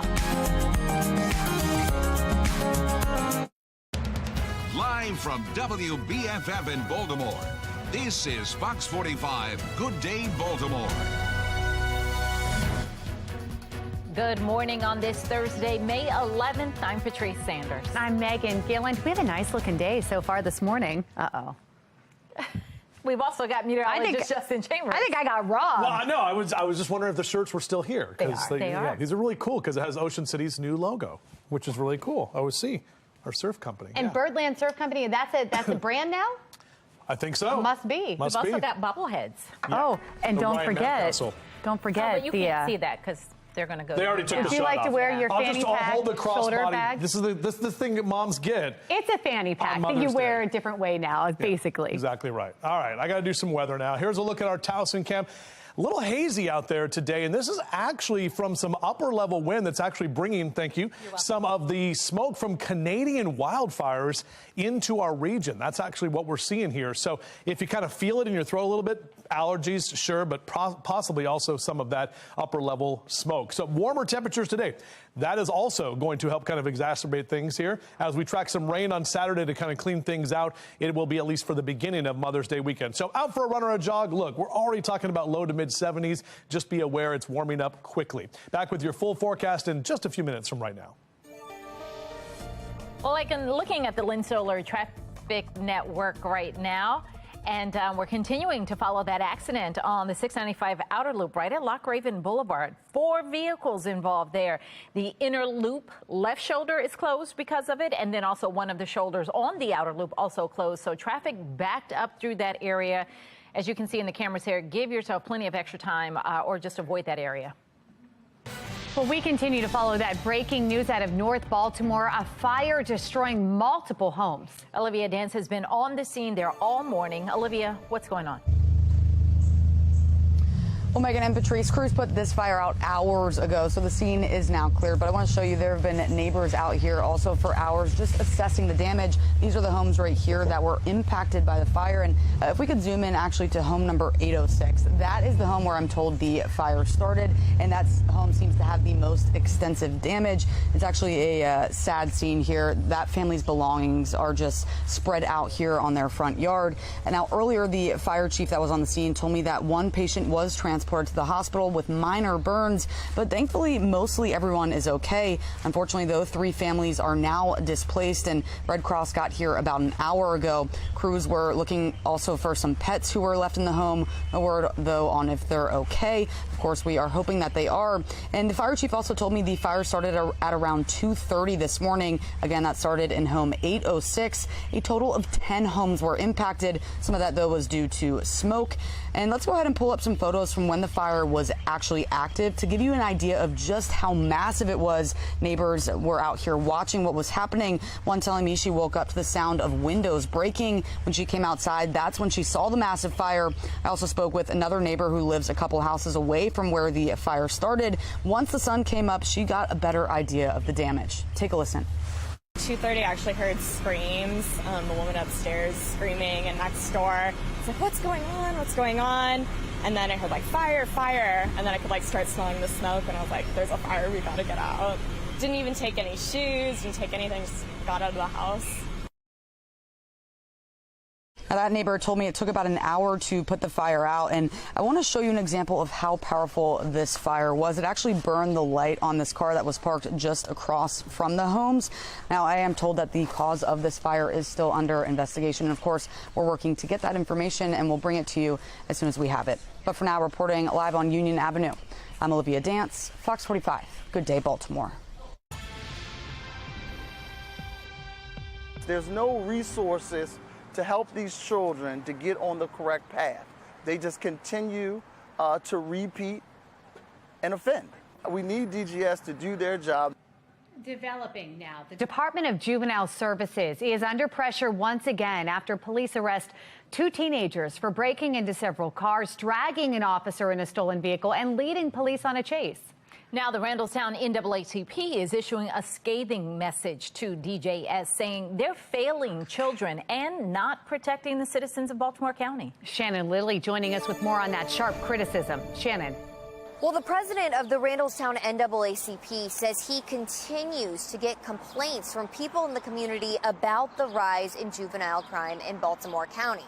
Now, he says the police there are doing a good job, but there is one thing that is making it difficult for them, and that is the Department of Juvenile Services. He says that they have failed juveniles and they are not protecting the residents of Baltimore County. Take a listen.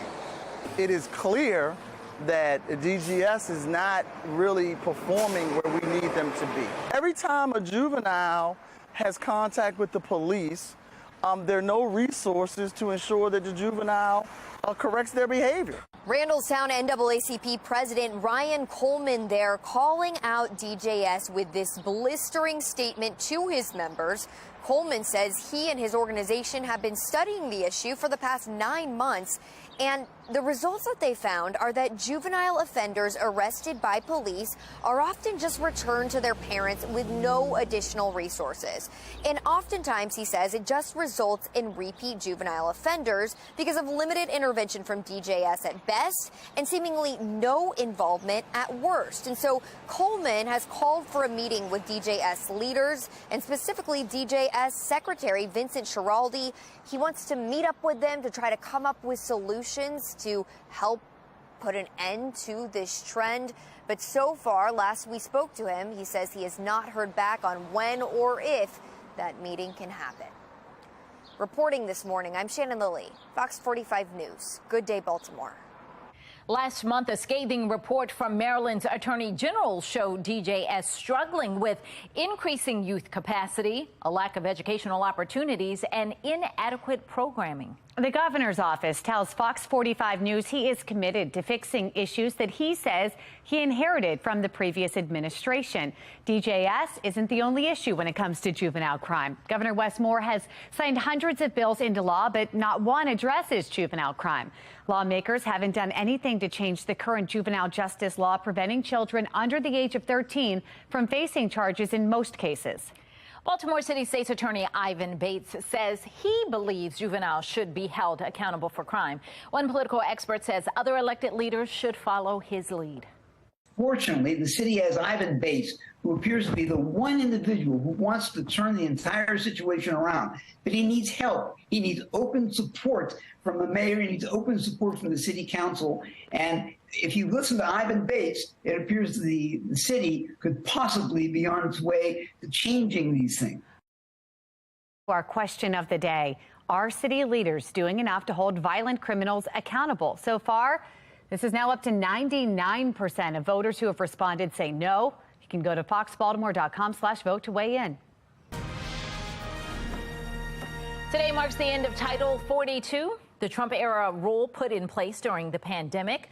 Both the Biden and Trump administrations used it as a key tool to control the border. National correspondent Kayla Gaskins joining us live from Capitol Hill. Kayla, what do we know about the situation at the border right now? Well, on Tuesday of this week, Border Patrol reporting 11,000 apprehensions a day. That's above the estimated 10,000 predicted by the Department of Homeland Security. Now, Border Patrol Chief, that's Paul Ortiz, estimates up to 65,000 migrants are currently in northern Mexico waiting to cross the border right now. 917 migrants have already turned themselves over to authorities in El Paso over the past 2 days. This is after federal agents handed out flyers in the streets of El Paso asking for the migrants to surrender. Now, those who did were given notices to appear in court. 44 additional migrants, however, have already been arrested. Customs and Border Protection is processing centers right now are currently holding 27,000 migrants. That's well above their capacity of 18,000. 500 people in the facilities are designated to hold. So, Kayla, the Biden administration is rolling out some new initiatives trying to better manage the processing and deportation of migrants. What's involved in those initiatives? Well, first, there's the new Family Expedited Removal Management Plan. So under this plan, some migrants would be given an alternative of being kept in a holding facility. Certain heads of households would get a GPS ankle monitor and then be given curfews and assigned some will be assigned home confinement while they await deportation. Other directives from the administration include allowing for immigrants to be released with no ability to track them. This is really a capacity issue here. Border Patrol, ICE, and NGOs just simply do not have the space.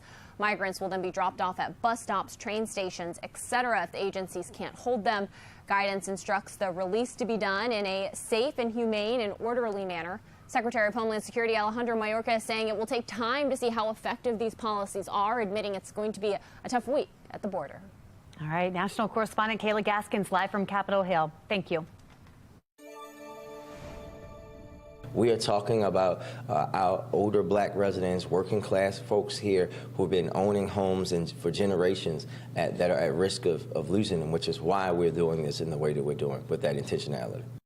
Making headlines this morning, Mayor Brandon Scott announcing new steps that he says will keep more Baltimore residents in their homes. The mayor says homes valued at $250,000 or less are occupied will be removed from the city's tax sale this year.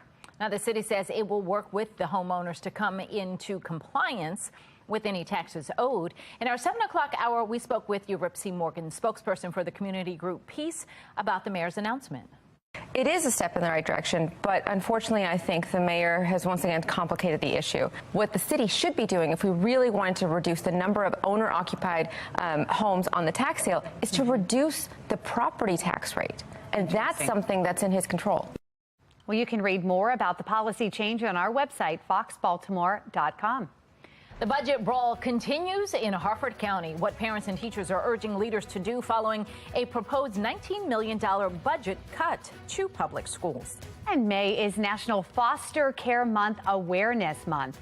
Up next, learn how you can change someone's life one wish at a time. It is 9/11 on Fox 45. Good day, Baltimore.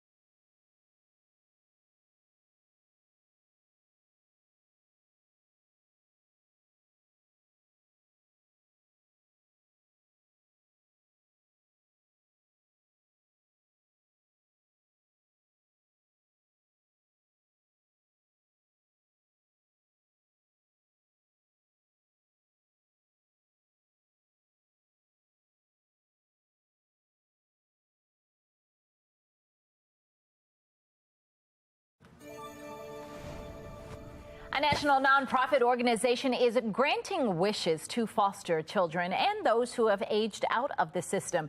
May is National Foster Care Awareness Month, and one simple wish is encouraging you to change a life one wish at a time. Founder and Executive Director Danielle Glito is joining us this morning with more. Good morning. Good morning. All right, so first of all, tell us about One Simple Wish and what you guys do.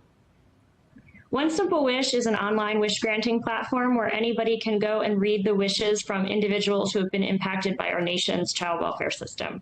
And they range anywhere from $10 to $500, and they represent pretty much anything you can imagine a child or a young adult wanting. Give me an example, because it sounds like an amazing place, a one-stop shop to see how you can make a difference. But give me an example of a wish.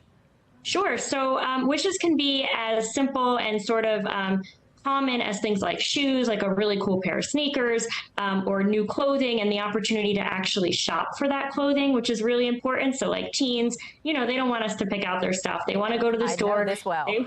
Yes, they want to go, they want to get what they want to get. So you'll see a lot of that, but then you'll also see really interesting and unique wishes. We had one for a young man who lives in a group home, actually in Maryland, and he had a wish for a light for his reptile's tank. It's actually his support animal. Yeah, so it really is amazing when you go through the site, because you're reading stories of actual individuals. These aren't statistics. So the wishes can sometimes be really cool and unique like that too. What prompted you to put this together? Because this is an amazing site. Thank you. Quite honestly, I became a foster parent in 2006, and it just changed my life. As many people who are parents know, becoming a parent just changes your perspective on everything. And seeing that there were children who were going through such a traumatizing time, and all they wanted to do was be kids, I wanted to make sure that there was a program available to just wrap them in love, wrap them in joy. You know, charity can sometimes feel like it needs to be basic needs, but we really feel like joy is a basic need. And sometimes when you're going through something really rough, that special little gift, that, you know, that opportunity to do something for yourself can be like the thing that turns it all around for you. So, you know, I just wanted to wrap my arms around all these kids, and I kind of feel like that's what I get to do virtually every day. So I know it's a national organization. Can you search the site for foster kids near you in your area, or do you just go on there and see the wish more so than specific areas? Yeah, you can search by state, you can search by age, you can even put in keywords too. If there's like, you know, an interest you have and you want to grant a wish for a child looking for something similar, you can do that too. Awesome. One more time. What is the website for people to go to? It is oneSimpleWish.org, and please go to it this month. We have hundreds of wishes coming in every single day. Oh, Danielle, I love this. Thank you so much for joining us this morning. Thank you so much. It is. Good idea. It is. And I'll tell you what, something else is looking pretty good. Our weather out there this morning. We've got meteorologist Justin Chambers to thank for that. Yep. You did it, Justin. You're welcome. Way to go. That was a little much, right? That was a tight shot.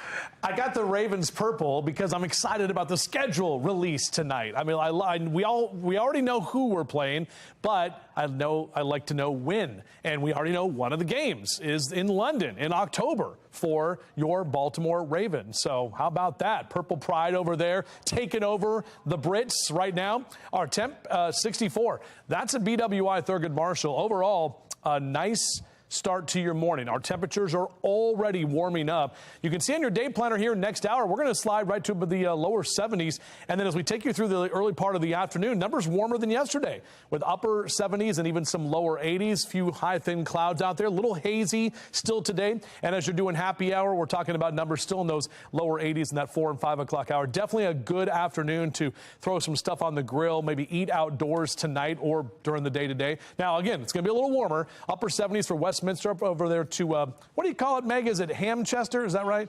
Hamchester. Okay, good. Or Chester Ham? No, it's Hamchester. 79 in Reisterstown. Also upper 70s there in Catonsville with lower 80s for Towson down the JFX to Baltimore City. Harford and Cecil counties, you're going to see those numbers in the upper 70s from Bel Air and Aberdeen over to Northeast and Elkton for your afternoon for today. Oh, yeah. Well, here we go. The grill cast. Just speaking of that, throwing some stuff on that grill and getting it all fired up later today and into the evening. Again, a very nice afternoon / evening. And here's why. There's that H right there. That's that ridge of high pressure we always talk about, keeping us nice and dry today and tomorrow as well. Now, late tomorrow night, you're going to start to see a few showers roll in. This happens when we're sleeping. So early Saturday morning, we'll wake up with some shower action. And then as we take you into Saturday afternoon, those showers start sliding to the south. So they should be out of here by, I'd say, 4 or 5 o'clock on Saturday, which means we should be able to get the O's game in on Saturday night.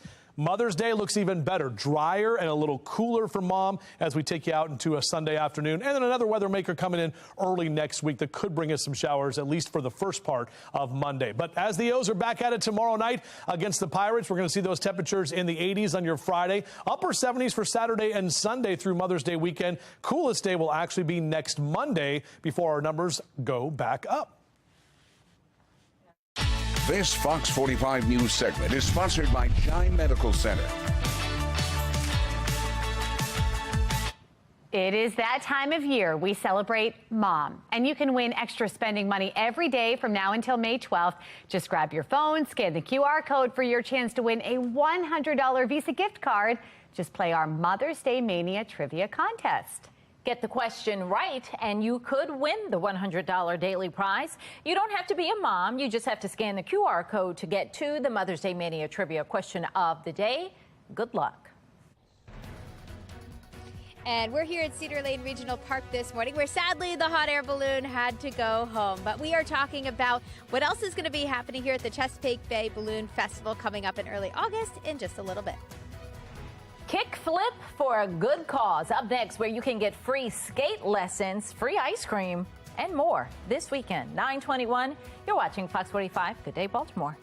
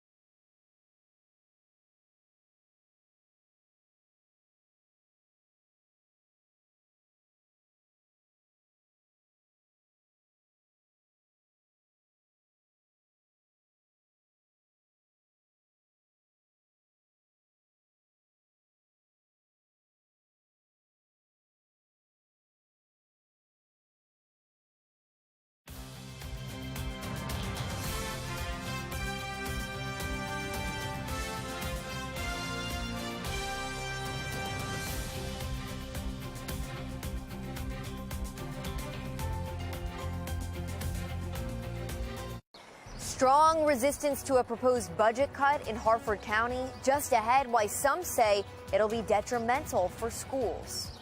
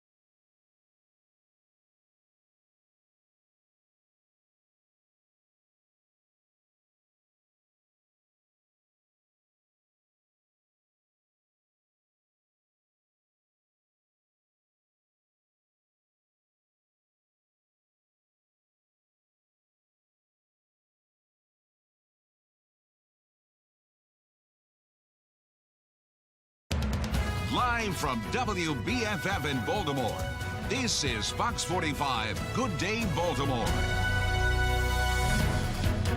It is a good day in Birdland. The Orioles waking up victorious over the top team in baseball. After a tough loss in Game 1, the O's fought back. They won Games 2 and 3 to secure this series win over the Tampa Bay Rays. This was huge.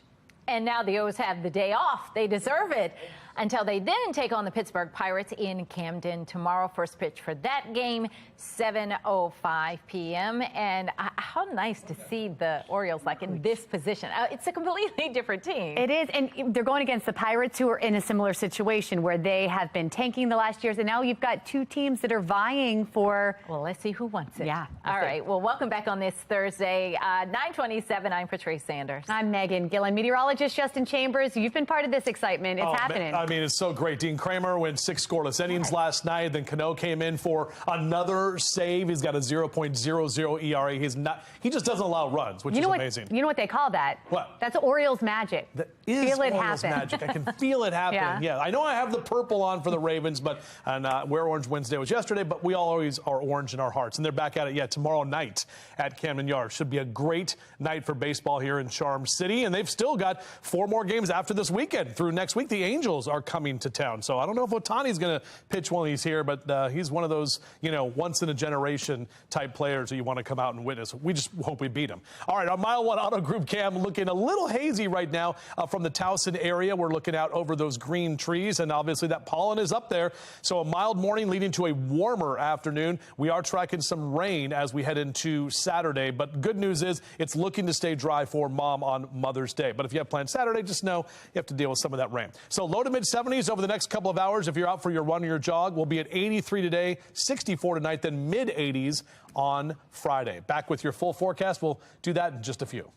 Sounds good, Justin. Looking at our Len Stoller traffic network, we've got a look around the Beltway here. Traffic moving much better here in our 9 o'clock hour. A lot of volume that has now really just dissipated. Smooth sailing out there. We continue to follow the breaking news in North Baltimore. A fire destroying multiple homes. Olivia Dance has been on the scene all morning. Olivia, what are you learning now? Well, Megan and Patrice, crews put the fire out hours ago, so the scene for the most part is cleared. But I want to show you behind me, there are several neighbors here. They've been out here for hours just assessing this damage, and the homes that were impacted are right here next to us. So let's zoom in and get a closer look at those, specifically number home 806. I'm told that is where the fire started, and it seems to have the most damage. Now, it's just a sad scene here because the family's belongings are just sitting in the front yard there. And unfortunately, now 3 families are displaced. Red Cross has also been here for a couple hours. The fire chief that was on scene earlier told me that 1 patient was transported to the hospital with minor burns, but mostly everyone is okay. That fire chief also told me that the fire started at around 2:30 this morning, again in home 806, and a total of 10 homes were impacted. Some of that was due to smoke, though. And let's go ahead and pull up some photos from when the fire was active to give you an idea of just how massive it was. One neighbor told me she woke up to the sound of windows breaking. When she came outside, that's when she saw the massive fire. I spoke with another neighbor who lives a couple houses away from where the fire started. Once the sun came up, she got a better idea of the damage. Take a listen. I think it's better than I expected. I think just like the initial shock of like seeing the flames and running out of the house, I was like fearing the worst. But now looking at this, there is still some house left, at least an 810. The neighbor told me it took about an hour to put the fire out, and I want to show you an example of just how powerful this fire was. It actually burned the light on this car that was parked just across from the homes. And again, I'm told that this fire is still under investigation, and the cause of the fire is still under investigation, and we're working to get that information. But for now, reporting live on Union Avenue, I'm Olivia Dance, Fox 45. Good day, Baltimore. Incredible. Olivia, thank you. From our live center now this morning, today, prosecutors are set to begin closing arguments in the triple murder trial for the woman that you see right here. This is Lori Vallow Day Bell. She is charged in the murders of her 2 youngest children, JJ Vallow and Tylee Ryan, as well as her husband's late wife, Tammy Day Bell. Prosecutors say she took part in a doomsday-focused plot with her current husband, Chad Daybell, as part of a plan to steal life insurance and Social Security benefits. Last month, jurors heard a chilling conversation between Daybell and her sister as it played out in court. Did you know they were there? You would not come away. You were dancing on the beach while your kids are in the ground? That's what I thought. Lori Daybell is charged with 2 counts of first-degree murder, 3 counts of murder conspiracy, and grand theft. If she is convicted, the death penalty is not on the table, but it may apply to her husband's case. The cases were originally said to be tried together, but they were severed in March. Jury deliberations are set to begin tomorrow. We're going to be following this case, and we'll bring you any updates as they become available. That's the latest from our live center. This morning, concerns continue from Harford County parents and residents over the proposed budget. County Executive Bob Casserly submitted a $19 million cut to schools to avoid a tax hike. Shannon Lilly is joining us with what the teachers and parents are saying about that. Shannon? Yeah, dozens of those parents and teachers are speaking loud and clear, and they are urging leaders to resist that budget cut. They came out in droves to a county council meeting yesterday, so let's listen to them directly. If we don't fund our school system, it becomes a huge problem. You guys have that power to be the checks and balances for this budget that's proposed by Mr. Casserly. The kind of work that teachers are doing with the number of students they have in their class it's just stretching the limits, and we should be looking at easing those limits. At a time when the nation is facing a critical teacher shortage, HCPS will not be able to attract and retain highly effective teachers if they cannot offer competitive salaries. Bob Casserly was elected over 2-to-1 to be a fiscally conservative person with our tax dollars. 2-to-1, to me, that's a mandate. So as you just heard from him there, some do support this $19 million cut, but most we heard from last night do not. Casserly warns, though, if the school system got its full wish list of funding, each household could see a $500 tax increase. And he adds that they have fully funded the educational budget over the last several years, and that's enabled the Board of Education to accumulate a fund balance of over $93 million. Critics, though, say these cuts will cripple classrooms and drive out teachers. Reporting this morning, I'm Shannon Lilly, Fox 45 News. Good day, Baltimore. Head down to Jake's Skate Park for a fun-filled event for the whole family. On Saturday, you can celebrate Jake's Day and skate all day. Joining us live to share more is pro skateboarder The Joey Jett and Leanna Wetmore from the Waterfront Partnership of Baltimore. Good morning, guys. Hi, I'm here at the beautiful Rashfield Park in front of the Jake's Skate Park. And we're going to have this amazing event this weekend called Jake's Day. It's a spring annual event that we kick off and celebrate the legacy of a young skater here. I'm with my friend Joey. I'm Joey Jett, and yeah, so we're having a event for the kids and to celebrate basically this beautiful park being built. And if you have kids who want to skateboard or just looking to learn, we're welcoming kids of all ages.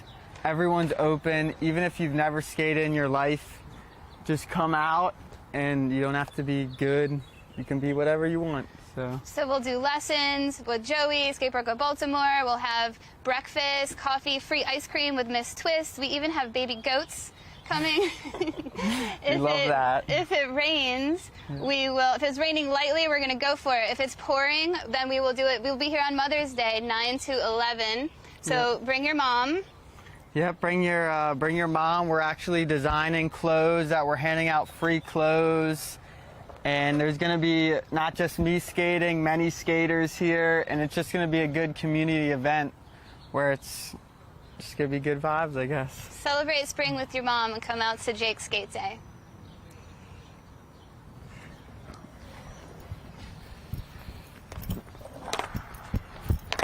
Flies like a butterfly. That's Joey Jett.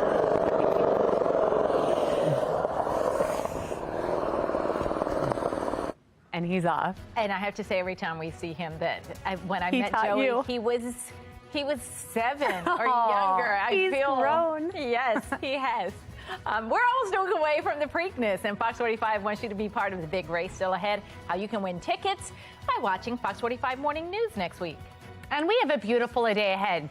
With temperatures reaching the low 80s, perfect skate day. Meteorologist Justin Chambers is tracking our next chance for rain ahead in his full Weather Authority forecast. Your time now is 9:37, and you're watching Fox 45. Good day, Baltimore.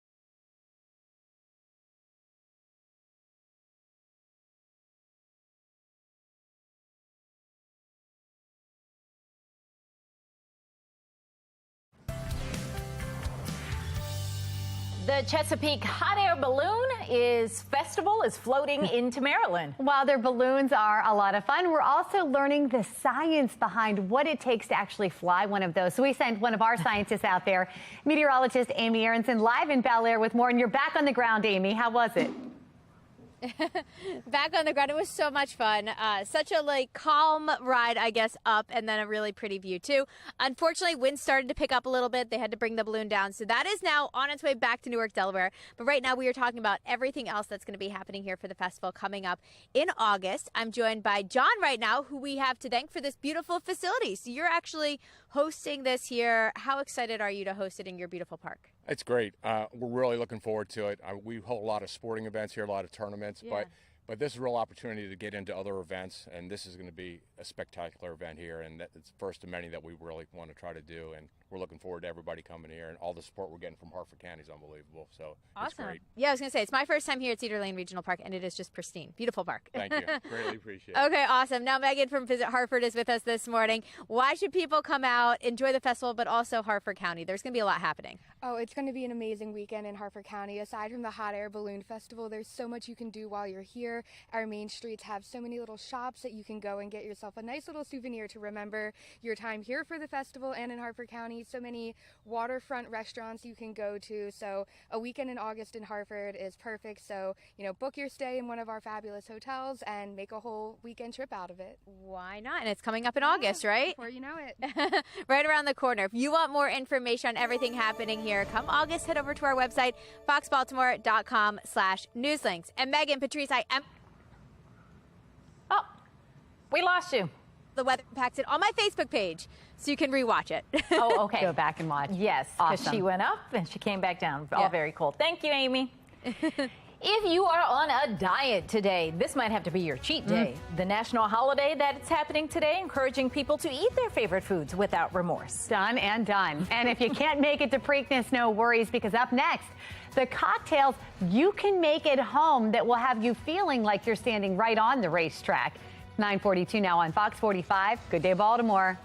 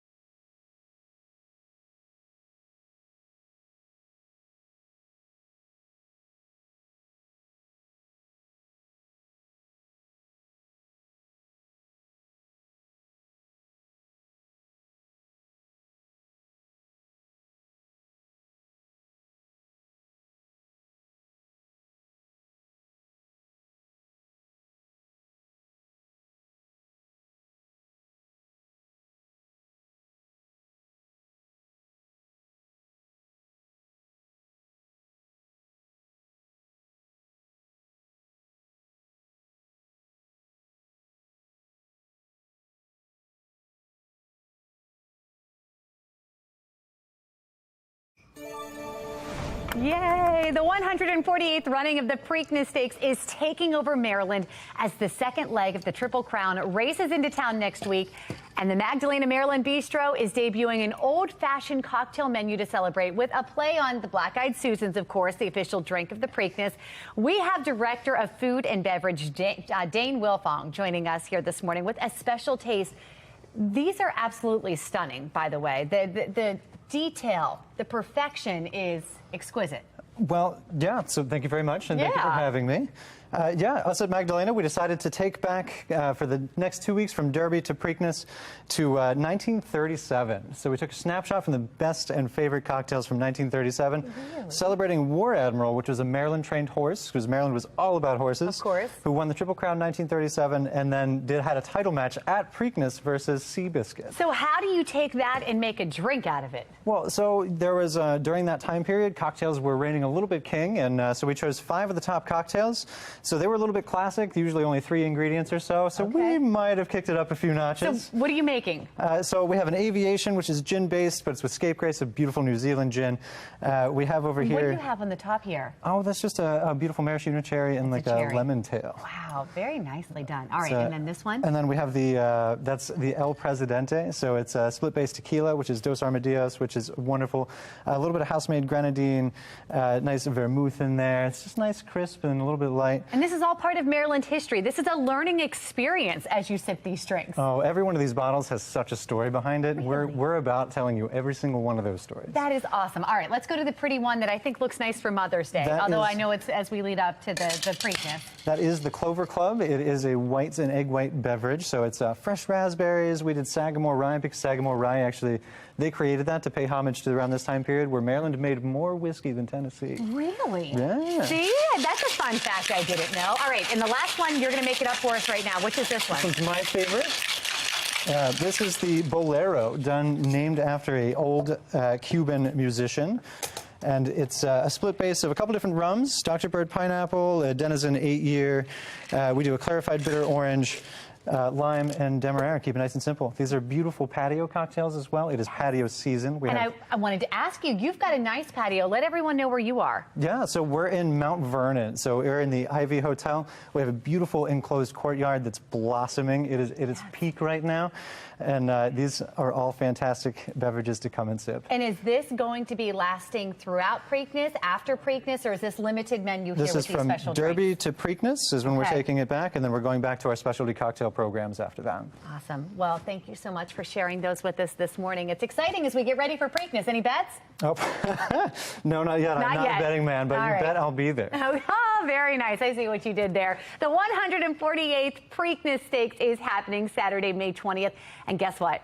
You have the chance to go for free. All you have to do is watch and wait for your cue to call next Monday through Friday from 5 a.m. until 10 a.m. Each hour, we are giving away 4 tickets to the second leg of the Triple Crown. Your first chance to win is on Monday. For now, we just get to drink a cocktail, right, Dane? That's fine. I think we can cheers. do that. We'll send it over to meteorologist Justin Chambers to do the work now. I thank you. I love how they tell stories. Yes. You know, cocktails are so great when people really take time to put them in instead of just, gin and tonic. Like, you know, you actually have something that There's reason. has the, the history is so cool. So that place looks awesome. Mu Yi and I were talking about checking it out. Our Towson camera right now, little hazy, but yeah, we talked about patio weather. He mentioned it, and you're absolutely right with those temperatures that are actually going to be warmer this afternoon. Yes, it's still a bit hazy, and actually some of that upper level wind is bringing in some smoke from Canada. Canadian smoke. Ugh. Anyway, 64 is what it looks like right now for your current temperature at Towson and also at BWI. Hank the Bird, good morning, Hank.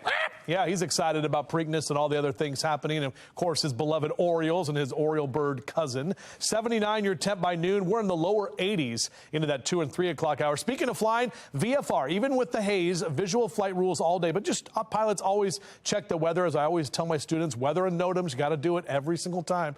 Low 80s here for Cockeysville down to Baltimore City. 76 in Annapolis today, 78 in Bel Air. Overall, these numbers up and down the 95 corridor in the 80s for the most part, down to D.C. and up to Philly, 80 in Cumberland, lower 70s down the ocean. So overall, Ocean City looking pretty good, too. Now, if you do have to get the grass cleaned up or cut today, your mowcast today and tomorrow, both green lights, but I have the red light on Saturday. That is because we've got some rain coming in, and it's going to start on Saturday morning. Maybe a thunderstorm or two as we head toward the middle part of the day. Should be done by Saturday night. It is clearing out nicely, and the models have all come into agreement that Sunday looks great for Mother's Day and Mom and celebrating that. So 86 Friday, but only 77 on Sunday. You can see those temperatures will be cooler for the weekend. We'll take a look at that 10-day forecast in just a few.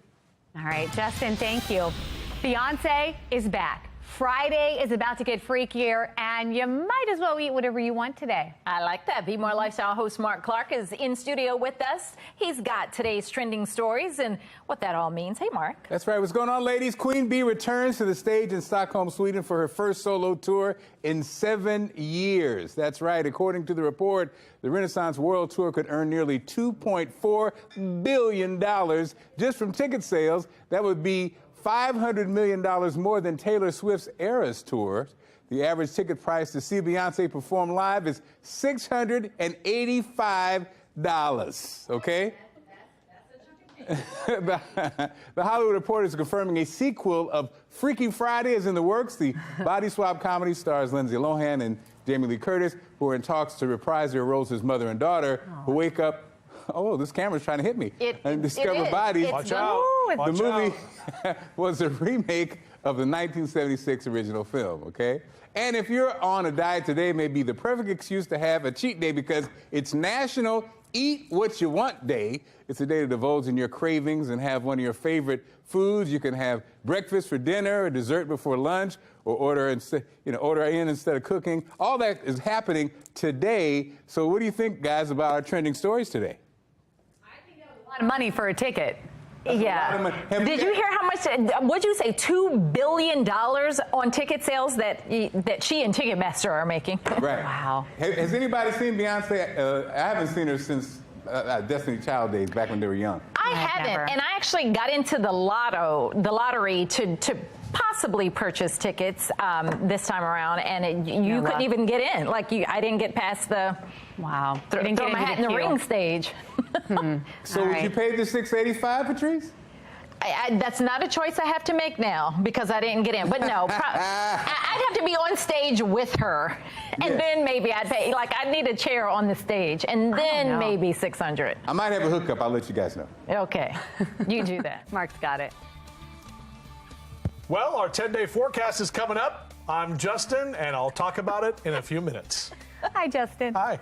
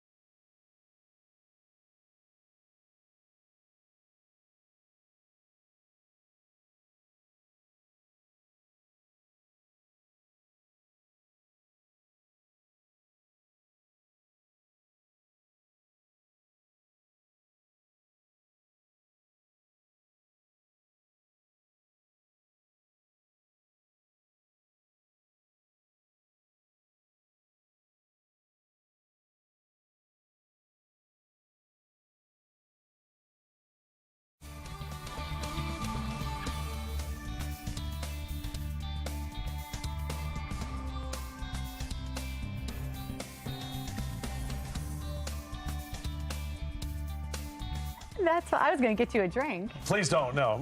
I mean, I'd love to have a drink, but I have stuff to do You today. have butter instead. I've done butter, yeah. 9:55 is your time. Looking out over M&T Bank Stadium. Ravens schedule coming up tonight. 8 o'clock is the schedule release. We'll find out when your Ravens will be playing besides that London game. Let's take a look at that 10-day forecast, shall we? 83 today, mid-80s tomorrow. Good for sipping cocktails. Yes, now, it is. Saturday looks a little rainy, especially in the morning toward the middle part of the day. But Sunday looks great for Mom and Mother's Day. Possibly a little bit more rain Monday. Notice on the right side of your screen, kind of hard to see, but there's a Preakness logo there between Friday and Saturday. Is that a horse? It's the Preakness logo. So I guess there's a horse in that logo? Sure, yeah. But it's tough to see. Either way, guys, if you look at it, mid-70s. So we've had some hot weather for Preakness, and it looks like right now the outside things are looking good. Cheers, Megan. Cheers. We're ready for Preakness week. Cheers, everyone. A couple days early. Have you guys been to the Ivy? I've never. I mean, I was just saying. All are welcome. Come on. We are going. It's beautiful. If you go on their site and look at the rooms are beautiful. And I will take you for a tour. Oh, you will? Oh. Personal? And Done make one of deal. these fancy And yeah. drinks Oh, everyone you want. with a story. They all Well, if come we with a have story. every one, you're going to definitely need to stay at the Those blue hotel after eyes that. are piercing. I love them, man. It's this lighting. I can't. Wow, I'm in. We've been full of compliments over here. I was telling him I like this laughter Oh, my earlier. goodness. You got to come back all the time. Have some more cocktails, ladies. Have a great day, everybody. I'm taking my butter and getting out of here. Bye, Justin.